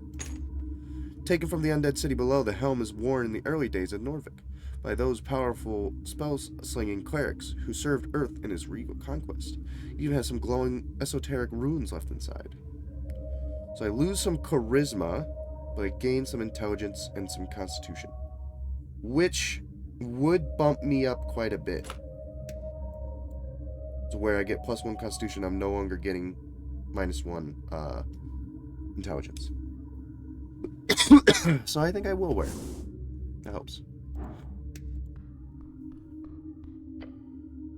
This is it. The first place his body was placed 27 years ago. Your lord, your master, your god, Earth. Fallen and exhumed like his city. Watch closely. This is how every divine dominion ends, with cracking of an ugly tomb. This place is still holy, consecrated. Despite this, the horrors still walk in the grimy tiles. Earth's traces still linger here, as it should. Alright, I'll leave. What's up these stairs? It's barred type. Okay, can't go that way. Hold up. I'm gonna eat some food. I reckon there's probably another ghoulie around here.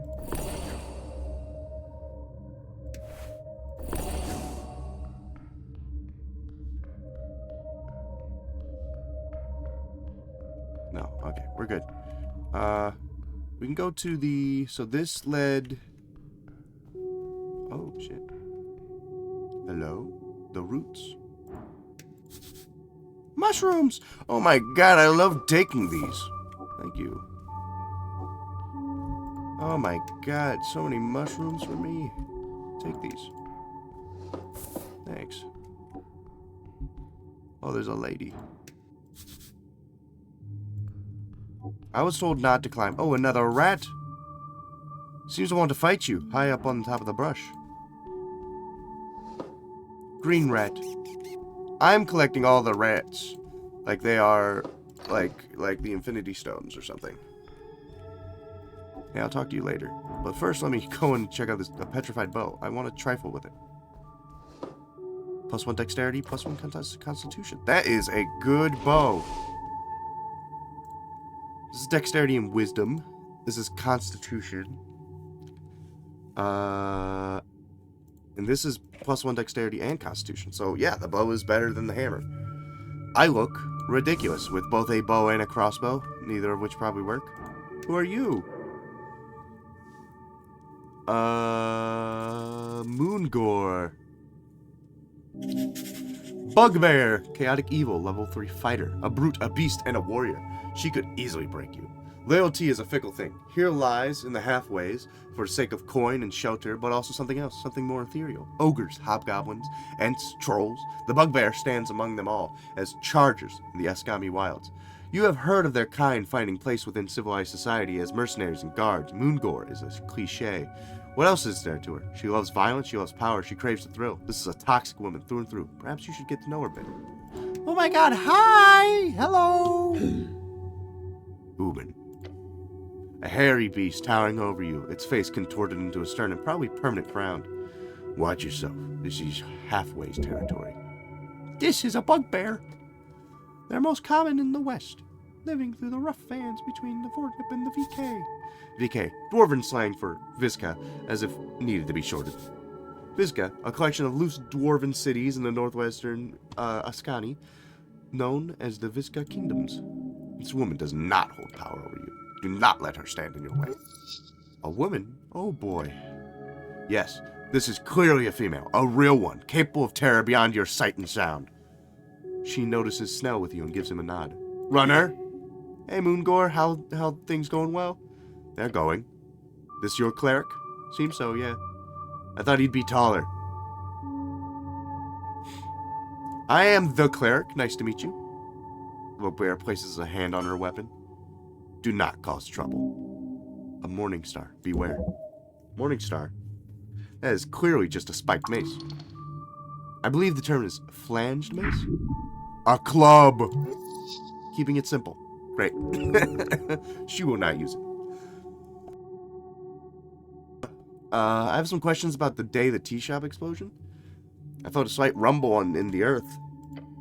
I was down here, guarding the roots. Nothing too out of the ordinary? Nothing. I have to tell you, human.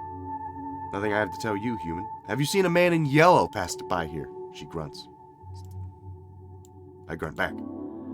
I did. Oh, she saw the yellow man, the yellow guy, and the fucking man in the yellow hat from Curious George. I'm gonna have to beat his ass. Are you looking for this man? Yes. The bugbear shows a deep frown. If you see him, stick a knife through his heart for me. What? Why? I saw him approaching the pillar of the chamber. I told him to stop, to step away from halfway turf. But that bastard cast a spell on me. That's awful. No, I was weak. I saw him approaching. He wore an ugly yellow robe. Then he said a few words, and suddenly, happily, I allowed him to pass. A charm of some kind. I was helpless, like a kitten. God, I hate kittens. You can fix her.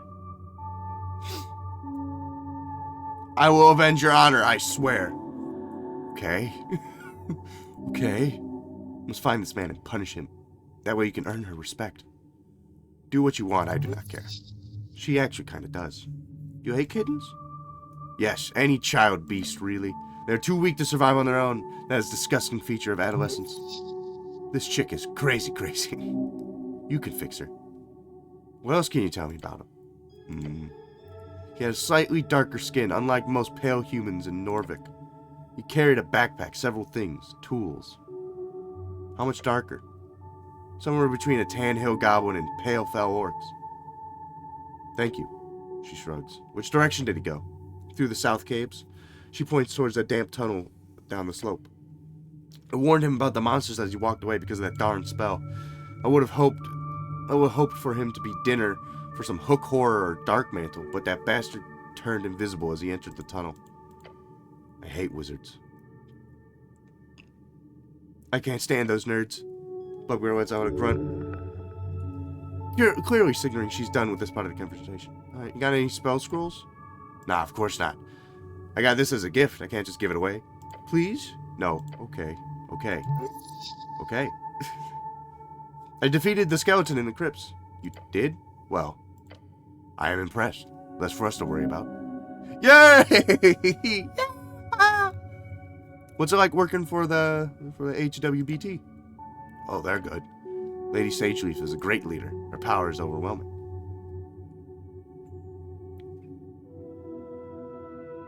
Little goblin woman is enough to break a dozen men, or more. She looks away for a moment. I've been given a life here. Purpose. While I do not enjoy living among your kind, the goblins are fine people. Thanks. Not you in particular, Weasel. Weasel? I don't think I deserve to be called that. Alright, well, what do you do? Do you have a hobby? A hobby? No. I tend to do some gardening duty as well. Keeping the dampness to appropriate level and communing with the Lord Pooh when our dark elf requires it. So you got a green thumb, eh? No, but I serve well nonetheless. You get to fight a lot of monsters down here? Yes. I often break into the upper city below. It is mostly minor monsters, sometimes a large one, at times undead. I fought a ghoul last month, easy kill, not too interesting. It is my great pleasure to best a dangerous foe. Your smile is horrific and bright. I got some other questions. Of course you do. You look like a great warrior and a woman. I do not look like it, human. I am. Like a lot. Yeah. What are you attempting here? She laughs mockingly. Some kind of courtship? You are a fool. Prove yourself worthy, and I may look your way, you buffoon. How do I do that? Oh, well, what every girl wants, having to tell someone how to court her. Fuck off, weakling. Okay, well, let me try. Hold up. I'll return after I avenged your honor. She clicks her tongue. Yeah, whatever. She likes it. She does not hate it. I will beat up the yellow wizard for many reasons. One of them is to woo the bugbear. And other reasons is because what if he's the bomb guy? What if he did the bomb move? What is this? Snail shell. It's blocking the way. Hey, could you move? Gigantic hail snail. The air itself grows freezing cold as you head deeper into the tunnel until you find a passage blocked by a spiral shell. A hail snail, a small icy mollusk, spreads its esoteric weather events, often wreaks havoc on crops and roofs alike. It's a massive unit of a hail snail, fills the entire eastern passage. Holy hells. It's one thick snail. Don't be rude. He's just a little broad. Nothing wrong with that. The hail snail moves its thick head, the blue eyes stalks focusing on you, probably? What are you looking at? Does not respond. Goblin walks up to it and looks up and down. Looks almost proud. This big guy's been here for months. Last time I was here, he was facing slightly to the left. Moving closer, you do see that the snail is moving. Maybe 10 degrees or 5. Not very fast. The frozen mucus slowly melting around indicates a pattern. Yes. It is attempting to rotate. By hail snail standards, very, very slowly. It will be done next year, probably. Then it will head straight out the tunnel for another week or for another 1 or 2. I want to pet the hail snail. That would be very cold. A lovely sentiment, but it would hurt you quite a lot. Frostbite is no joke. You could probably get a joke about frostbite if you tried hard enough. Yeah, but I still want to pet the snail. Then do it with gusto. Esoteric frost will damage you. Alright, I pet him. You reach forth and place a gloved hand upon the teal mucus-covered shell. It is hard. The air is freezing cold. Your hand begins to burn. Ouch! Do you have to touch everything? I figured it was clear by the bone-frigid temperature that it was really stupid to pet a magical ice snail, but that's just me. Oh, is that the sound they make? Rub your frozen hand. By the gods, yeah. Don't get him angry. We like this guy. Alright, good luck, snail. At this point, chat, I'm completely and utterly committed to petting every animal, despite the, obvious ramifications of me getting injured every single time. It is what it is. Also, there's definitely some little fucking gnomes around here. And they keep disappearing. Like, I keep freaking seeing them. What is this? Beware monsters? Okay. So there's no south here. Is this the tunnel that the dude went through?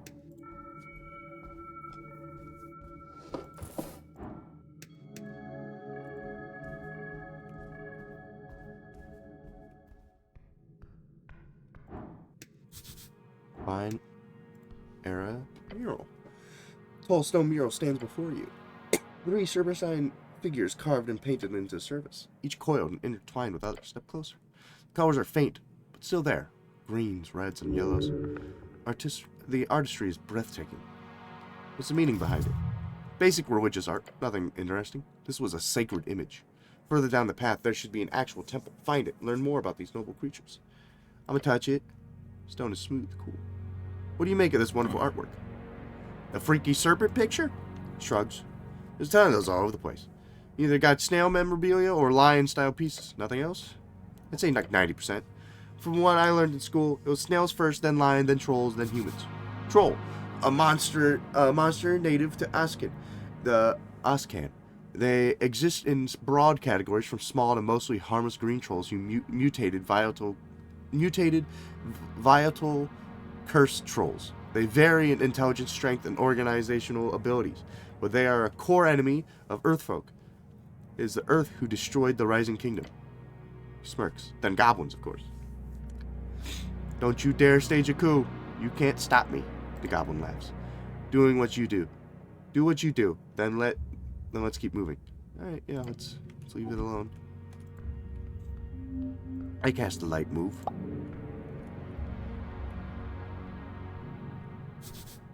Beware the crunch. Please do not step on the literal human skulls.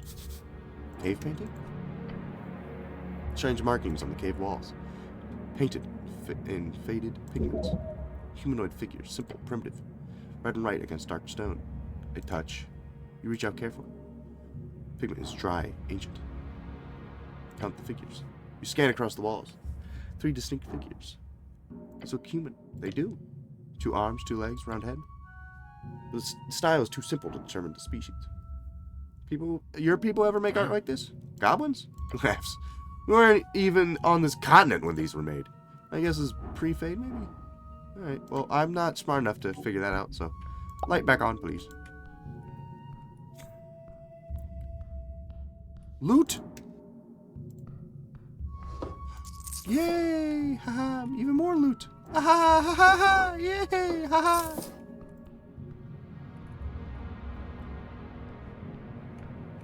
Oh. Bone dust. Ha ha ha! More loot! Yay! A shard of Jorb. Or Jor. You know, Jor is almost... It's like half a Jordan. Fancy hat. +1 dexterity, -1 strength. A yellow hat? You grab the smooth fabric. Yeah, it does seem 1,000 crowns worth. Esoteric cloth. Whoever dropped this is either rich as shit or had to run from something real dangerous. Your companion looks around and beat a sweat rolling down his brow. Our Frank must have gone through here. Keep an eye open. Pocket the hat. Can I wear a hat? Could probably wear this. Oh, no, I don't wear it. I just put it there. +1 strength, or +1 dexterity. That's no strength.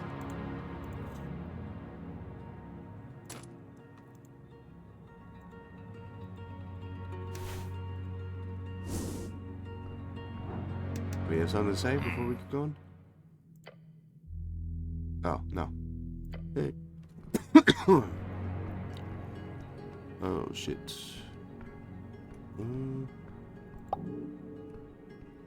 Some lights this way. There's a headless corpse. Looks like some type of rogue. Esoteric lockpick makes easy work of any lockpicking job. Yay! What's this? Dungeon continues far. Okay, well, I guess I'm not going that way, but the +2 lockpick is sick. Yeah. That's just free dexterity. No consequences for my actions. Sinking feeling appears. To your right. Your gut. It sees death. Goblin jolts to the side. Quick, there's... Huh? Oh, shit! Ah! What the freaking heck? Oh, no. Roll initiative. 13. +1. Okay, it rolled pretty shittily. Okay. Roper. One of the stalagmites has sprouted a particularly nasty-looking maw. How did I not notice that thing? It was pretty hidden. A monster? Punch it! Once you get control of your muscles again, that is. The thing is perfectly hidden. And now you're at its mercy. Is there nothing I can do here? Pray. Huh? What? An ambush? The goblin attempts to spring into action, but it's too late. Flunge around the shadow of the cavern comes a long tendril. It flies towards you like a ballista firing a long, fleshy snake. In an instant, it's wrapped around you. Huh? You're everything! Damn it! Ow! It tightens its grip and flails around you. Your ankle is crushed. You breathe through the pain. But then the tentacle pulls back, dragging you, flinging you against a rock. Grab something, don't let it. The roper has you, tendril fastened like a locked draw around your entire leg, as it attempts to pull you towards its maw, dragging you in like a fisherman with a thick catch on his hook. Now it's time for a simile. Your prey. No way. You're not getting anywhere near that maw. Slither like your life depended on it, because it does. There's still a chance. Find an opportunity. You're feeling sick. Break free.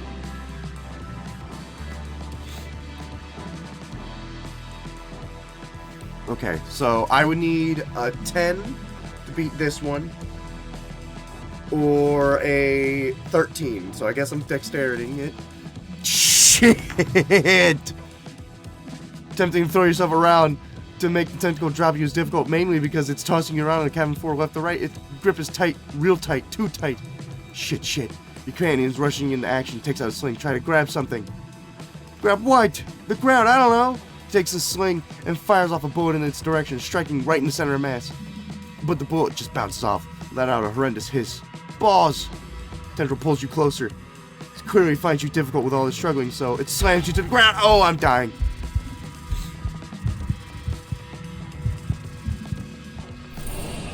Ugh. Bones broken, loosely dangling. If you don't have anything good to say nothing, okay?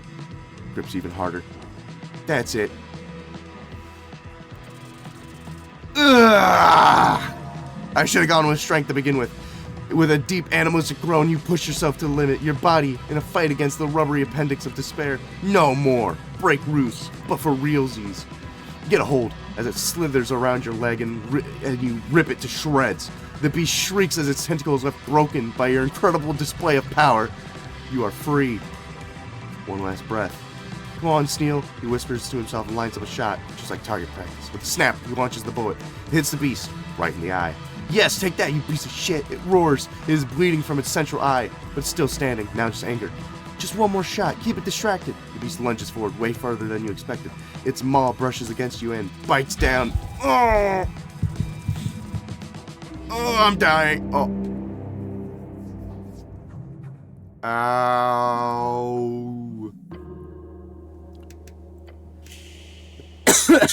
Ow.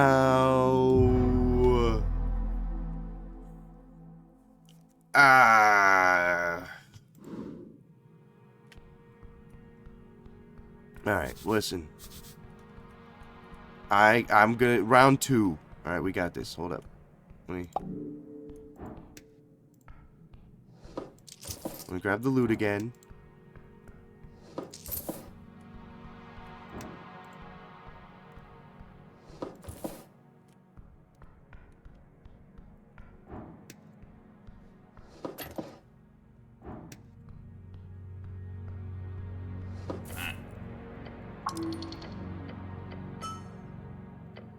Alright. And then loot this guy. And then we'll fight the monster. I'm gonna try it again. I'll save right beforehand, though.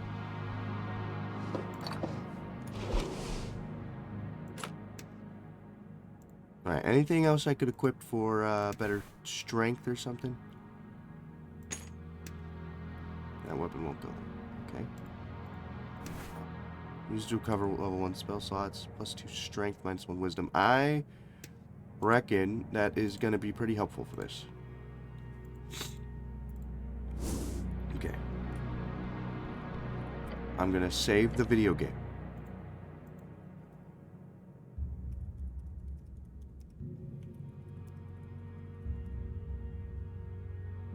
I guess I had caps locks on. It's fine. Beating up the wall monster.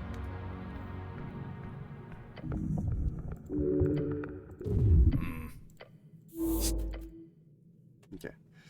We got this. We're gonna just do strength immediately. Dexterity is not where it's at. Shit. I got shit initiative that time. So did the monster. I still somehow get to go first.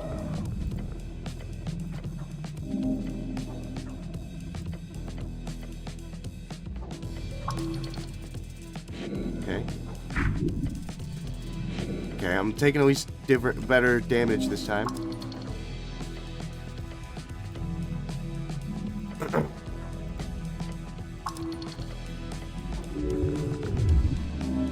Okay.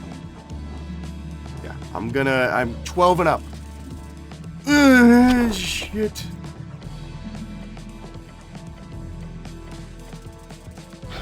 Ooh, okay, that could have been way worse.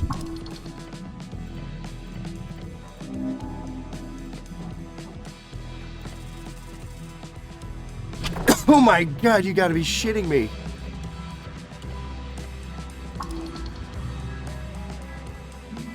You can handle one bite, right? Warning.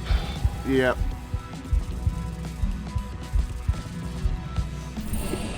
Oh my god. Mr. Goblin, fight. Fast enough to get one final. Come on, get me out of here. Thank God. Push yourself to the limit, your body in a fight against the rubbery appendix of despair. I break loose. In the last second, you are free. You're holding your breath. The horde creature stumbles forward small. I'm dead again.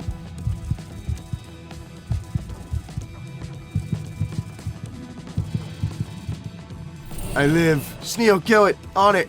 Sneo gives you a nod as he twirls one last bullet with his sling. With a loud snap, he fires it. The echo dances throughout the cavern, ringing your ears, along with the horrific screeching of the roper as the bullet hits it straight in its large, unblinking eye. Gotcha. It shrieks and pulls back. The terrible noise disappears into the abyss. Tentacles writhing, the roper blindly flees. In its panic, it runs right over the edge. Your knees are weak. The goblin leans on his knees and groans. That was tight, but well done. Thank you. Alright, well, we got it, I guess, but I nearly died. Ow. Ow. Alright, Jesus. What was even the point of that?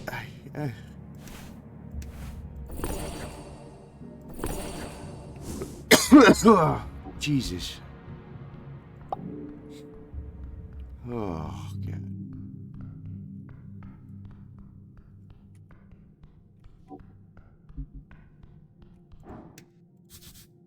Leaves. Alright, I'll take some leaves. Among the fallen and broken of an ancient world lies among a single structure, a monument to a forgotten power. At the top, a cracked lion's head glares at you, one-eyed lion with a single dark and empty socket. A shrine, like any other. You feel at home on your knees here. Of course you do. Silence, degenerate. Does it work? You may prepare spells here, yes. There's a connection to divinity. Take a step closer. Well, I'm exhausted, so, I don't have any spells to prepare, so I'm good. Ugh. I'm dying. Everything sucks. A rat! Oh, where'd the rat go? Oh, a rat. Put these barrels here.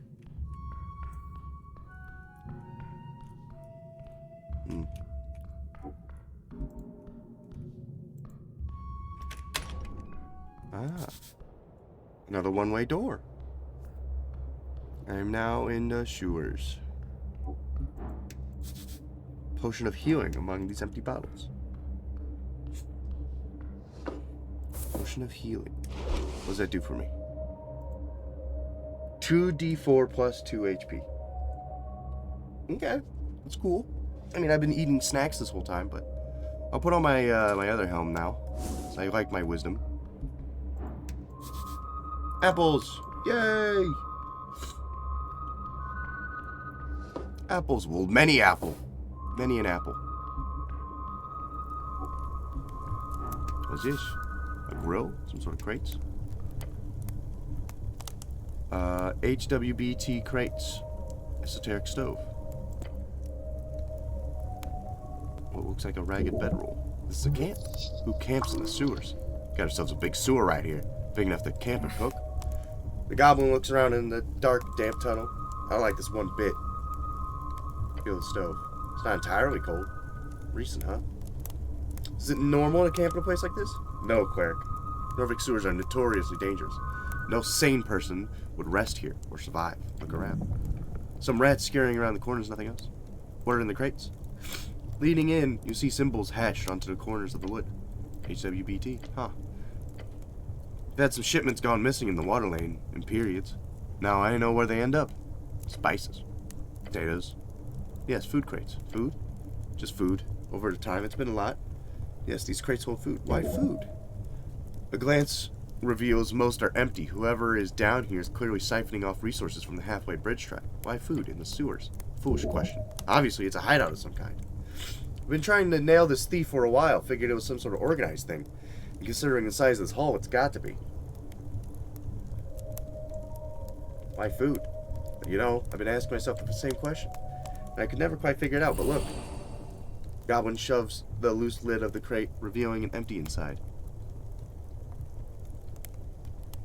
Maybe a colony of sewer folk eating that stuff? It's got a lot of calories. We lost maybe 2 or 3 of these crates every other month. Not enough for a dozen people, but a handful, sure. A hunter.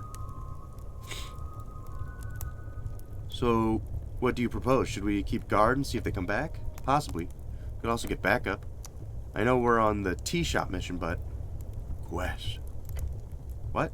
The tea shop quest. Right, anyways. It's kind of a big deal for the halfways. Lady Sageleaf would be happy to finally get this thorn cut down. We should get backup. Yeah, probably for the best. Somehow I have the feeling that whatever is eating all this won't be too happy about us finding its stash.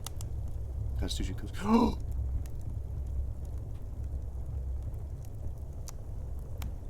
That's the alligator man! That's alligator man! Alligator man! You never thought to check the sewers? Of course not. It's not even connected to the water line except for a water flow, and that's... Squints at the water. Those motherfuckers. Well, you see what they're doing? I'm feeling you're gonna tell me. They've been dumping the crates in the water flow, then catching them down here. Probably with a net or something. Goblin glances around the tunnel. Diabolical. I'd be impressed if it wasn't my job to keep track of this shit. Right behind! Gosh, this is making me hungry. Really? You? I'm a human who eats food, that's normal. I am normal. You do not. No, it's just...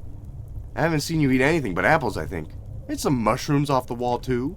Right, not a pretty sight. But look, I assumed you weren't the type to get hungry.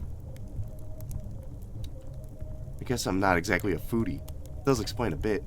Your very flesh! Companion Casper as he glances back. You watch his entire body suddenly leave his corporeal body. For an instant, he is not a goblin, he is a ghost. Great hungers. Turn around. Oh, what the? The goblin is already on the move, his sling loaded, spinning, aiming. To hunt. To seek, hunt, come for Crad. How good. What is that? You watch the hulking mass of flesh and wet scales rising from beyond the shadows in the sewer. It towers over you, its gaping maw wide into what can be constructed as a mocking smirk. Oh, fuck me. At least I got good initiative. Oh, better than him. He got a nat 0. Earth bless your soul. This is your dragon. You must stand tall as it consumes you. You are food. There's no such time. But if there's any chance to de-escalate, do it now. Stop, we've come to bargain. It stares at you with a cold, blank eyes. Yet it does not strike. Soulless, predatory. A beast who developed consciousness but lives without care for others. Fascinating. The goblin hesitates. Inches away, the croc creature makes deep growling sounds. Sounds annoyed? No hunt? No struggle? Ah! Frustrated shriek. Fight! Struggle! Like rabbit! Gives you a shove with his claws. The goblin sends a quick glance between you two. He's unsure if he should strike again, or see if there's some strange piece to be out here. No, I don't want to. No, stop it. I don't want to fight. Brad is bored. You are a cleric? No. The goblin takes a deep breath, then hisses at you under his breath. Do not push your luck. Yes, you know me? Do not be trouble. And Crad will not be trouble. The beast lumbers over to the encampment. You look on, taking heavy breaths. Snee leads on his knees. He appears to be shaking. Adrenaline running out. Weak knees, dizzy skull. Crad sits down on a crate in front of a little stovetop. Hunt is done for daytime. Now is rest. And cooking! What in the world have you stumbled upon here? You have the urge to fight this thing to the death. Yet you know you are no match for it. Not now. I approach his camp. Friend! We made friend! And he's friend with the rats! I saw he has a little rat. And I've been collecting rats. And I could give him the rats. Oh my god, nat 20.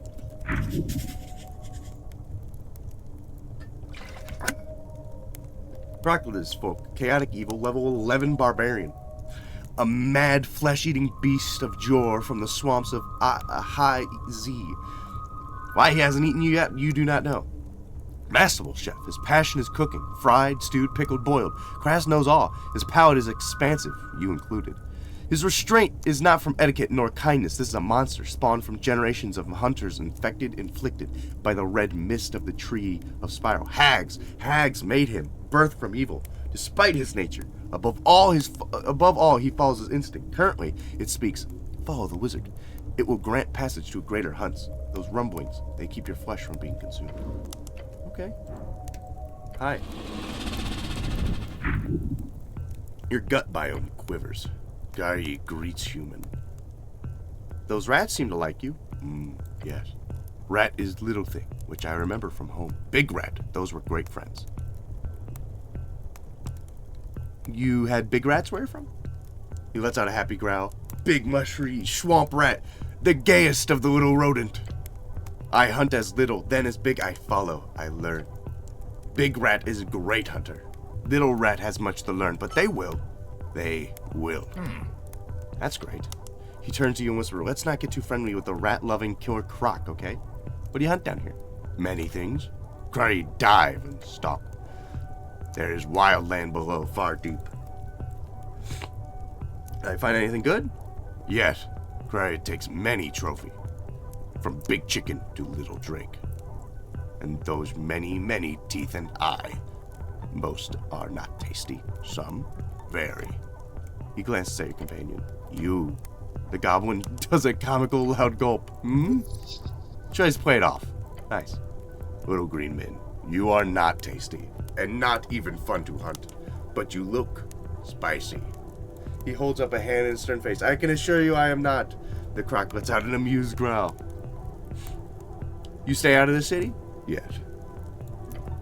Crad hunts in wilds. Urban sprawl is too easy. When Crad has mission, the hunt begins. Mission? Croc smirks. Crad say nothing. Goblin leans towards you and don't. Alright, where else do you hunt? Crad hunts where he pleases. His land is good for sport. Great beast roam, and many fresh challenge await. When Crad is on hunt, he goes far. Great, good to know. Let's have another short snout. I found this rat! The monster stares at you And holds you up with the white rat in an uncomfortable grip. Crad sees that. There are 5 of them. They make a lot of noise when they come around. Put the rat back in your pouch. I guess I have to find all 5 rats then. But why? It's a question. Who gave you this quest? I'm not sure. Then you should probably reconsider before you head out on a rat hunting mission, since nobody promised you any pay for it. So yeah, think about that. Alright. What do we do about the crate situation? Honestly, it's not a good idea to start shit here. The whole stolen shipments thing is an issue, yes, but the halfways do not have the resources to deal with this solid unit of a beast right now. Yeah, you're right. Let's just drop it. Yeah, as per usual. Now, either ask him something useful or let's get out of here. Before the crocodile decides that he in fact enjoys the taste of, so you're a chef, right?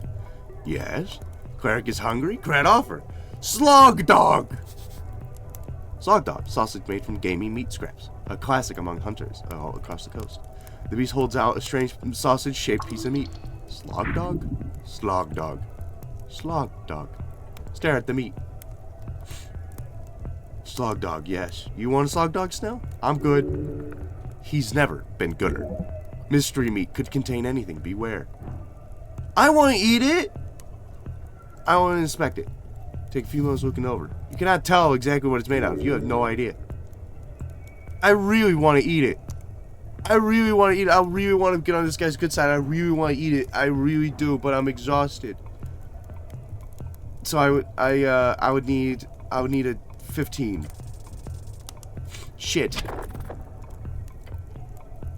You wrapped your gloved hand around the sausage. The smell hits you first, a foul stench. I take a bite. You don't chew, you only swallow. Take another bite. Before you do, your body begins to shake. It is coming back up. Stop eating the slog dog. Cried C. Cleric does not stomach. He lets out a deep laugh. Not sure what you expected. I'm sorry. I'm sorry. Maybe later. He growls and eats the sausage himself. More slog dog for me. Alright, well, nice to meet you.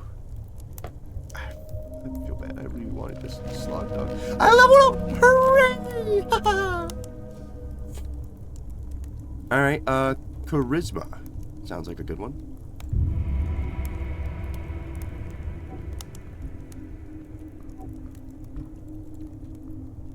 Alright, well, thank you. It was nice meeting you.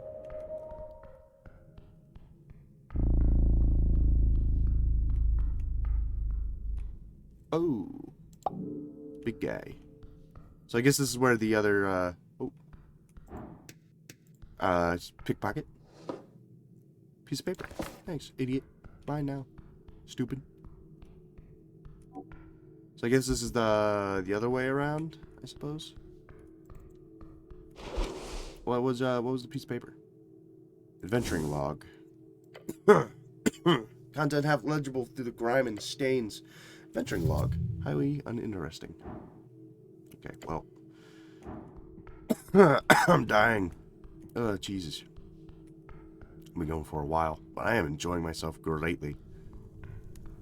So what's up with this? As an esoteric pocket, avoid it. A gelatinous cube. Seems friendly enough. Hello. Thank you. A cube. +1 intelligence. Pocket watch gives me advantage in this. I'm gonna save.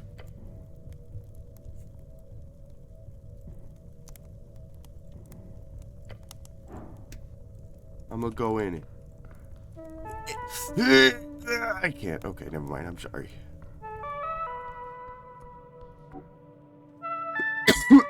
Well then, anywhere else to go other than that way? Doesn't seem like it. I'm exhausted, and that, like, tavern place is open now, and I would like to go to it. So if I could find my way out of here, that would be freaking fantastic. Everything suddenly goes very, very tight. You've been swallowed. Whole. What's going on? You can neither move nor breathe. Cleric, are you okay? You hear your companion's voice faint, as if he's far, far away. This is possibly quite terrible. Hold on. You're not just playing around? I can't move. Uh-oh. Uh-oh. Oh, no. Stop playing yourself. Stop. Stopping like that reminds me of the time that Goblin takes a step closer to you, jolting back. I'm in gel. God damn it. Cube! Ah! The earth that burns. He shares your burden. You appear to be enclosed in a gelatinous cube. Slang for gelatinous cube. You're statistically likely to die here and now. No! Not like this. Not in this terribly embarrassing way. What kind of idiot just walks into a cube? The monster cannot hold you. You must fight. Cleric, listen to me. I don't know why, but the cube ain't aggressive. He tosses in a rope and it quickly gets stuck in the mass. Push a bit closer to the edge and grab the rope. I'll help you pull it out. The rope doesn't get nearly close enough for you to easily take it. But if you can get to it, you might live. Listen to his voice. Oh, Jesus.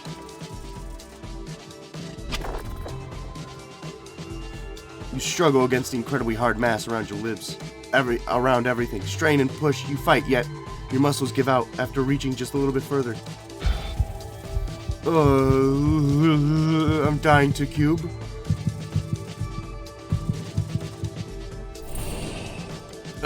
Cleric. That feeling wasn't nice. The one you're sitting, eyes fixed on the bucket, the sour apples sticking out of it like a mountain of bad decisions. The sick and this sinking, that sick and sinking feeling in your stomach. No, it was not right, but you did. They told you to. 15. You ate 15. Probably knew it wasn't real, but you did it. And when you walked up to those kids at the bottom of the pit, behind those hills in Central Lower School with that bucket filled with 15 apple skirt, they laughed, they chanted. Evil. Little shits. Children are the worst. That's when you got that nickname that stuck around until your dad died and you left the hills behind. They kept saying it. When you got mad, when they said it. You played along, mocking yourself, they said it. Apple Boy. Apple Boy! It's not even a good name. It's all uninspired. Yet, you still tried to follow them, to play nice, to be a friend. Apple Boy. But eventually, they all started running away. Apple Boy. Each time you would try to get close, they would laugh, snicker, and leave. And so the Apple Boy was all alone, until the day he... You dumb asshole! Open your eyes! Take the damn rope! The goblin cannot speak to you that way. Show him how a man deals with his problems. He does not enjoy seeing you dissolve. Minus 10 DC, no more apples. You push, now do it again. Escape the cube. You push and fight against the endless pressure of the translucent force of acid and pain, and then grab the rope. You cling to it. Let's go, the goblin yells, and pulls with all of his might. Your muscles urge to stop, but the lack of pain on each limb as it exposes the cube's surface causes you to continue, and finally, you leave the cube. You pant and wheeze and cough up pieces still sizzling cube ooze on the dungeon floor. Pain fades. Part of that is your brain not processing the incredible, horrific burns you suffered. You best heal soon. Holy shit! I thought you were a goner. Not yet. Good spirit. You turn around and look at it. The massive gelatinous cube just stays entirely still. Does not move nor react to your presence. It's a weird one. I've seen a few cubes, but never one that just sits there. Really ominous, honestly. It's clear that this cube, at the very least, is not actively hostile. I pet the cube. You reach forward and carefully tap the surface. It burns your hand just a little. I'm dying again. But I had to pet the cube. You guys don't understand. I had the option to pet it. I had to pet it. You having fun? Worth it. The ooze does not seem to react. I wonder.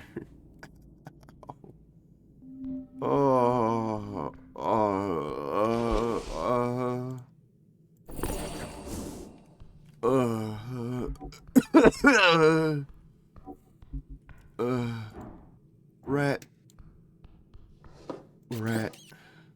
I have all but one rat. Mysterious door. Oh, I'm dying. I'm dying so bad. It's so over for me. No more apples, though. I shan't eat no more apples. I'm too full. Before you stands an iron door. Center, 5-point star has been etched deep into the metal.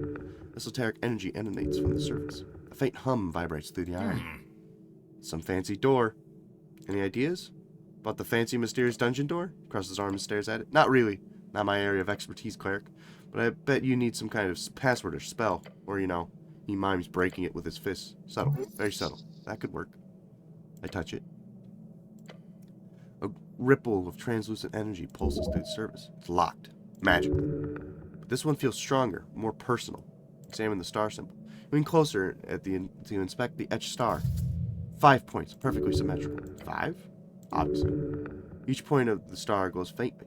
Right, so smash it. Or perhaps think for a bit. Obviously, there's got to be a way to get in there. I mean, this is not bad. That's not bad. I would need an 11. Well, maybe later. I'll come back to it later. I need to feel better. I am dying. I am dying so bad right now. I need to leave. I need to get out of this scary place. I'm getting my ass kicked by cubes. I have to go now. Maybe go check out the bar or something. I don't know. Anything's better than this. Oh, Jesus Christ.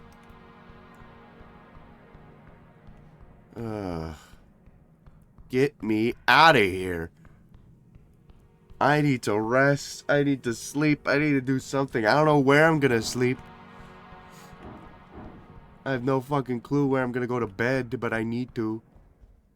Ugh. Ma'am. Little shrimp.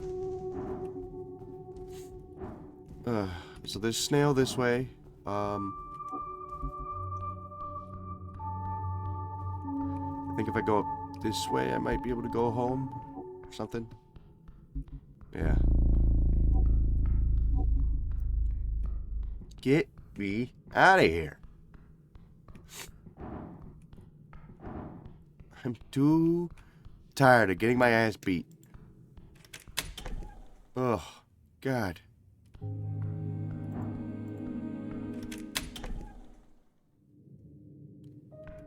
Ugh, Jesus. Alright. If I could go to where that tavern place is, that would be neat. I don't reckon I'd be getting my ass beat there.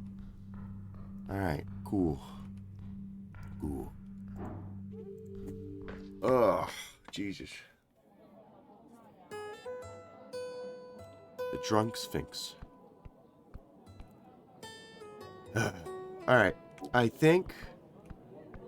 Whoa, yeah, big sphinx. I think this is as good a place as any to call it wraps. I've been playing for 5.5 hours. I am actively still have a cold. I'm dying. I have to eat. It is 11:30. I hunger. Oh, gosh. This game's great though. I'm having a blast. I can't tell you that enough. I'm having a really good time. I'm having a really great time right now. Bar time. Parentheses. Oh, I can't do parentheses.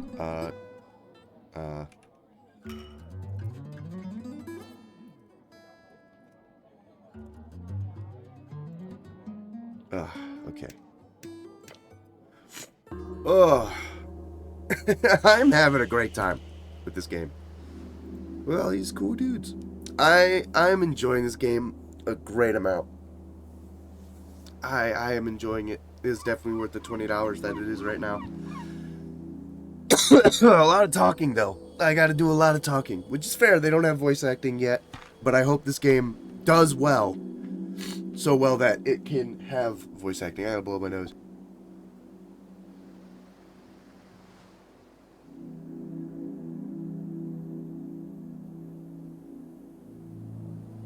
Adding to my wish list for sure. Hell yeah. Right now the game is 10% off. which is awesome. That's pretty based. The game is 10% off right now if you guys wanted to pick it up. I am having a great time with it right now. Offer still stands to those devs. Hey, $40 chicken sandwich. Alright, I will voice act as best as I can. May take me a while as I stumble over fucking the simplest words. Maybe I voice act someone stupid. Maybe I voice act someone stupid who doesn't say big words and names of like cities so I can't mispronounce them. Or a little, if you got a little frog idiot. I don't know. But yeah, listen, that is a great game. I'm having a great time already, and I'm definitely going to be playing this some more as the time continues, whenever I'm free. In other game news, hopefully we'll be playing 76 again sometime soon, but additionally, hopefully, I'm praying Vintage Story is going to be happening next week, and I'm probably going to be spending a lot of time doing that. I'm probably going to be spending most of my time doing Vintage Story with all my pals. We'll see how it goes. I was talking to Red briefly about it, about what mods are not working and stuff, and trying to figure it out. I don't know what's going on, because right now they suspect it's the herbarium mod that like is for the wildcraft fruits and veggies, and well, not fruits and veggies, but like fruits and trees and stuff. However, I was running that mod just fine on my server, so I don't know what's going on. If there's like some sort of issue with another mod that's preventing it from working, I don't know. But it is what it is. Thank you guys so much for joining me. I do appreciate it. I will be playing more of this game, just not right now because I can feel myself losing my voice. I definitely would play for longer if there was voice acting, so my voice wouldn't be as fucked. But like, I totally get why there isn't right now, because that is hours upon hours of work, like fucking months of work. So like, I'm not mad that they don't have voice acting, but like, I'm definitely feeling it. Like, my throat hurts right now. So if you're looking to play this game and you're not streaming it and you're not talking out loud while you play it, fucking having a great time. But yeah, all right, good stuff. Enjoying it. Out of these characters, I like all of them except for this guy. Definitely just a necromancer. That dude's definitely just a weird necromancer guy.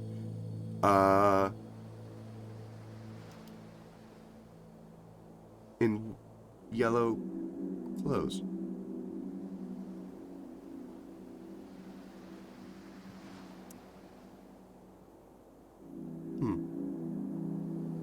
I didn't notice that till now.